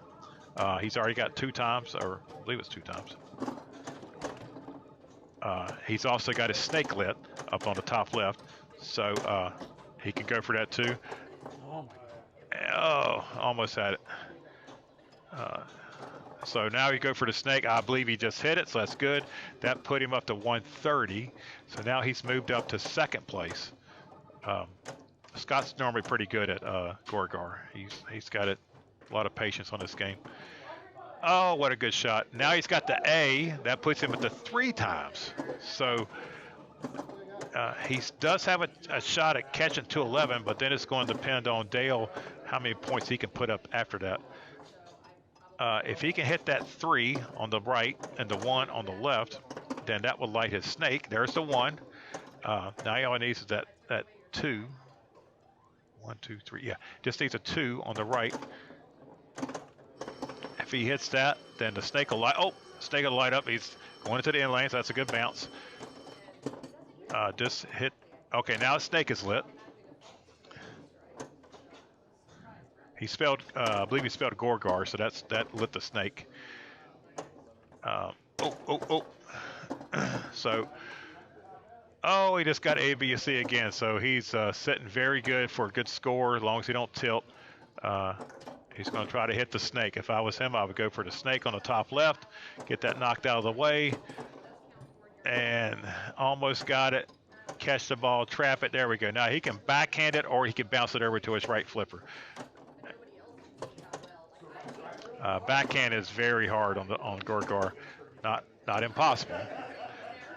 You can also sometimes hit it up into your in lanes on the top, your A, B, and C, and just pray that it's going to take the right bounce up on that top left bumper, and it can go over too.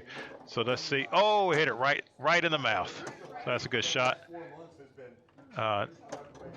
Now you just got to start over. Now you want to start hitting 1, 2, 3, and 4. His left scoop is lit, so that's 10,000. He just made a what do you call it? He just made a error there and let the ball skip off his flipper. All right, so Dale's got some work. That was a good ball for Scott. Scott's at 337. Dale's at 211. Joe came in 4th, and I believe Joe was out. And we'll see where Reagan ends up at. So, so Dale came in 2nd. So we have Scott in 1st, Dale 2nd, Regan 3rd, and Joe 4th. Once they update the scores, I'll give everybody the standings. So it looks like they haven't updated it yet. Stoller and Phil still have no strikes.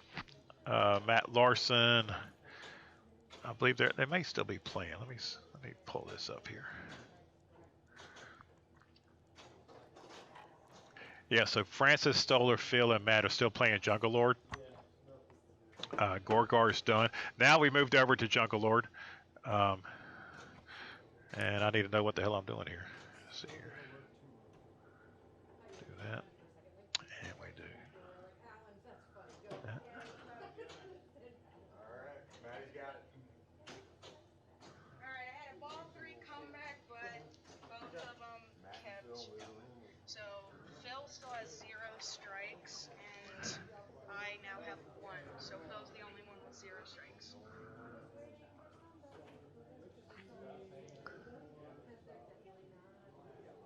Chris is at 2. Okay. Oh, how do I change that? Well, that's where the thing is. Oh, well, why am I getting Jungle Lord over here and Gorgar up there? That's not Jungle Lord.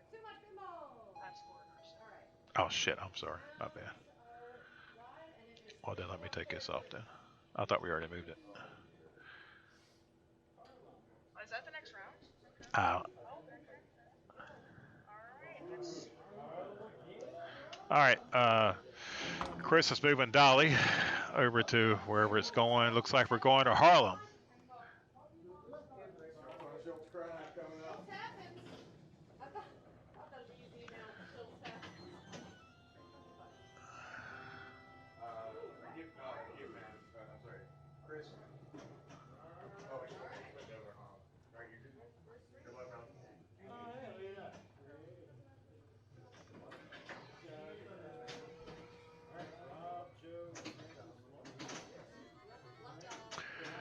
All right, now we are on Harlem. The standings are. Okay, gotcha. All right, so the standings: Phil has no strikes. Matt Larson with 1 strike. Stoller, Scott, and Dale Schiltz with 1 strike.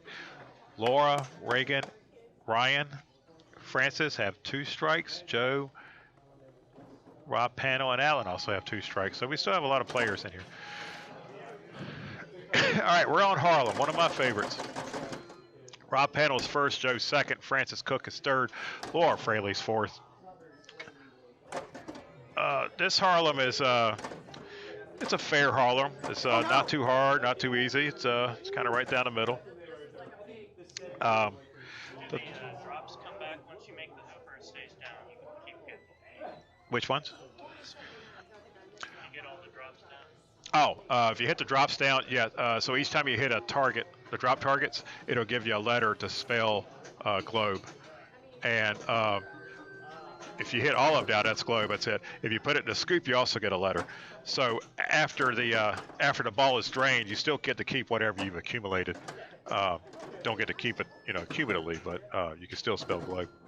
So I think there's a setting where you can have the drops reset after you collect it once. Yes, yeah, you can. I don't think so. I don't think so. And plus, this one it's a little bit easier because you can just spell globe straight ahead, versus where it's bouncing around on top. That's a extremely hard Harlem. So Joe had looks like Rob. I'll tell you, Harlem has not been nice to Rob Panel today. I think every time he's played this Harlem, it's given him a hard time. We'll see how Francis is on Harlem.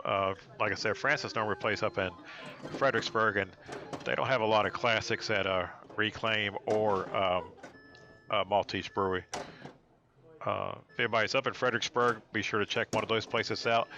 Maltese normally has a tournament every Wednesday night. I believe it starts at 7. And Reclaim has a monthly tournament. It's a huge tournament. I believe it's every 3rd Thursday of the month, or every last Thursday of the month. You can also download a IFPA app, and it'll show you on a calendar where all the tournaments are located. Laura, what happened there was basically didn't hit nothing. She didn't like the way she plunged that ball. She just let it go down, and she gets basically it's a ball save. She gets to plunge it again.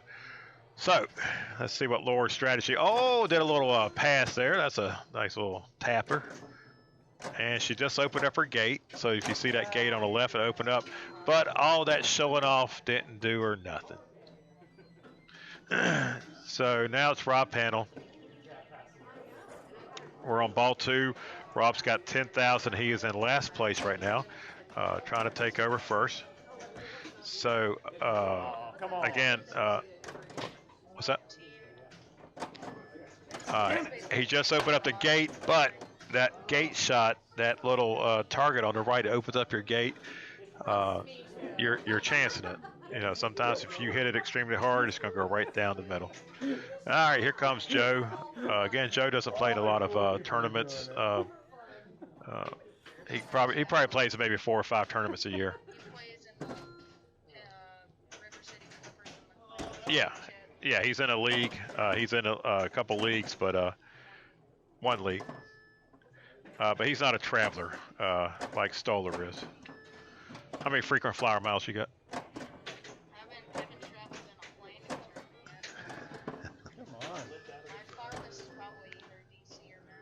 DC or Maryland?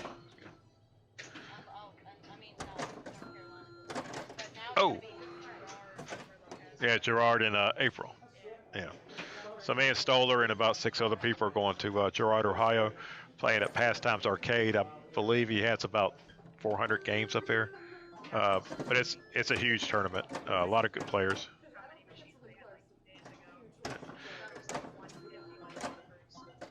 So Francis is up. Francis is in the lead at 92,000. Really, the key to this game is your drop targets on the right. If you get it to the end of your left flippers, either flipper, whatever you're more comfortable with, the top left or the bottom left flipper, and get it to the end of your flipper, you should be able to hit those targets.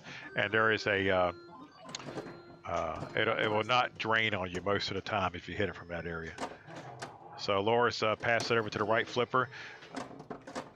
those players on the left, those little orange targets, if you hit all those, it will advance your slam dunk shot, and you also get about, I think it's 500 points.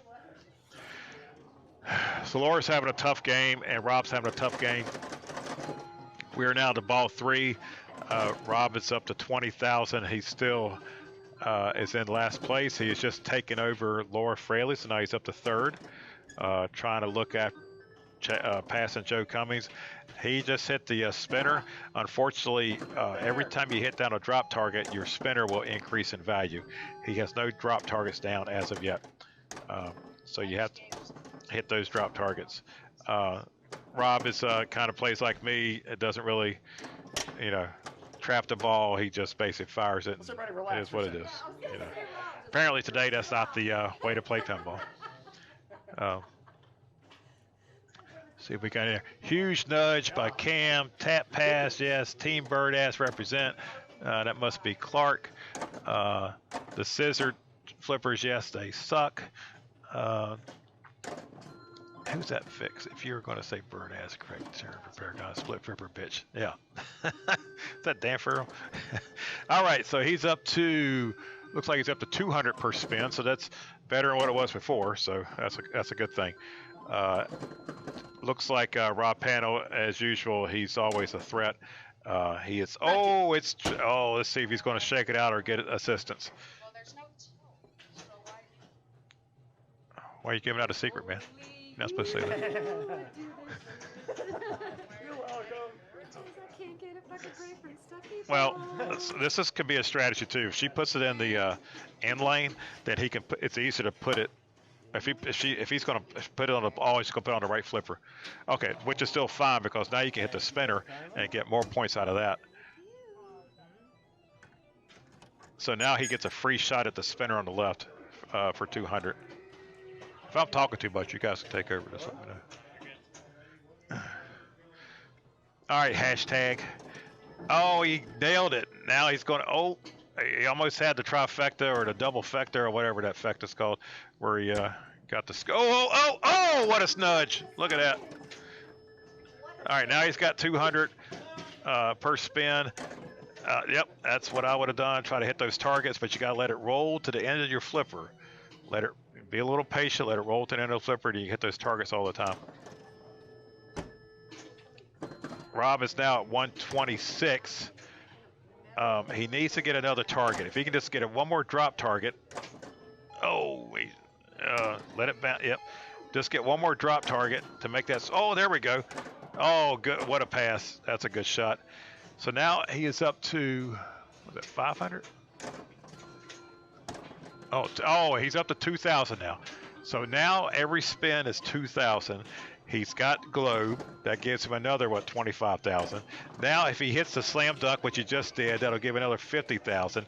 Put it back in the scoop. That'll give him another letter to spell globe. There he goes again. There's another L. This is how you score points on Harlem. So as long as he doesn't tilt, he's got the 5 times multiplier. And another, now this Harlem, that right spinner, sometimes it's, like it is now, it just doesn't work right. It'll get stuck where it's just open. It's in the open position versus you see the one on the left is closed. And yes, the one on the right is lit. That's how you get bonus, easy bonus. If it flips back over left, then you can do that. That was a huge save. Very, very good save.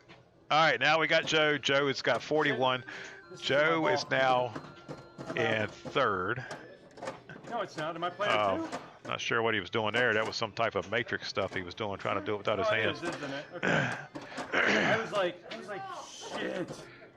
See, now if he hits that spinner every time, it's not going to work. Luckily, it's not against the rules. When you play Harlem at the collective, screw that right flipper, or screw that right spinner.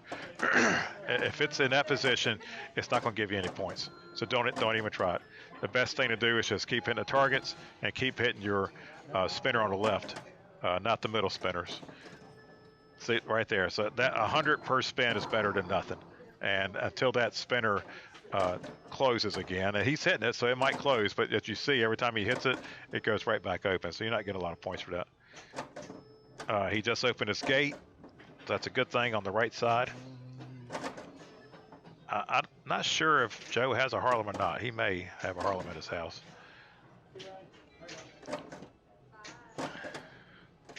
All right, so he's going to go for that target. Trying to hit those targets on the right. The multiple. Oh, he just got another one, so now he's up to 2 times. This Harlem is not very hard. It's basically, if it's on a right flipper, go for the left spinner. If it's on the left flippers, you go for the targets. And just ignore the middle spinners until, if ever that light switches over to the left spinner, then you nail it. So now looks like he's still at, was that 3 times? So Joe is, oh, he got lucky. Got into the out lane. Oh, but the gate closed on him.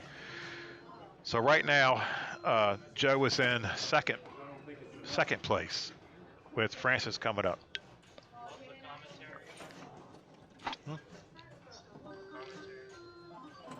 Oh, love the commentary. Who is Frostbite 1975? Thank you.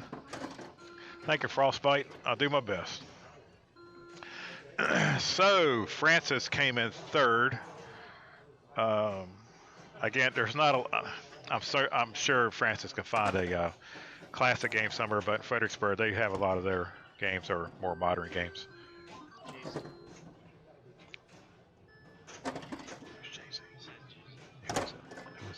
Who's Jay-Z? Do I know you? Oh, football. Anyway, thank you, Frostbite. Oh, Laura, that's that. We'll go down the middle. She had such a good ball 1, and now it looks like she came in 4th. Is she out? We're gonna look up. Oh, there we are. So Laura just went out. That was her 3rd strike. Rob Panel moves on. Everybody's very friendly here. We give the old fist pumps. Oh, John Zaruba, how you doing, buddy? Your spy hunter is going into my house soon. It's at my girlfriend's house right now. I had to sell some machines to get my truck out of the shop. A few $1,000s to get the truck fixed, but nobody bought my Superman, thank God. All right, Chris is going to go move Dolly, and we'll see where Dolly's going. Hopefully I can figure out this electronics over here, and I can move it over to the right place. Let's see what's going on with the matches. So we still got one match still going. Elvira and the Party Monster. Stoller is player 1, Phil player 2, Dale Schultz player 3, and Scott Cersei player 4. I can't see the scores here, but as you see, Dolly is being moved. Chris is trying to get a path on where he's going. I can't tell on Elvira what ball they're on. Looks like Stoller just got an extra ball, and he got the barbecue bonus, and he got bonus held. So I can't really tell the other scores, but judging by all the staring going on, apparently Stoller's doing a pretty good job. Looks like he just got the L in Elvira. So anyway, once we get this straightened out, we'll move Dolly over to the next game, and we'll get everybody caught up. The standings, I can give that to you now. Phil is playing Elvira, and Phil has no strikes. Phil is out of DC. Phil is right behind Stoller.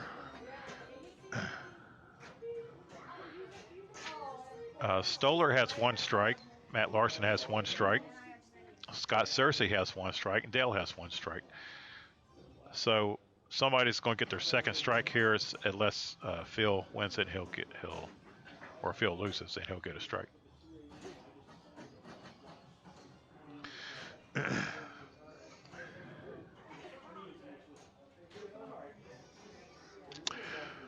So on Harlem, Francis and Laura got a strike, and on we had Cosmic Gunfight. It was Matt Larson, Ryan Shapiro, Reagan, and Alan. Ryan Shapiro and Alan Fogelson got a strike. Matt and Reagan did not. Looks like they're still playing Elvira, and it looks like Stoller's getting his bonus, and Phil is up next. So, again, my name is Robert Peters, aka Buzzsaw, aka Pete. If you're in Richmond, you can stop by the Richmond Pinball Collective. We are here at 9550 Midlothian Turnpike. It's a membership-only place. However, if you are a guest, you can also pay in as a guest. They do serve alcohol. There's a couple restaurants that are within the same strip mall. If you also travel down here, you can look my place up. I'm at Pinball Pete's B&B. I'm on Facebook and also on Google. You just Google Pinball Pete's B&B and it'll pop up. My place has 15 pinball machines in the house, 3-bedroom, 1.5 bath. You can rent it by the room or you can rent it by the house. Who is leading on Elvira? What's the scores? I just put up 5 million, but Phil had 7 million, and he took my extra ball, my multi-ball for the second time. This game. And which ball are you on? So we have my dad and Scott left. So you got 5 million. Phil's got 7. Dale is walking up now. How much did Dale have? 900,000. So he's got a long ways to go. Scott's got about 400,000. 4 or 5. Okay. So Dale and Scott Cersei have a long ways to go to even catch up with the second place. Scott or Stoller, you're second, right? 4 million. Yeah, I'm second.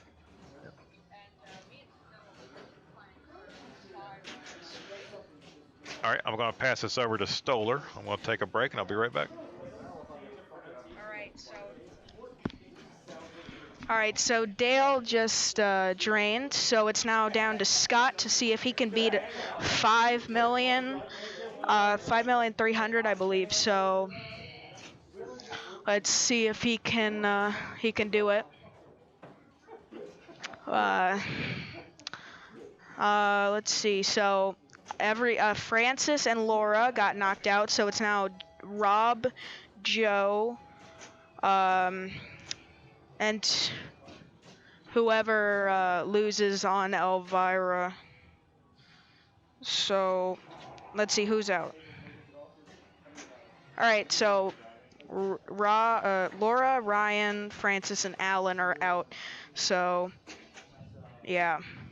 All right, I want to see how this game goes out, so I'll be right back.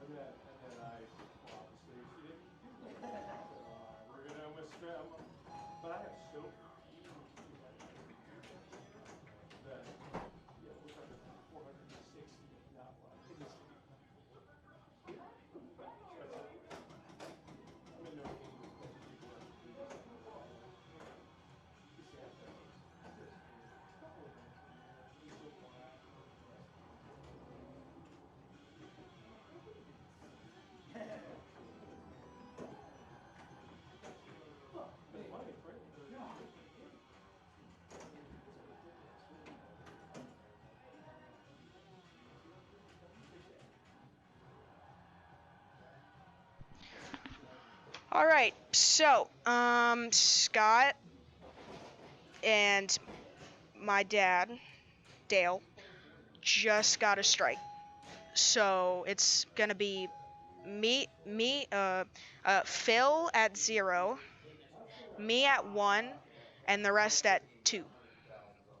Okay, yeah. So that's how this is gonna go.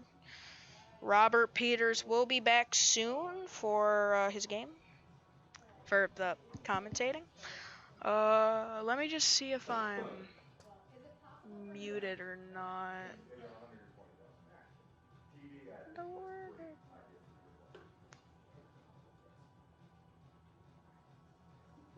What are your results? Who won? It's already in. Okay, perfect. Oh yeah, that's not possible. Okay.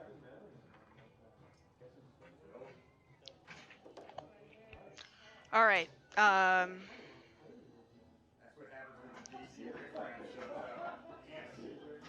Okay. I will try and get Reagan on this round, Cam. Wait, that's Cam, right? Yeah.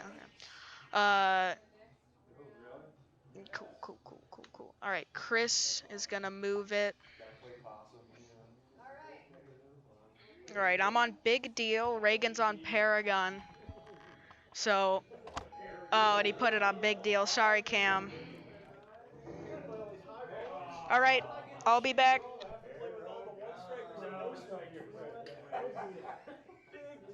Quick and painful, just the way I like it. It'll be over quick. So what I'm playing is, yes, big deal. Big deal.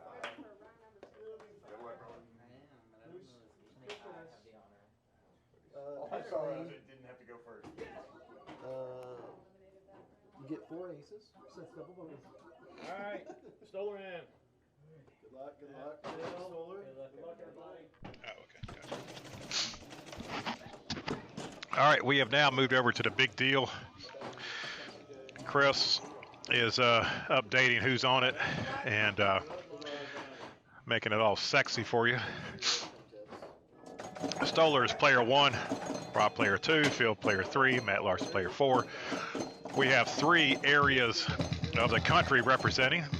Oh, somebody's turned it up. We're gonna be rocking here pretty soon. Somebody's turned up the music. We're down to the final 8 players. I believe the other game is Paragon. Is that correct? So, Stoller's player 1. We're playing the big deal, and it's kind of a big deal. Here's the key to playing big deal in a tournament. So, this is a, I believe this is a, is this a Williams game? Yes, it's a Williams game. The key to big deal in a tournament is ignore the big deal. If you spell big deal or knock all the targets down for big deal, I believe it gives you an extra ball or whatever, and that doesn't mean squat in a tournament. You might get some extra points, but that's about it. So basically what you want to do here is knock all your cards down at the top. So your top end lanes at the top, you got a spade, a heart, a diamond, and a club. What you want to do is get all 4 of those. You get all 4 of those, you get double bonus. If you can't get them on the top, they're also at the bottom. Your bottom lanes. Now your out lanes are also the cards, so you want to get your spade and your club at the top, so that way you just have to worry about the red cards at the bottom. So, I believe Stoller got 167. Is that correct? We're up to Rob Hanna. Rob Hanna just had a basically a house ball. He got 34,000. Yeah, so sorry. I was going to ask you, but you already put it on Big Deal. That's all right. So we'll get Reagan if we can catch the end of this current round or next game if he's still in. All right, Cam, we're trying to fulfill your request. We had already set Dolly up on Big Deal, but we'll try to get Reagan up next time. How many strikes does Reagan have? 2 strikes. So if he makes it, we'll get him on the next one. So this is Phil. Phil's, as somebody just said, Phil is the DC riffraff. I wouldn't have called him that. Phil's actually a pretty good player. So let's see if he knows what the big deal is all about. Oh, just did a tapper. Look at that. What a sweet move. I wish I could be that good. Okay, so you see that that horseshoe at the top right. So every time you get a card, that horseshoe is worth 10,000 points. So if you get 2 cards, 20,000, 3 cards, 30,000. If you get all 4 cards and you hit that horseshoe like he has it now, it's lit 4 times. That's 40,000 points. You see his bonus is now at 70,000. He's got the double bonus because he's got all the cards. So as long as he doesn't tilt, he's got at least minimal he's got 200,000 now in bonus. Now, he's got this thing lit up like a Christmas tree. So still, you can go for a big deal. It's not really going to improve anything other than just, making you feel better. The best thing to do is hit the horseshoe and hit the cards. That was a good ball. He's still getting a lot of bonus. He is at 288. Stoller's at 167. And Rob Pano's at 34. Now we got Matt Larson. Matt Larson again from Fredericksburg, representing Fredericksburg. Again, Matt finished second in the state. He is the alternate, just in case something happens to Cam and he can't fulfill his obligations, then Matt would step in. The North American finals are in Rochester, New York this year. I'm not sure of the date, but I'm sure Cam could let you know that. So, Matt has turned out to be a good player, and I think I figured out his strategy. So Matt's strategy is basically he wants to buy every pinball machine that ever existed, play it, and then resell it.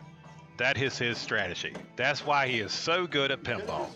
I've never seen a man buy more pinball machines, play them one time, and then sell it. But that makes him a good player. So Matt ended up at 121,000. Now Stoller has ran out of the commentating room, and he just had a house ball straight down the middle, and here he comes back over to commentate. Stoller's a good kid. Okay, here's Mr. Hashtag giving me the Carol Burnett's, and did you see that? He gave me the Carol Burnett. Do you know about Carol Burnett? So back in the day, Carol Burnett, the show, she'd always like tug her ear, and that was to tell her grandmother hello. So I think Rob Pano tugged his ear just to tell Buzzsaw hello. I don't know if that's true or not. All right. So, he hit the horseshoe. Now he's got to get that spade on the right side. I think he's got 3 down. Yeah, he's got the other 3 down. He has to get that spade at the top. If he gets at the bottom, he is screwed. There he goes. He done spaded up, hit it over to the left side. What a little shake and bake going on. Now, all he has to do now is put it in the horseshoe and put it back at the top. He's got a double bonus. He's got 200,000. Oh, he just got 5,000 for hitting it up on the outside. So, he just got another 5. Praise the Lord. So he's going to put it up now. That's a good. When he puts it up in that lane, it has a better chance of putting it in the horseshoe. If he hits that horseshoe, that's 40,000. Look at that. He just keeps rocking and rolling up there. That's typical Rob Pano. He wasted a lot. I think Rob kind of sucks you in and gives you like the opportunity. It's like, oh yeah, I could beat him.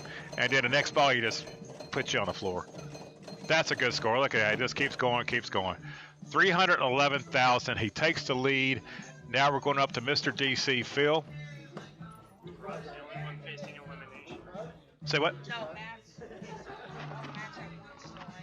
Rob's the only one with 2 strikes. Oh, out of these 4? Yeah. So Rob Pano has 2 strikes. Everybody else has 1 strike. Rob has to finish first or second.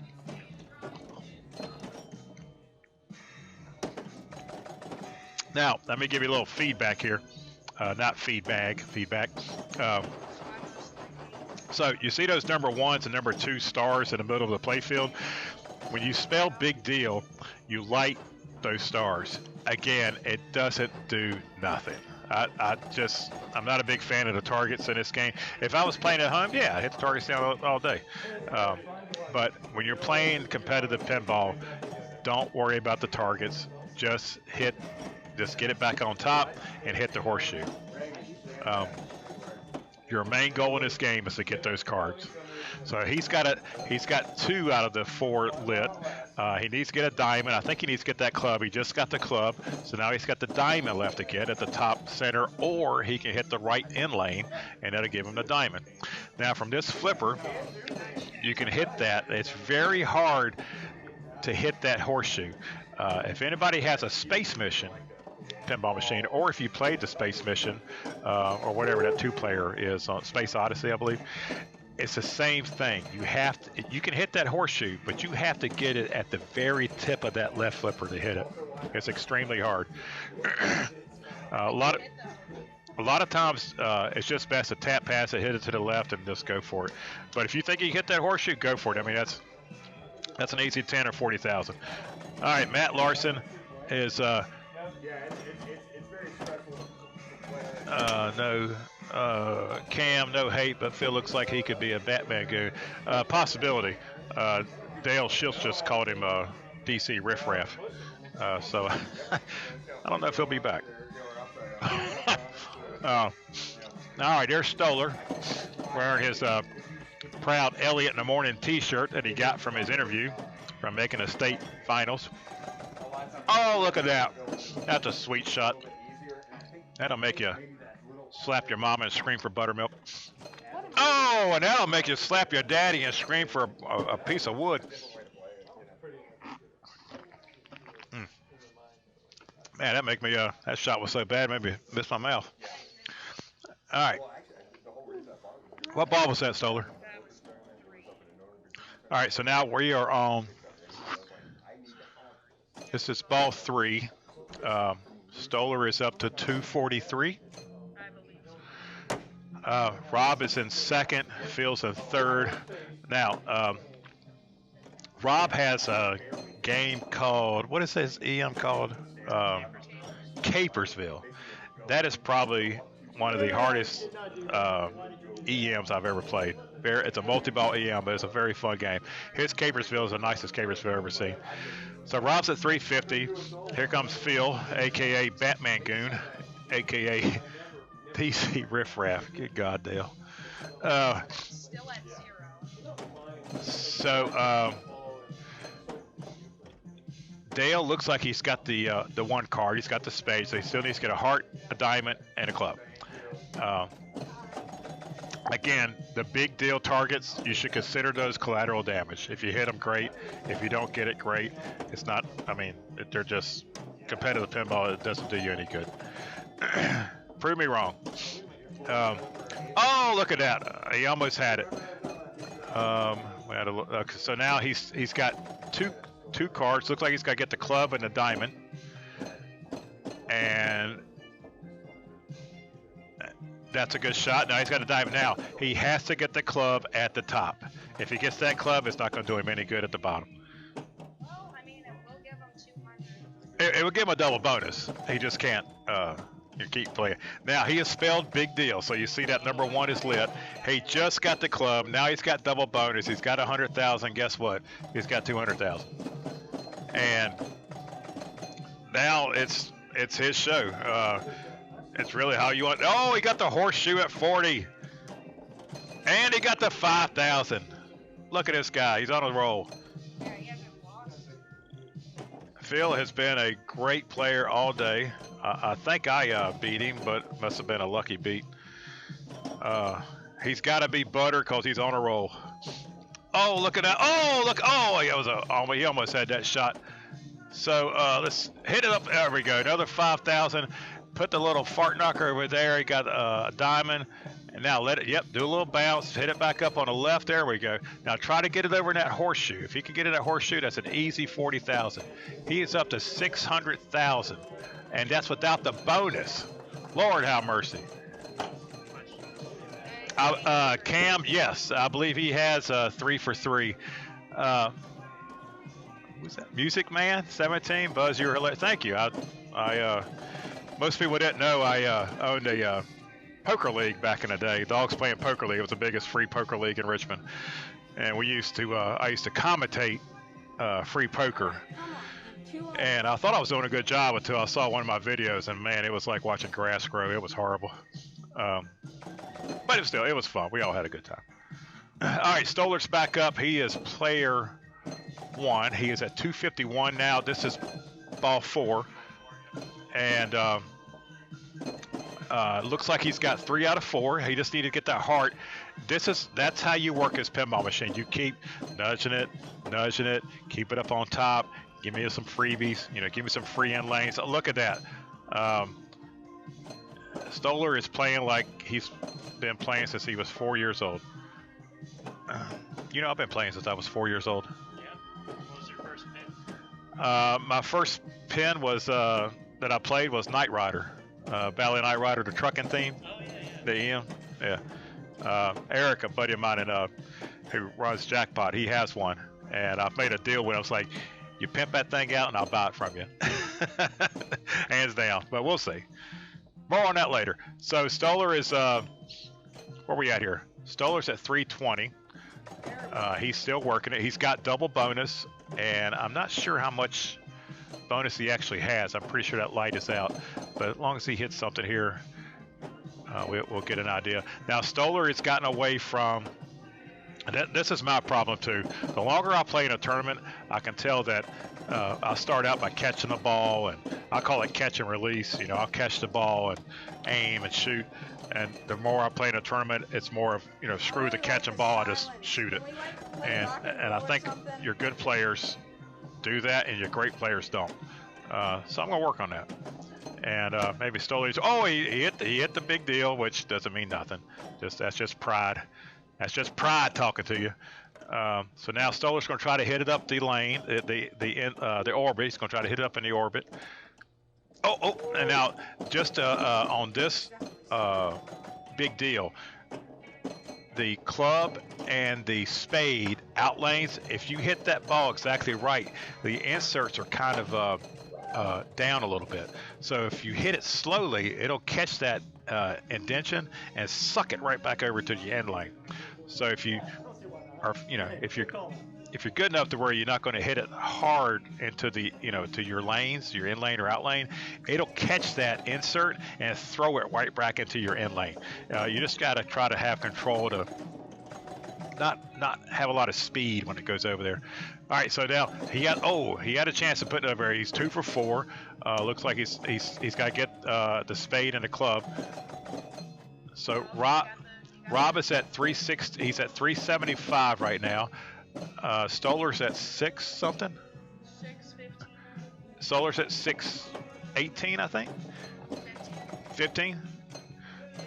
And Phil is Phil might be at 800. I'm not 800,000. I can't tell. He's been tearing it up. I think Rob's gonna lead that already. I was trying to get to him. All right, we're on ball 4. Rob Panel has all cards, so he's got double bonus. These guys are really killing it on this. And that insert kind of didn't go in his favor. And you can see Matt Larson in the background. He approves of that. Look at him. Look at Matt over there. And Mr. President back there, Reagan, he's watching to see who's going to have to play next. Did Reagan did he make it? Yeah. So Reagan did make it. So Cam, we will be showing Mr. President on the next feed. All right, now we got Matt Larson.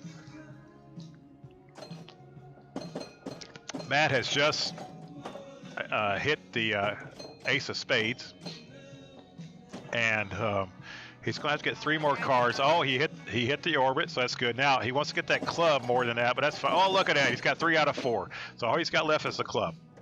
If he hits it at the bottom, yep, he'll get double bonus, but then he'll lose his ball. So the best thing to do is slap it back up in there, and just like he did.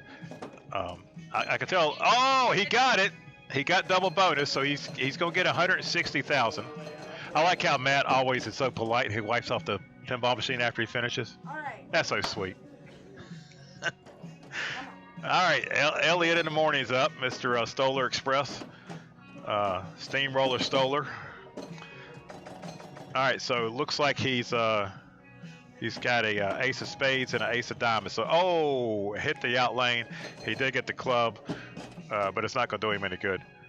So we are up to ball 5. Stoller has 658. Rob Panel has 602. Looks like Phil has 841. And Matt Larson has 354. Matt will be the first one to tell you he's not very good at EMs. He's more of a stern guy. He's more of a modern pinball player.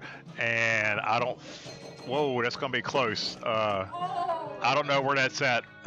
It's either a 658 or 656, but I think Stoller beat him by 1,000. Who won? Did you win? You won by 1,000. Yep, Stoller won by 1,000. No, Rob won by 1,000. Oh, Rob won by 1,000, so that must be 656. Phil is just saying, screw it, I got it. And then we'll see if, because it doesn't matter in this case. The top 2 players don't get a strike, and third and fourth place get a strike. So Phil knows he's got it wrapped up. He don't need to play this ball. So he's putting all the pressure on Matt. Matt has to get 657. He has to double his score to at least get second place. Almost double his score. So he's got the, looks like he's got the ace. Oh, right down the middle. Went the wrong way. So Matt came in fourth. We have Phil, Mr. DC came in first. Rob Panel came in second, and Stoller came in third. Looks like if we refresh the standings, let's see here.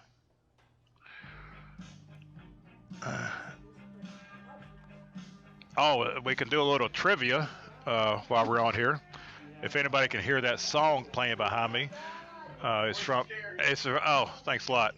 It's from the 1980s. Can anybody tell us the band and where they're located from? I'll give you a free Pete's Administration pen next time I see you, and a koozie. So this song is called Voices Carry. Who sang it and what city are they from? It's a 1980s one-hit wonder. All right, so we are moving. Dolly is being moved by Chris. I love this part of the tournament. Just moving it around, see what we're going to pick. Looks like we're going to F14. F14 Tomcat. It's going to be Stoller first, Reagan second, Rob Panel third. On Tom Fantasy, Phil is first, Scott Searcy is second, Matt Larson is third. Phil has no strikes. Everybody else has 2 strikes. Phil has made the 2.5-hour trip, and he is kicking butt.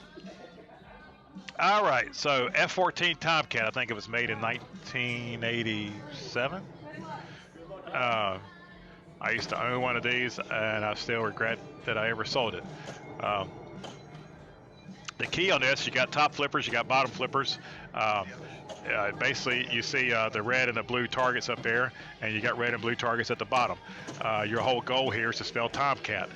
You got to spell Tomcat 3 times. You hit the ball right where Stoller hit it. That'll fire the ball up into one of the chambers. And every time you spell Tomcat, it'll lock another ball until you lock all 3 balls. And then you would have to lock a ball into the upper right orbit. Once you do that, then it's a multi-ball. There are a lot of strategies to play in F14 Tomcat. I would suggest the one that Stoller just used, you do not use. The drain strategy. The drain strategy, that's right. So now we got Mr. President is up, Mr. Reagan. My strategy on this, and I can't believe I'm telling people my strategies, but it is what it is. My strategy on this is to keep the ball up at the top targets as much as possible. And if you hit the ball at the end of your flipper precisely, it will bounce over to the other side, go through the spinner, light bonus, and then you do that over and over and over, and you will get 3, 4, 5, 6, 7 times bonus quickly. Then you can concentrate on other issues of the game. Every time that you hit one of your end lanes, it's going to light up one of your orbits. So if you hit the right end lane, it'll light up your left side reds, which gives you multipliers. If you hit the left end lane, it'll light up your right blue orbit, which lights up points and also locks the ball and fires the weapon.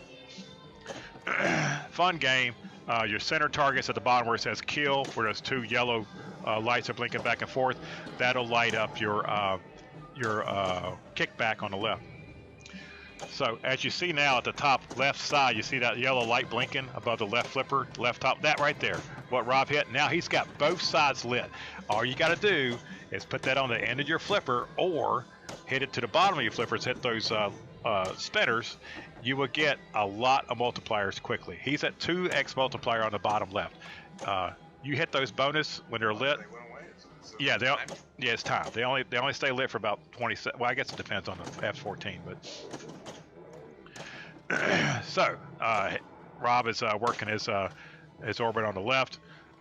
He had just locked on his weapons. That's going to shoot the ball up, put it in the chamber, and kick him out another ball to plunge. It'll kick out another ball at the top. Again, you try to keep it. Now he just put it up there again. It's going to fire it, but since he didn't spell Tomcat, it's going to kick another ball out. So now he's got the M on Tom on the left side that he's got to get, either at the top or the bottom. I would put it at the top left because now you got bonus lit on his spinner. That's a good shot. He didn't hit it, but that's good though. Now he just spelled Tomcat. Now he's got to do it again. Now that's lit. He hits that. That'll give another multiplier. And then now what you got to do is just start doing it over again. He's got so much stuff lit now, it's just whatever he wants to go for. But if he has spelled Tomcat twice, which I think he has, you should lock a ball, which is what he's trying to do, where it says locked on. Release is what starts the multi-ball, which is Yeah, he has to lock 2 more balls before it's released. I think, he's got to lock 1 more and then it'll light it, and then he's got to hit it 1 more time. All right, so now hit that again. So now my F-14 Tomcat, I purchased it from Rob Panel. And so he knows how to play this game. Yeah, word on the street is he knows how to play pinball. Yeah, that's the word. That's the rumor. Say what? All right, so now the Stoller Express is up, dancing and prancing and all that good jive. So Stoller's at 201. He is in second. Reagan had a really bad first ball. Oh, okay, now it's Reagan's turn. So Reagan's coming up. So I'm not sure. So he's got the M. He just needs to get the M and Tomcat. This will probably kick that ball. Yep, he kicked it right out. So which one? Oh, he still needs to get it. When it's down here, you can go for the M, or you can pass it back over to your left flipper and then go for the right orbit. There, like he just did. That's always a sweet move, and it makes you feel good when you do it. Now the ball went over and hit the kickback, so he kicked it back up, but he misjudged it on his right flipper, and down the drain it goes.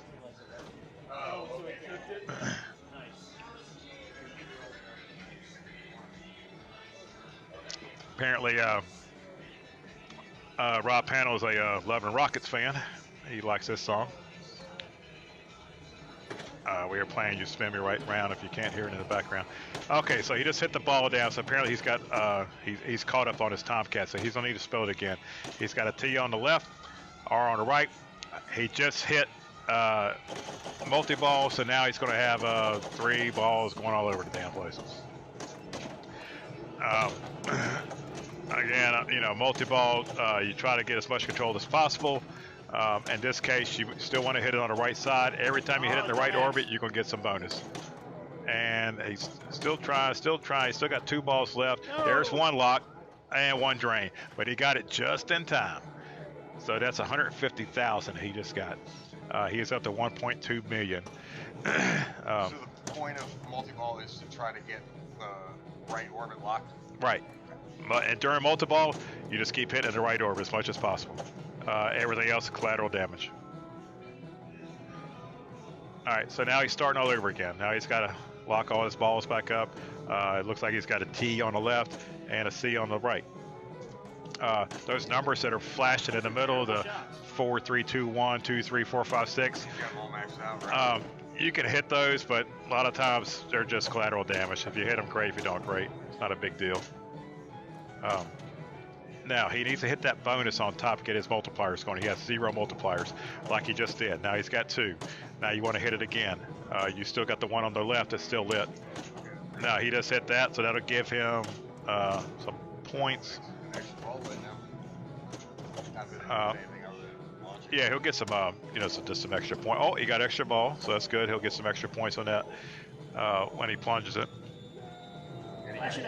That freaking yag off. I hate that yag off. Freaking yag off. Yeah, yag off, smearing off. He's such a drunk. Oh, we got a comment. What we got here? Hey, Amy was born. You are correct. Amy was born in Richmond. Yeah, Till Tuesday from Ball. Yeah, there we go. Yep, Till Tuesday was from Richmond. That's right. Yep. And we're still proud of it. 30 years, 40 years later. Put some rock on. So Laura put some rock on it for Stoller. I think that's favoritism. I think think Rob would like some rock and roll. Yeah, I think so too. I think a lot of bird dances like rock and roll. So that was a good ball by Rob. He gets a standing ovation from the crowd of 6 people.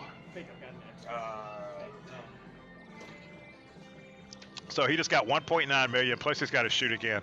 So let's see, what is it, 1.96. And we got an extra couple thousand. More local Richmond trivia. The actor Joseph Cotton from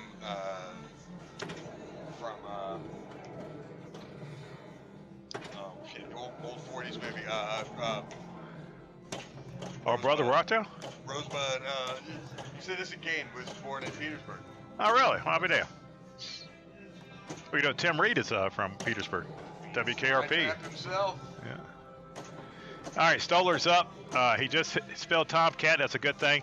He wants to put it. Oh, he got a bonus. He got a multiplier, so that's good. So, he just did a little tap pass there. Put it up into the locked on.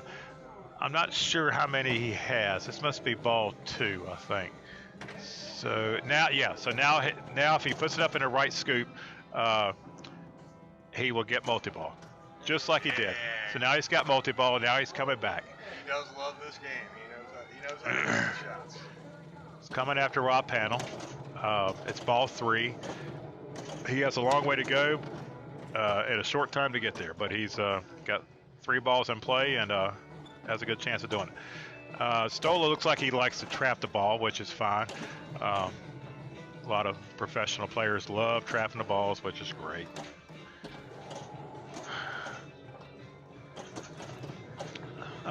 So again, you want to try to hit it up in that right side. Oh, he almost had it. Oh, there we go. And slide that ball down.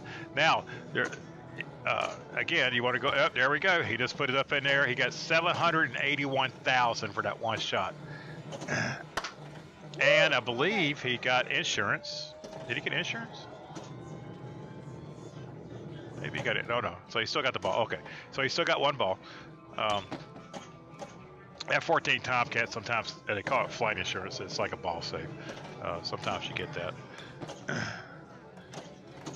Oh, and he just hit it up in the left orbit, which gave him a lot of points. Now you can see his multipliers lit on the top left, that yellow flashing at the top left flipper.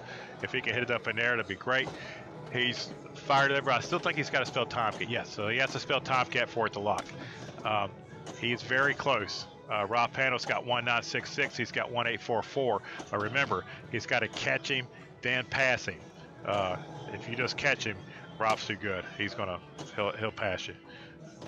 So you gotta put a little bit in there. There we go. So he's lit the bonus. He's just got another. Now he's 4 times, and he throws it into the lock on.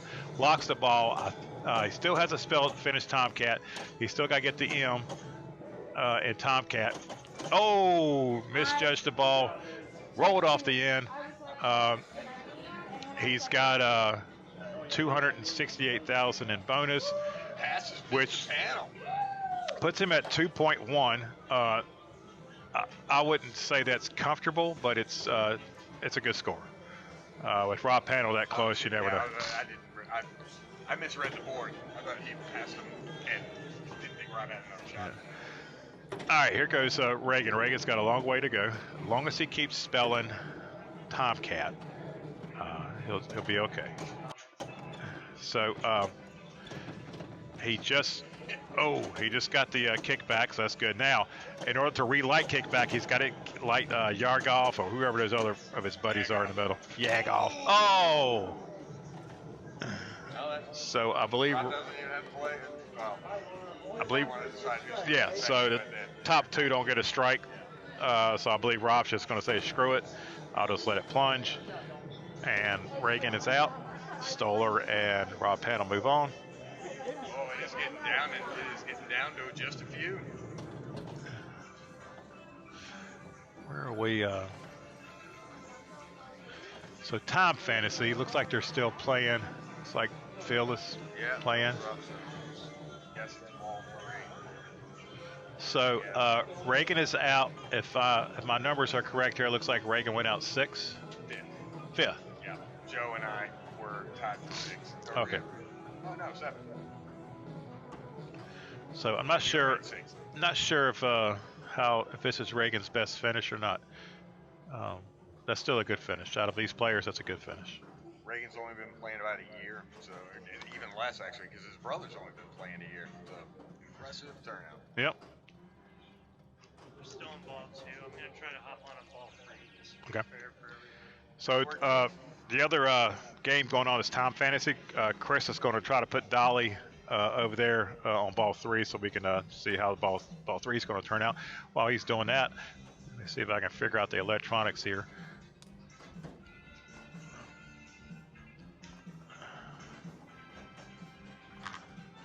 Oh, you trying to move stuff around? Yeah, so it would be. Look at you. I know it's there we go. Okay, so he's moving the moving the rig over to Time Fantasy, and Phil is first, Scott Searcy's second, Matt Larson's third, and looks like if I remember correctly, Dale. Yeah, Phil's in good condition. Go out, but everybody else. Yeah, so somebody's going out. yeah, if 5 or 4 people go out. right, if one of them, yeah, if Matt, if Matt or one of these 3 is going to get a strike. Phil gets a strike, it's no big deal. So if Scott and Matt have to finish first and second to move on. Oh, you're right. Yeah. Yeah, I had it backwards. Yeah, so it's 5 is the most. Yeah, there's still going to be 5 people. Right. Yep. If Scott or Matt finish last, then one of them are out.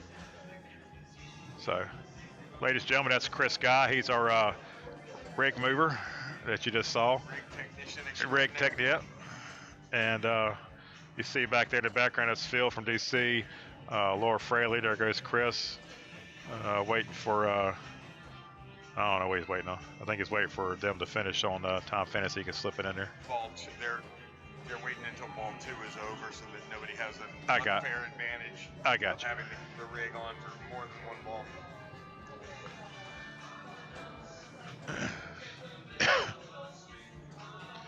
Again, my name is Robert Peters, aka Pete, aka Buzzsaw. Thank you for tuning in. Mouth of the South. Damn straight. We are live streaming from the Richmond Pinball Collective, located at 9550 Midlothian Turnpike in Richmond, Virginia. I believe this place is open 6 days a week, 5 days a week. Just check the hours on their website or Facebook page, or just Google Richmond Pinball Collective. Yeah, you're right, Zach. Is it 6? 2 days, Friday and Tuesday. I think Dale's giving me a hard time here. Yes. Saturday, all day. Monday All right. night, Wednesday night, Thursday. All right, so now we're on Time Fantasy, or as some people call it, Acid Snails. And this is ball 3. Looks like Phil has got 432,000, Scott Searcy over $1 million, and Matt Larson at 268. Again, we'll see how Phil plays this game, but a lot of times most people concentrate on the upper left play field. Either you hit the time, spell time right there in the red targets, or you hit the green targets and put it back up on the top for the end lanes. And all 4 of the time letters will stuff in the ball. Yep. And depending on how many lights you've gotten up on the top, lengthens how long the. Oh, it's not a multi-ball. It's a.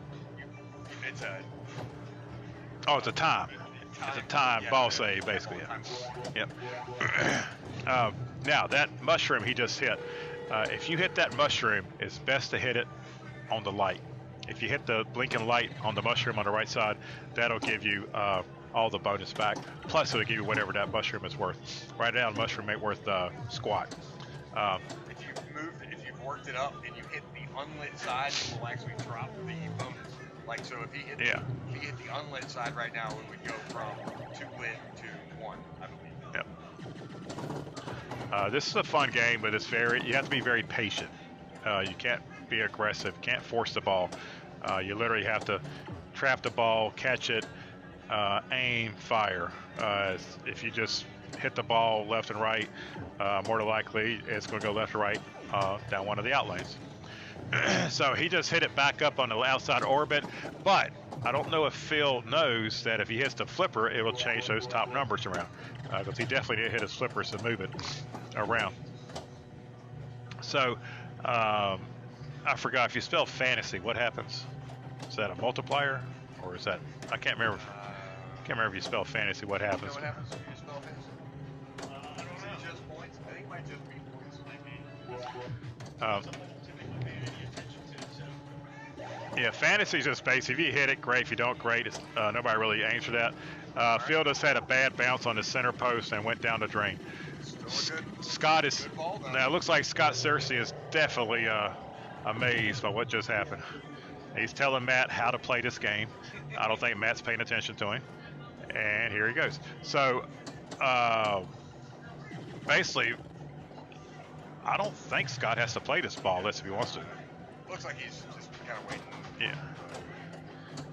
Which is fine. I mean, it's his option to play it or don't play it. A lot of times I like playing just because it's more practice. I'm one of those players, I don't practice. So, the longer I can play a ball, oh, well, as you tell, Scott doesn't care because he didn't throw a fit when he walked away. All right, so now we're down to Mr. Larson, my nemesis, my WWE nemesis. See what he did. Now, see, he's doing the same thing. Well, actually, his bounce went his way. I don't think he knows he can move his numbers around. I don't know. All right, so now Matt's thinking about it. That time, you want to go for the time. That should be your first target. He's hitting that post every time, so just have to, you know, adjust your hit, just the way your aim, and then go for it. But you definitely, the way that ball hits the flipper and it has that little bounce when it comes off the metal right there, it makes it extremely difficult if you don't have it held. Oh, and he got, hey, look at that. That was a lucky bounce. So he's got T and M now. I snuck out of the game. I couldn't hit the time letters to save my life. Could not get the multi-ball started. All right, that's a little keeper right there. Even though it's only 10 points, watch his thousands. That's an easy, just let it keep going. He'll make another 10, 15,000 just for doing that. Okay, now he just hit the arrow, so that now he got bonus, plus he got whatever that mushroom was worth, and he's going to hold the ball. Now, see if he's going to backhand it in time. Oh, so he tried it, didn't work. He tried it. Well, that's not, that angle's not going to work. Oh, down and out in Beverly Hills. Matt is out. Matt just got his third strike. He is out. O-U-T, out the dough. Back to Fredericksburg with his tail stuck between his legs. Phil is still with no strikes. The DC player.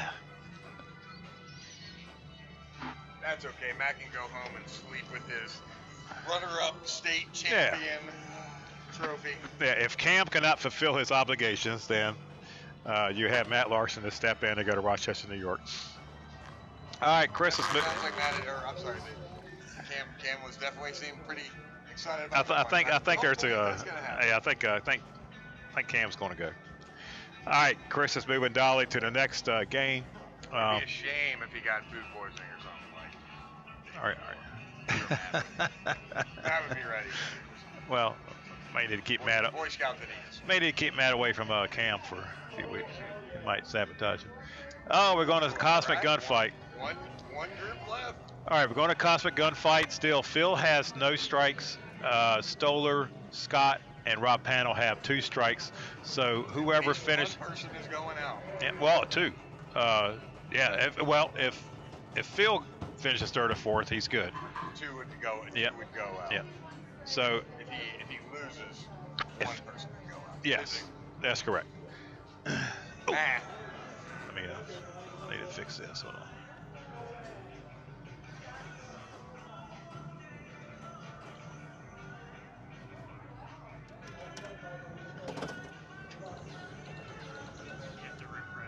Oh. Is there a mic on this thing?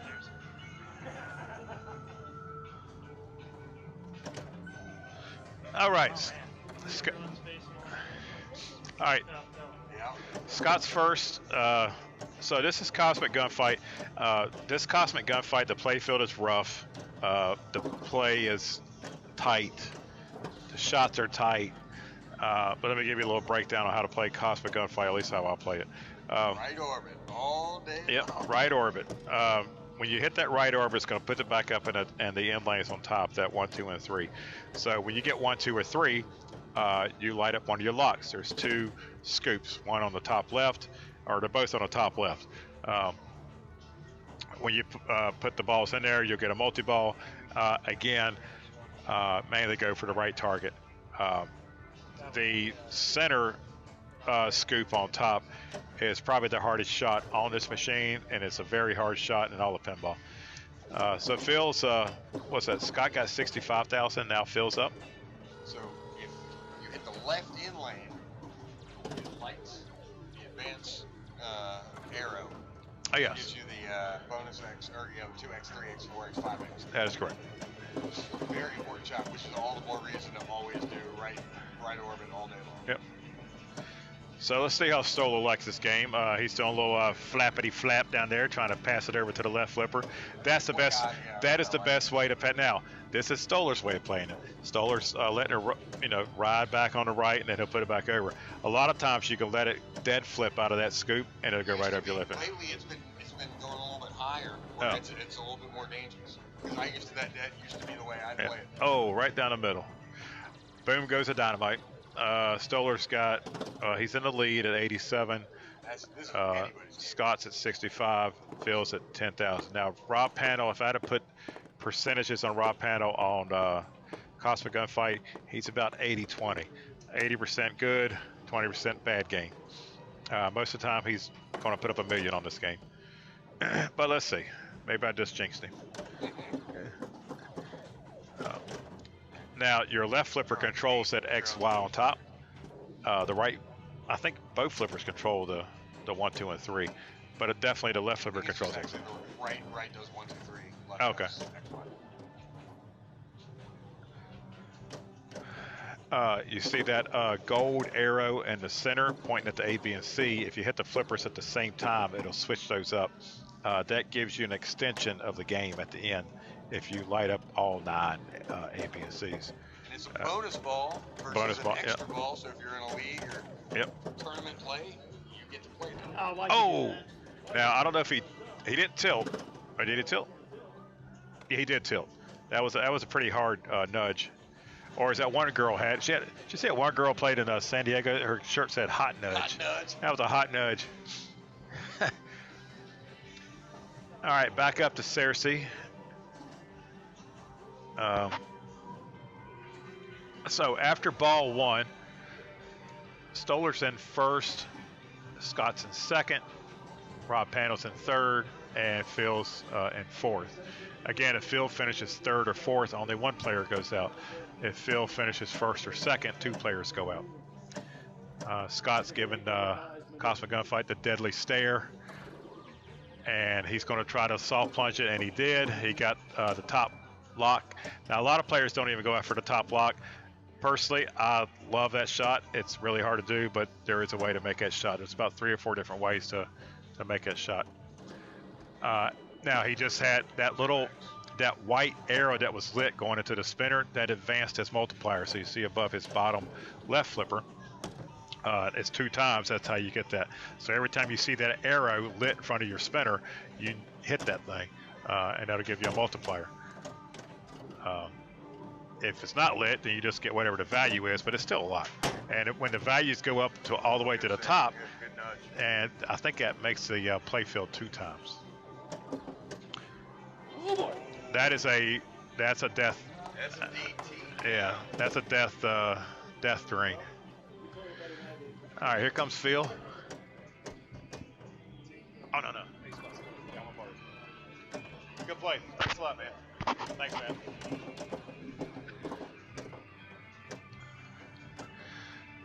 All right, what we got here? Scott is at 155. So Scott right now has the lead. I don't think Phil likes this game. This is probably the only Cosmic Gunfight I know of in the state of Virginia. I'd be shocked if one of these 4 get over 800. Yeah, it just these are right now not great scores. No. Oh God. No, it's they're not playing Cosmic Gunfight with a passion right now. It's Cosmic Gunfight's definitely tearing them up. But yeah, I'm pretty sure Phil does not have any. Well, he don't have a lot of history playing this game. It's just I've never seen a Cosmic Gunfight. Well, actually, I haven't seen a Cosmic Gunfight in Virginia, Maryland, or North Carolina. This might be the only place. Be smart. And Rob normally kicks my butt on this game, so I know how good he is on it. Where's he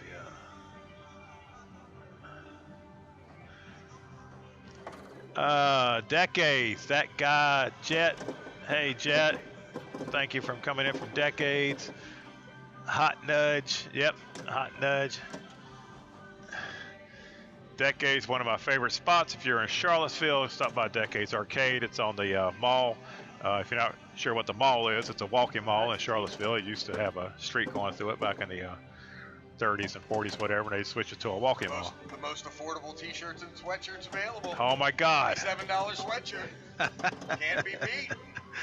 I have to get me one of those.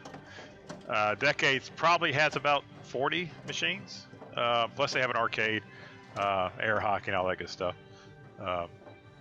Great place. It's not that it's reasonably priced. I think it's 10 or 15 bucks to get in. It's 15. But it's just a good spot. Good people. All right. Let's see where Rob's at now. Rob is at 119. He just locked, got both his locks lit. So now all he has to do is put it into scoops. I know that sounds easy, but it ain't. His best bet is to do like that, hit it into the left side, just up into that outer orbit, and then you go after the hard lock. There we go. So that one's going to lock that ball. So you just see the first ball's locked, kicked another one out in the plunge. Right. Yep, that's the easy one. Now let's see his talent, because this takes talent to get into the other scoop. You move your top targets around. He's got that. That'll give him some more points at the top.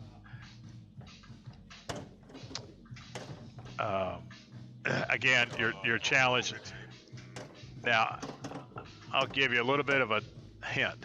If you let that ball roll off your left flipper onto your right flipper and time it the correct way, it'll put it right there in a scoop. Don't tell anybody. You cannot hit it.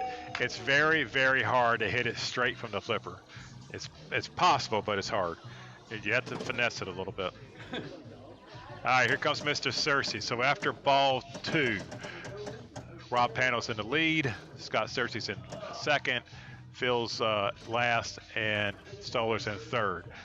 This is not surprising because Stoller, Scott, and Rob play this game probably every other week, if not more, and Phil probably has never seen this game, or if he has, it's been a while because they're just not around everywhere. Nice little nudge, little hot nudge. Hot nudge action. All right, so let's see how Scott does on trying to get it into that locked position. Oh, drain on the outside. Looks like he's gonna. Get over Rob, but only for now. Yep, he's at. Well, he got a good bonus. So that's 308. Now we're up to Phil. Phil might need to rub a lamp or something because he's going to need a miracle to get this. The fact that he has 0 strikes. Keep the hints coming from one of the best. I know. Rob Peters does know a little bit about pinball. I normally don't give out hints. Have I been drinking? That's probably why I'm giving out hints. I haven't been drinking. I am drinking Canada Dry. Everybody calm down. All right, so as predicted, Phil had a rough game here, but he didn't need it. He didn't have any strikes, so he's good. He's still got 2 more chances, though. Stoller just lit his lock. So now let's see if Stoller's got the talent. Let's see if Stoller can put it up there into the top lock position. There is a way off the left flipper. There is a way off the right flipper. You just have to finesse it a little bit.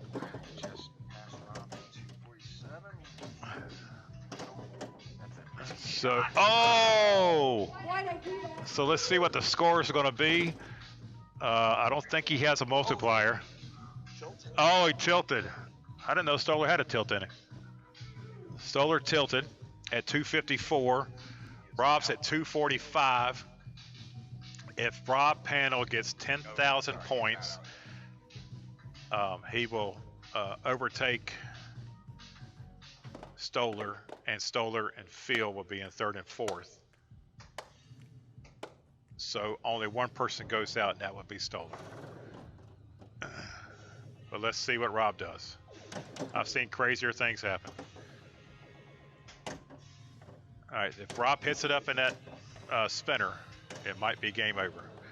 And that's game over. So now he's going to go for, I know Rob Panel, he's going to, oh, look at that. And he might have enough to take first, which it doesn't really matter. Oh, 308, 800. Wow. Versus 308, 770. 30 points. Beat him by 30 points. That's crazy. So Stoller's out. Phil just got his first strike. And now, let's see where we're moving to now. Yellow card. Yellow card. Who got the yellow card? Is that me? I don't think I got a yellow card. Where are we heading to now?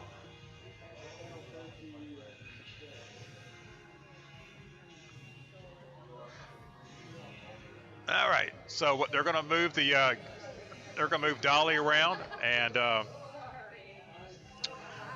get everything set up. I think they're going to have to change out a battery on Dolly, and then move Dolly rig over to the next game.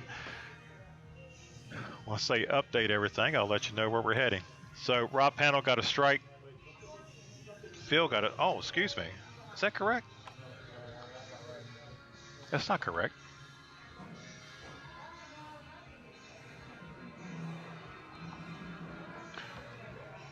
Oh. Wait a minute here. Excuse me one second.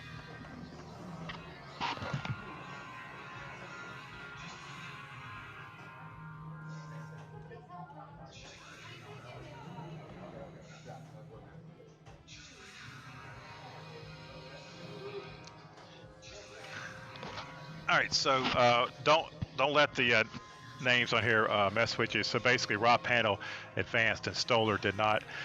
So we're going to have Phil, Rob Panel, and Scott Cersei advancing. Stoller got knocked out. All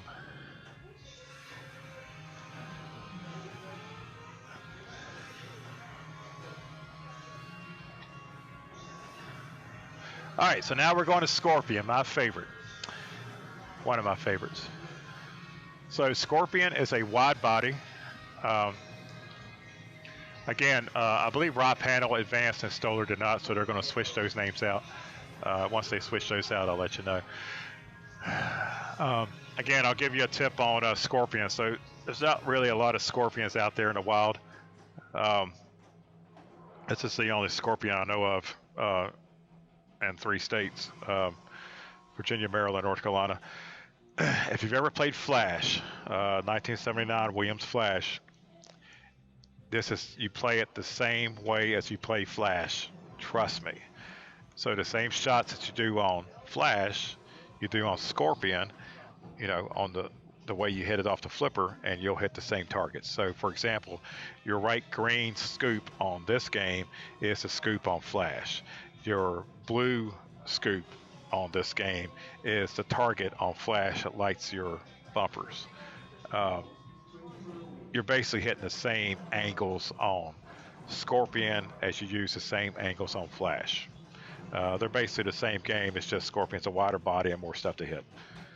So I think, let me see if we got this updated here.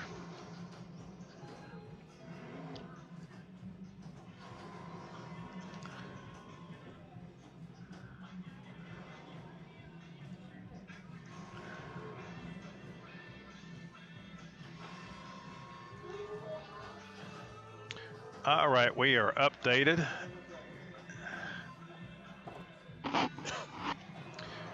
So Phil's going to be first, Scott Cersei second, Rob Panel is third.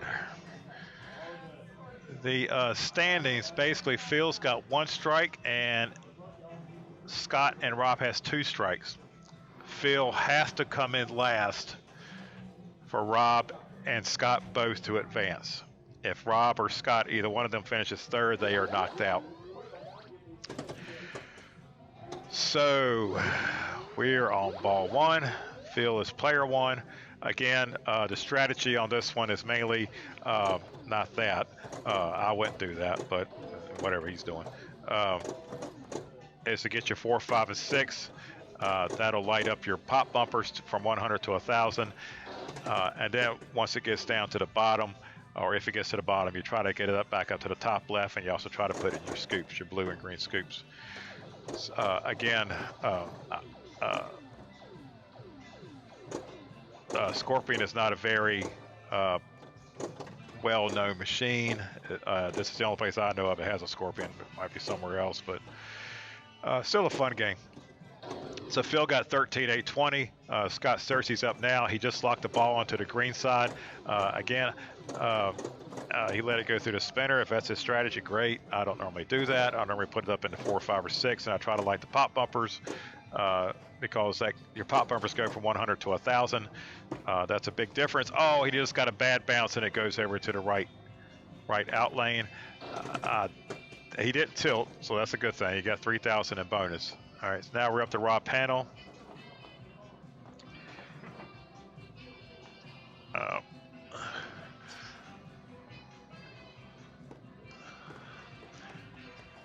Sloth Moss Dude. Yep, those double end lanes can be tricky. Shout out to Clark for his 1.3 million on Scorpion Day. Way to go, Clark. Thanks, Kat, for the shout out. I thought I got $1 million. Oh, no, I got 900,000. Freaking Brian Gabera got like 1 point something million on it too. What a show off. All right, Rob Panels. Now he's got it in the top left. So now you go for the targets, or you go for the 1, 2, 3 targets on the left. You want to try to keep it up there as long as possible. At least that's what I do. Number one, because it's fun, and number two, if you get it for longer, you just get a lot of easy points. When you get up there on the top left, it's best to trap the ball. You can backhand it into the 1, 2, and 3. If your spinner's lit, right now it's not lit, but if your spinner's lit, that's 1,000. You can backhand it or use the right flipper to get a lot of punch to it and get a lot of points. I'm not sure if they know that they can use that 4, 5, or 6. Do it. If you soft plunge this, it'll be in 4, 5, or 6, and I'm telling you, that's just a better way. You're just going to light the your pop bumpers. It'll light all your pop. Why would you have pop bumpers at 100 when you can have all your pop bumpers at 1,000? Just makes sense. So the angle on these scoops is extremely hard, and you just gotta have patience and get at the end of your flippers. Do a little slap on your flipper, and that'll put it right up in there. Looks like he's got 4 out of the 6 targets down on top. Now, if I was him, I would try to hit that blue, which he did, but it was just a little tight. That was a nice little tapper. And, he hit the target. That gave him a bonus. All right, that's also an okay shot because you hit it back up in the spinner.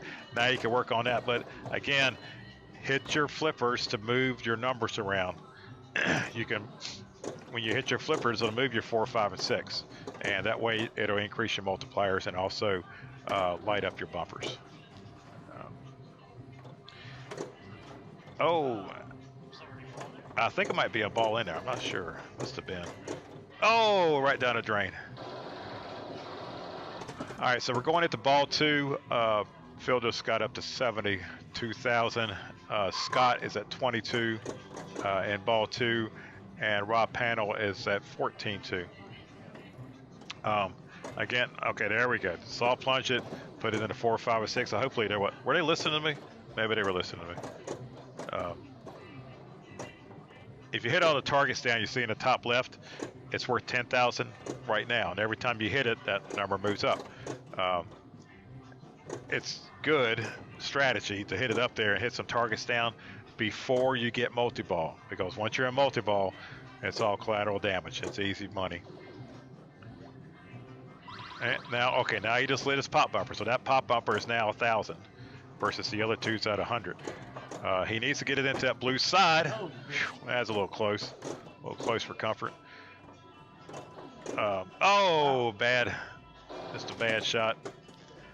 Looks like now Scott Cersei's at 41. Phil's at 71. And Rob Panel's at 14. Going to the end of ball 2, player 3. There is no player 4 in this round.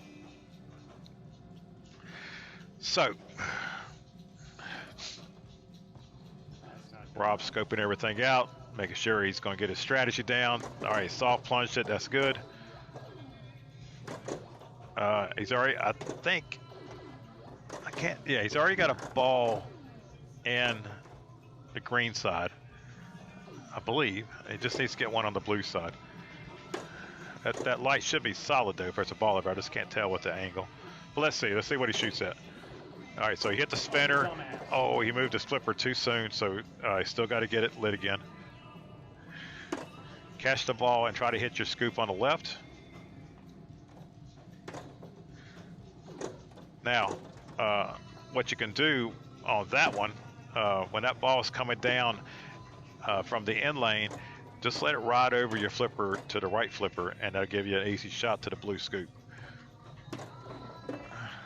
Remember, I didn't tell anybody that. So he had a bad shot there, kind of bounced the wrong way. It's very close between Scott and Rob, and Phil is at 75. Again, Phil probably never ever plays this game, so for him to be in the lead is very, very impressive. So now let's see if he learned from them and see if he can put it in number 4 again. Guys, just slap your flipper one time and it'll move those numbers over so you can get your bumpers lit. Someone else supposed to lock the ball. Yep, I agree, Clark. I can't tell by that angle, but I think that's the case. All right, he just made it interesting. Phil has 96,620. That's an easy catch. Here comes Scott. Let's see what Scott's going to do. See if he soft plunges up in 4, 5, or 6. That's what I would do. Look at that. He's got 2 of them up there already. Again, try to get that scoop on the left. Okay, see if he's going to trap it. He does. Now let's see what he's going to go after now. Again, try to keep it up there as long as possible. I mean, it's just fun. I mean, you may not get a lot of points, but it's going to help you in the long run playing this game because you're learning how to trap, you're learning how to shoot, you're learning how this game angles are played, or how you're going to hit the angles. So you might as well keep it up there, just screw around for a little bit, relax. Okay, he got the number 2. I think he just needs to get the number 3 up there. Now the ball's going crazy again. He's going to have to get some control. He did get the 6, so now he's got 2 bumper slits. So now 2 of those bumpers are 1,000. That's a good save. Again, try to slow that ball down so you can send it over to that blue scoop. It's really hard to hit it with that speed versus just slowing it down. All right, what's it going to do? That's a good shot. Hits it in the spinner, gets it back up there. Maybe could light up another bumper. Scott is at 102, so now he's in first. So Scott is, for now, he should be good. It's going to be up to Rob Panel. He's got all 3 bumpers lit.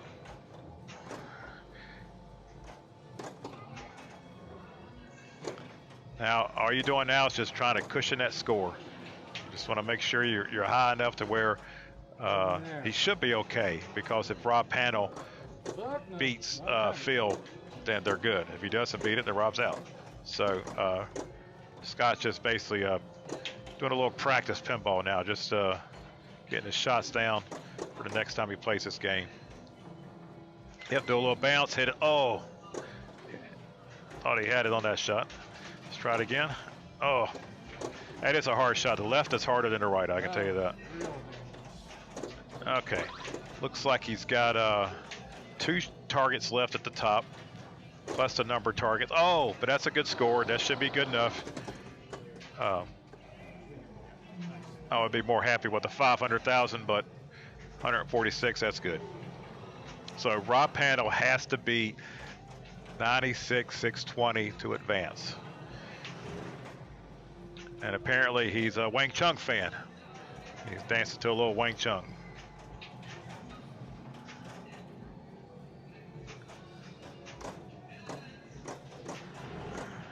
All right, scoping it out.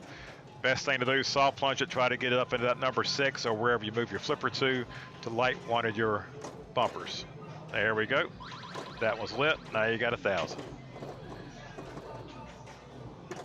Easy money. Okay. Oh, I was trying to trap it up in there, but that didn't work. Ball was swaying all over the damn place. He needs to slow that thing down. Okay, get it back up in there, save it, just bounce around a little bit, have some fun. Uh-oh. All right. He's still trying to get up into that top left. If that was me, I would go for the blue scoop, but that's not me. Oh! And the right out lane, and unless his bonus is crazy, I think that puts Rob Panel out. So Rob is out in third. Now we got Scott, Cersei, and Phil. Heads up.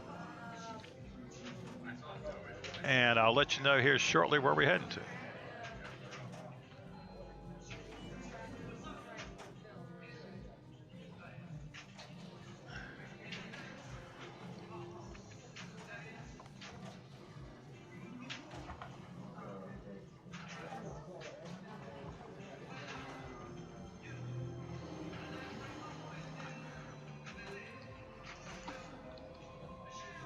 All right, so Chris is going out to move Dolly to the next station.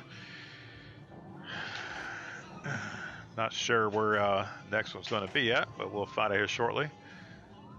That is Dale Schultz, otherwise known as Stolar's dad. He's playing Jaws, getting ready for his next tournament, I believe, which will be tomorrow night. Tomorrow night it's Penopolis,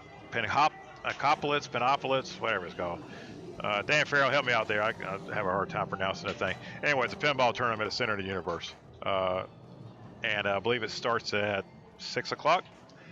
Normally has about 20, 30 players. We play until 8:30, I believe. It's 2.5 hours. You just keep playing heads up over and over and over. Who has the most wins at the end of the night is the winner. So that's tomorrow, Center of the Universe Brewery in Ashland, Virginia, 6 p.m. Penopolis, whatever. Somebody help me out with that. Okay, we are playing Gator. Oh my God, my favorite Gator. Let's do that. I'll do one of these. And change. Okay, we are on Gator. Scott is first. This is heads up action. Again, we played Gator earlier, but just in case you arrived late, you know, maybe having dinner. What time is it?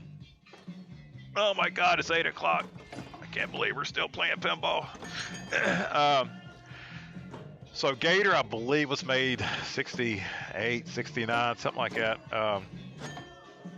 It's a zipper flipper, so as you saw right there, if you hit that blue pop bumper or some, you know, whatever, in the middle, number 3, what's it called?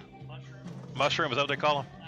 Pop mushroom, pop shroom? It's not really a pop bumper, but yeah, I guess it's a mushroom. If you hit that blue one, it closes the flippers, and they just say that's why it's a zipper flipper. They zip in. It's a lot easier to hit the ball when they're closed than they are open. So the red mushrooms there, red bumpers, open your flippers, and the blue one closes it. As you see on the play field, you got 1, 2, 3, 4, 5, 6, 5 bumpers and 1 lane, the orbit on the left side. You get all those numbers, it lights up the lanes on the right, where you get 500 points each time it goes in one of those lanes. You just have to be good at patience, close your flippers, and barely touch your flippers to bounce it back and forth to get your shot lined up. That's how I play zipper flippers. Other people do it differently, but that's how I play it. Gator's not a lot of people don't like Gator. I love Gator. It's very challenging, and you You just have to have patience. So Scott's got 1,600. Phil's got 152, 23, somewhere in that range. There is a gator up in Baltimore at Holy Frioli's. They have it during Penn Baltimore. That's the only other gator I've ever seen around here. So if Phil plays at Penn Baltimore, he's familiar with this game. It can be a little overwhelming at first because it is a challenging game and you have to have a lot of patience. When you plunge the ball, if you see in the top right where the ball's at now, it's either your out in lanes are lit or your center lane is lit. And you have to plunge the ball accordingly to hit them. You have to give this thing a hot nudge every now and then to get the ball under control. You just can't let the ball bounce here and there and everywhere. To do that. See you, Rob? Good player. So if you hit that number 6, that automatically lights your top right lane. That yellow light will come on. And you can backhand it, put it in there. I don't think Phil knows to hit that blue mushroom. He may or may not. It's a lot to learn on this game. I know it seems very easy and methodical, but there's still a lot to learn. So he's trying to keep it live. These are baby flippers. Now, let's see if he knows how to just calm down and just let it relax, you know. Yep, there we go. That's how you do it. Now, they had this discussion on the tournament that was just in San Diego. They had a zipper flipper or 2 pinball machine in that tournament. When you granny flip, it's what I call it. When you hit the flippers at the same time, 90% of the time, it ain't gonna do you a damn bit of good. You're gonna have to hit it one at a time. So if he hits them at the same time, like he did last time, well, that doesn't do you any good. You're just flipping a ball up there with no control. You need to try to bounce it back and forth, kind of lightly tap it to the left, lightly tap it to the right, and then backhand it, because on Gator, your backhand is pretty strong. Most Gators is strong. If you backhand it on the left, you want to backhand it to that number 6, and it'll slingshot all the way over to the lane that's open. If you backhand it to the right, you want to try to hit the yellow one. If you hit the red, just be ready. It's going to open your flippers back up, and you have to hit that blue mushroom quickly to close them back up. If your 1 and 3 is hit, then that lane will open up, and you already have it open. So just, oh, look at that! What a shot! Scott just hit it in there. So Scott's, yep, that was a good shot. That's how you do it. Oh, what's that? Mushroom target. Thank you, Clark.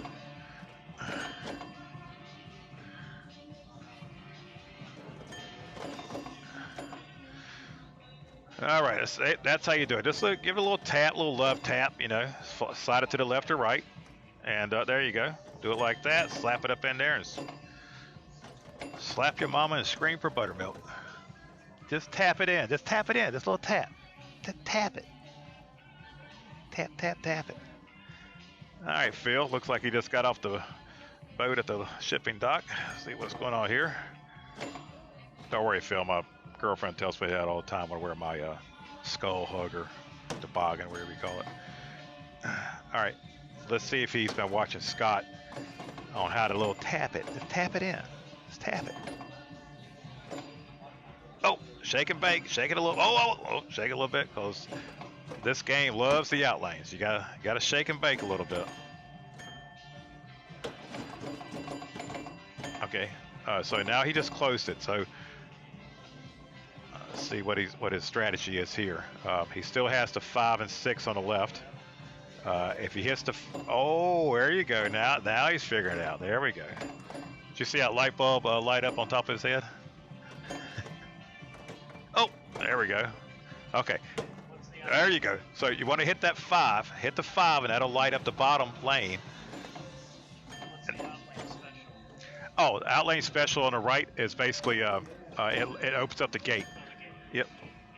So if the gate, it's kind of strange on gate. If the gate's open, this happened to me earlier. I don't know if it was a flaw in the machine, or maybe it does that. When the gate was open, it wouldn't close my zipper flippers. until either I use that or I hit something else, and then it kind of reset itself. So sometimes when you open up that gate, you still get 500 points for putting it through the gate. So Phil made a little comeback. Again, he is a awesome player, so you can't really count him out. What ball are we on? Do you remember? Is this ball 5? Scott is at 37, so mainly what Scott wants to do now is close the flippers, and then just be patient. Be patient and try to get the rest of them. Yep. So this is ball 5. If Scott wins, we go to another round, and it's game 7 basically. If Phil wins, game over.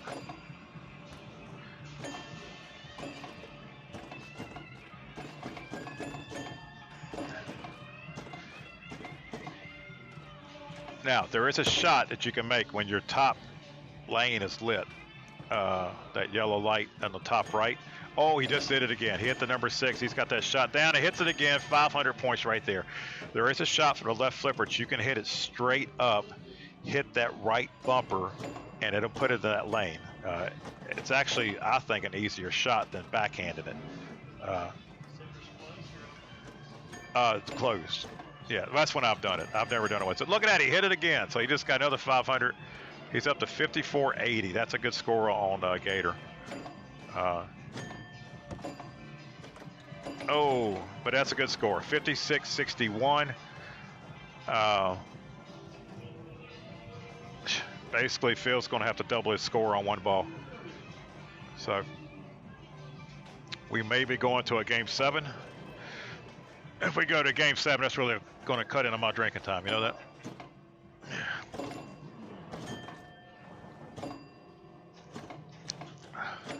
Oh, all right. Let's see what he does. He got the blue mushroom. He still needs to get a lot of targets. Open up those. Either hit the 6 or just start hitting mushroom targets. Sometimes with Gator, you just have to lean into the game and just literally just look over it. That helps me out a lot. Can't really sit back and play this game. Oh, looks like we're going to a game 7. They did a little fist pump. Chris is going to go move Dolly to the next station. All right. Each player has 2 strikes. Can't get much better than this other than me being in there.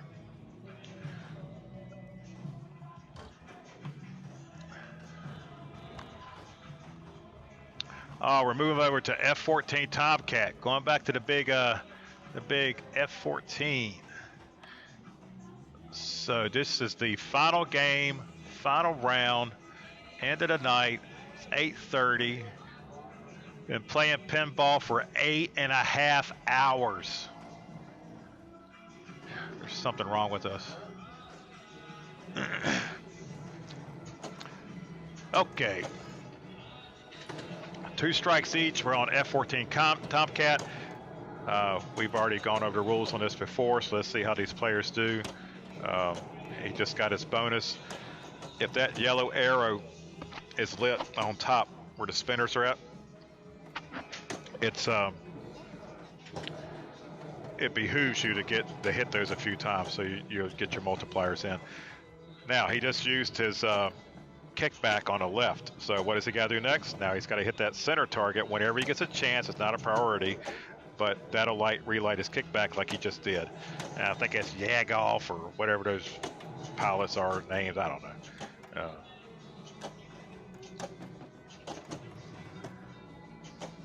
Okay, so again, your goal here is to spell Tomcat. He does have his the left lit. All those red lights lit. He is already up to 2, 3, 4, 5 times multiplier, so he was hitting those bonuses. So that's going to help him at the end of the end of this ball. He locks the first ball. I don't think he spelled Tomcat again, so this should kick back out. Okay, this one's going to kick out. Okay, now you got to start working on Tomcat again. It's really good if you can get your reflexes down. It's really good to keep that ball on the top flipper, so it's easier to spell Tomcat from up there.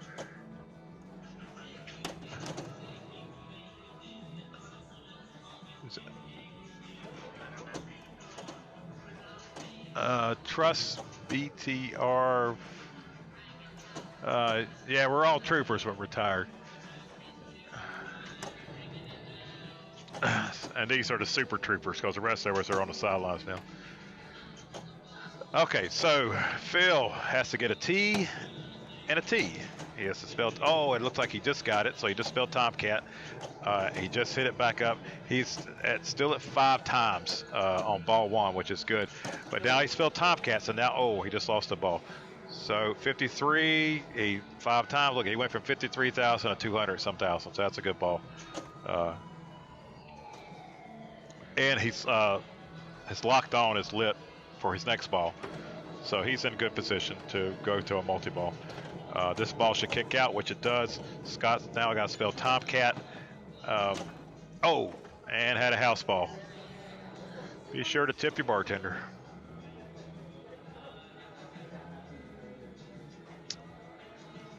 All right, back up to Phil. If Phil can pull this off, that's pretty impressive. To come down from DC, I don't even know if he's ever played here before. And normally the first part of the year, the first month in January, a lot of people are traveling and they will play tournaments elsewhere because everybody starts at 0 in January and the season ends in December.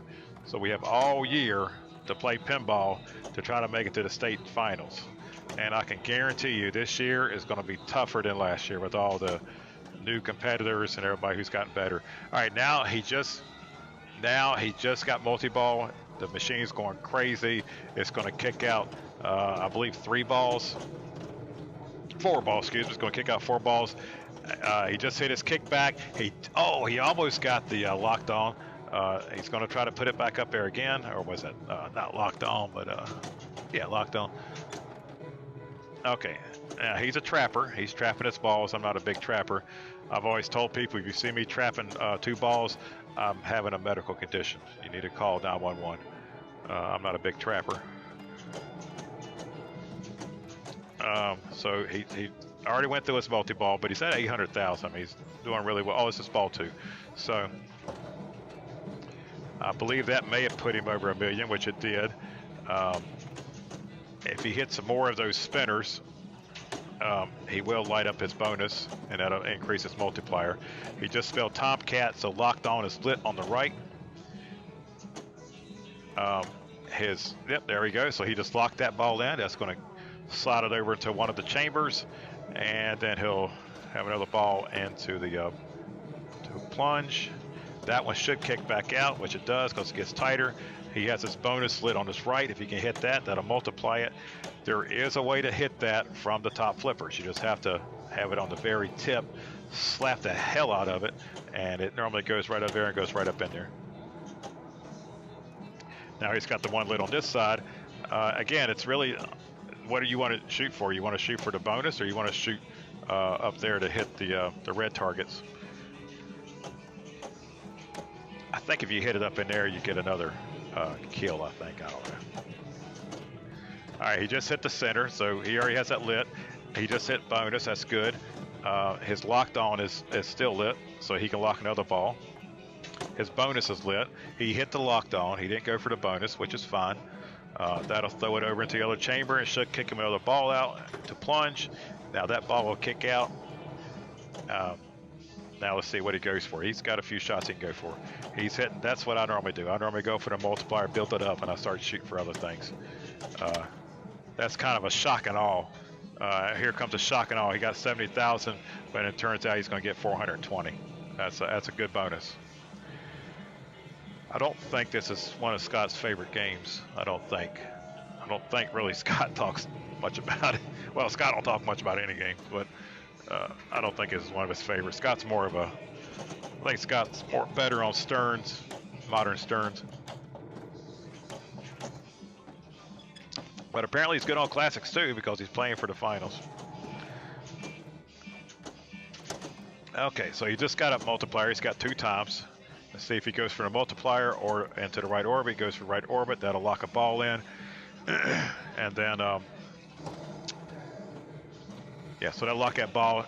He's going to plunge another one. That should kick out. It did. Again, repetition. You just start spelling Tomcat. try to get some bonus. If this was me, I would spell Tomcat, just keep it up on top as long as possible, even if you have to put it into the right orbit.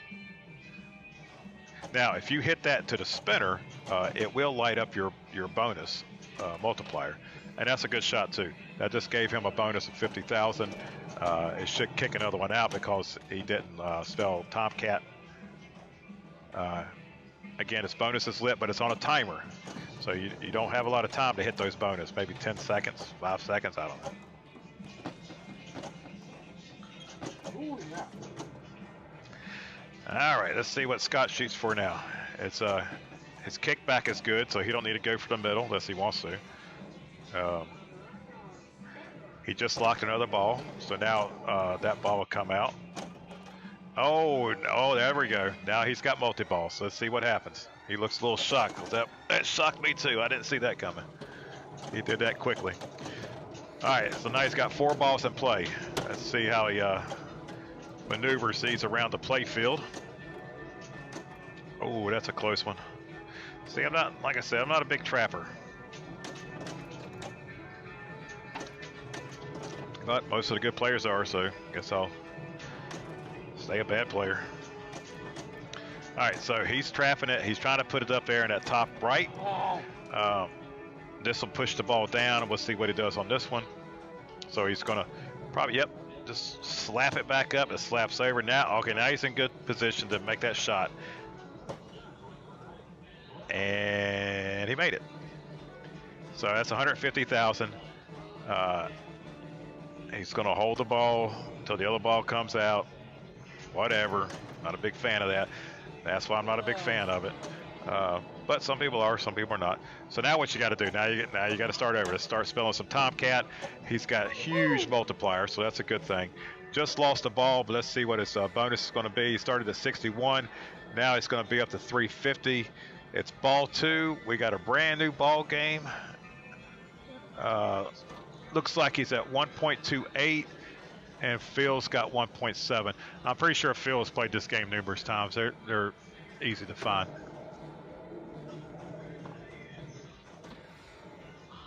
Is that Ryan Shapiro? Might be Ryan Shapiro. Thank you, Ryan. Good to see you today.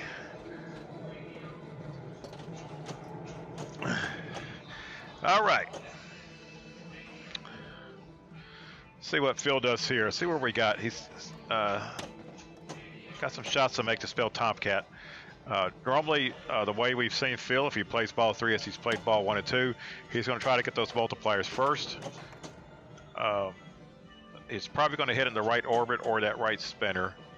Now I've seen some people where that ball sits on the flipper, they'll slap the side of it to get it back down so they get a better shot. Some people do, some people don't.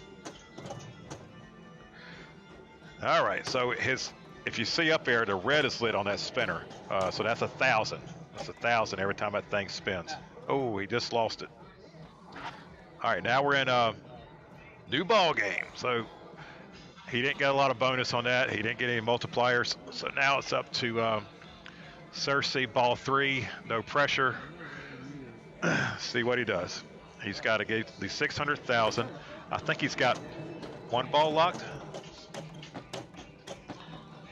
He's already had his multi-ball, so this multi-ball, same thing. He's still got to spell Tomcat. I mean, it's nothing new.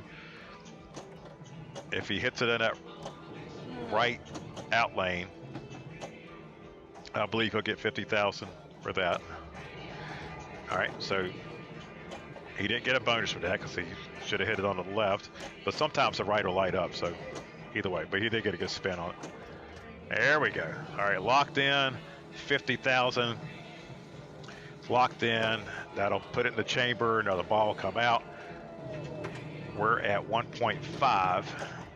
He needs to get 1.9.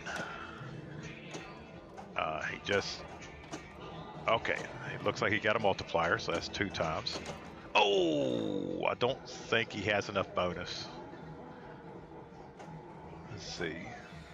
20 setting up, 54.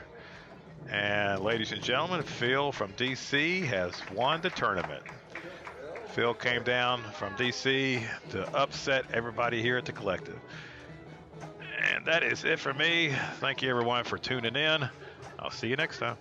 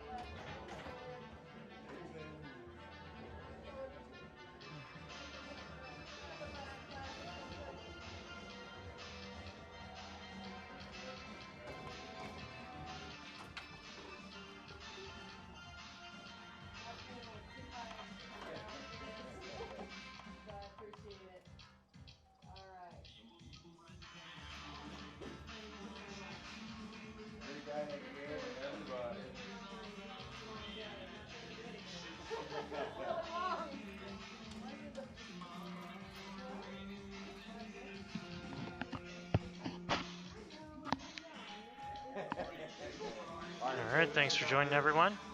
That's the end of the tournament. So we had first place. Let me refresh the standings real quick. First place we had Phil. Second place we had Scott. And third place is Rob Pinnell. Alright. Thanks for joining. We will see you next time.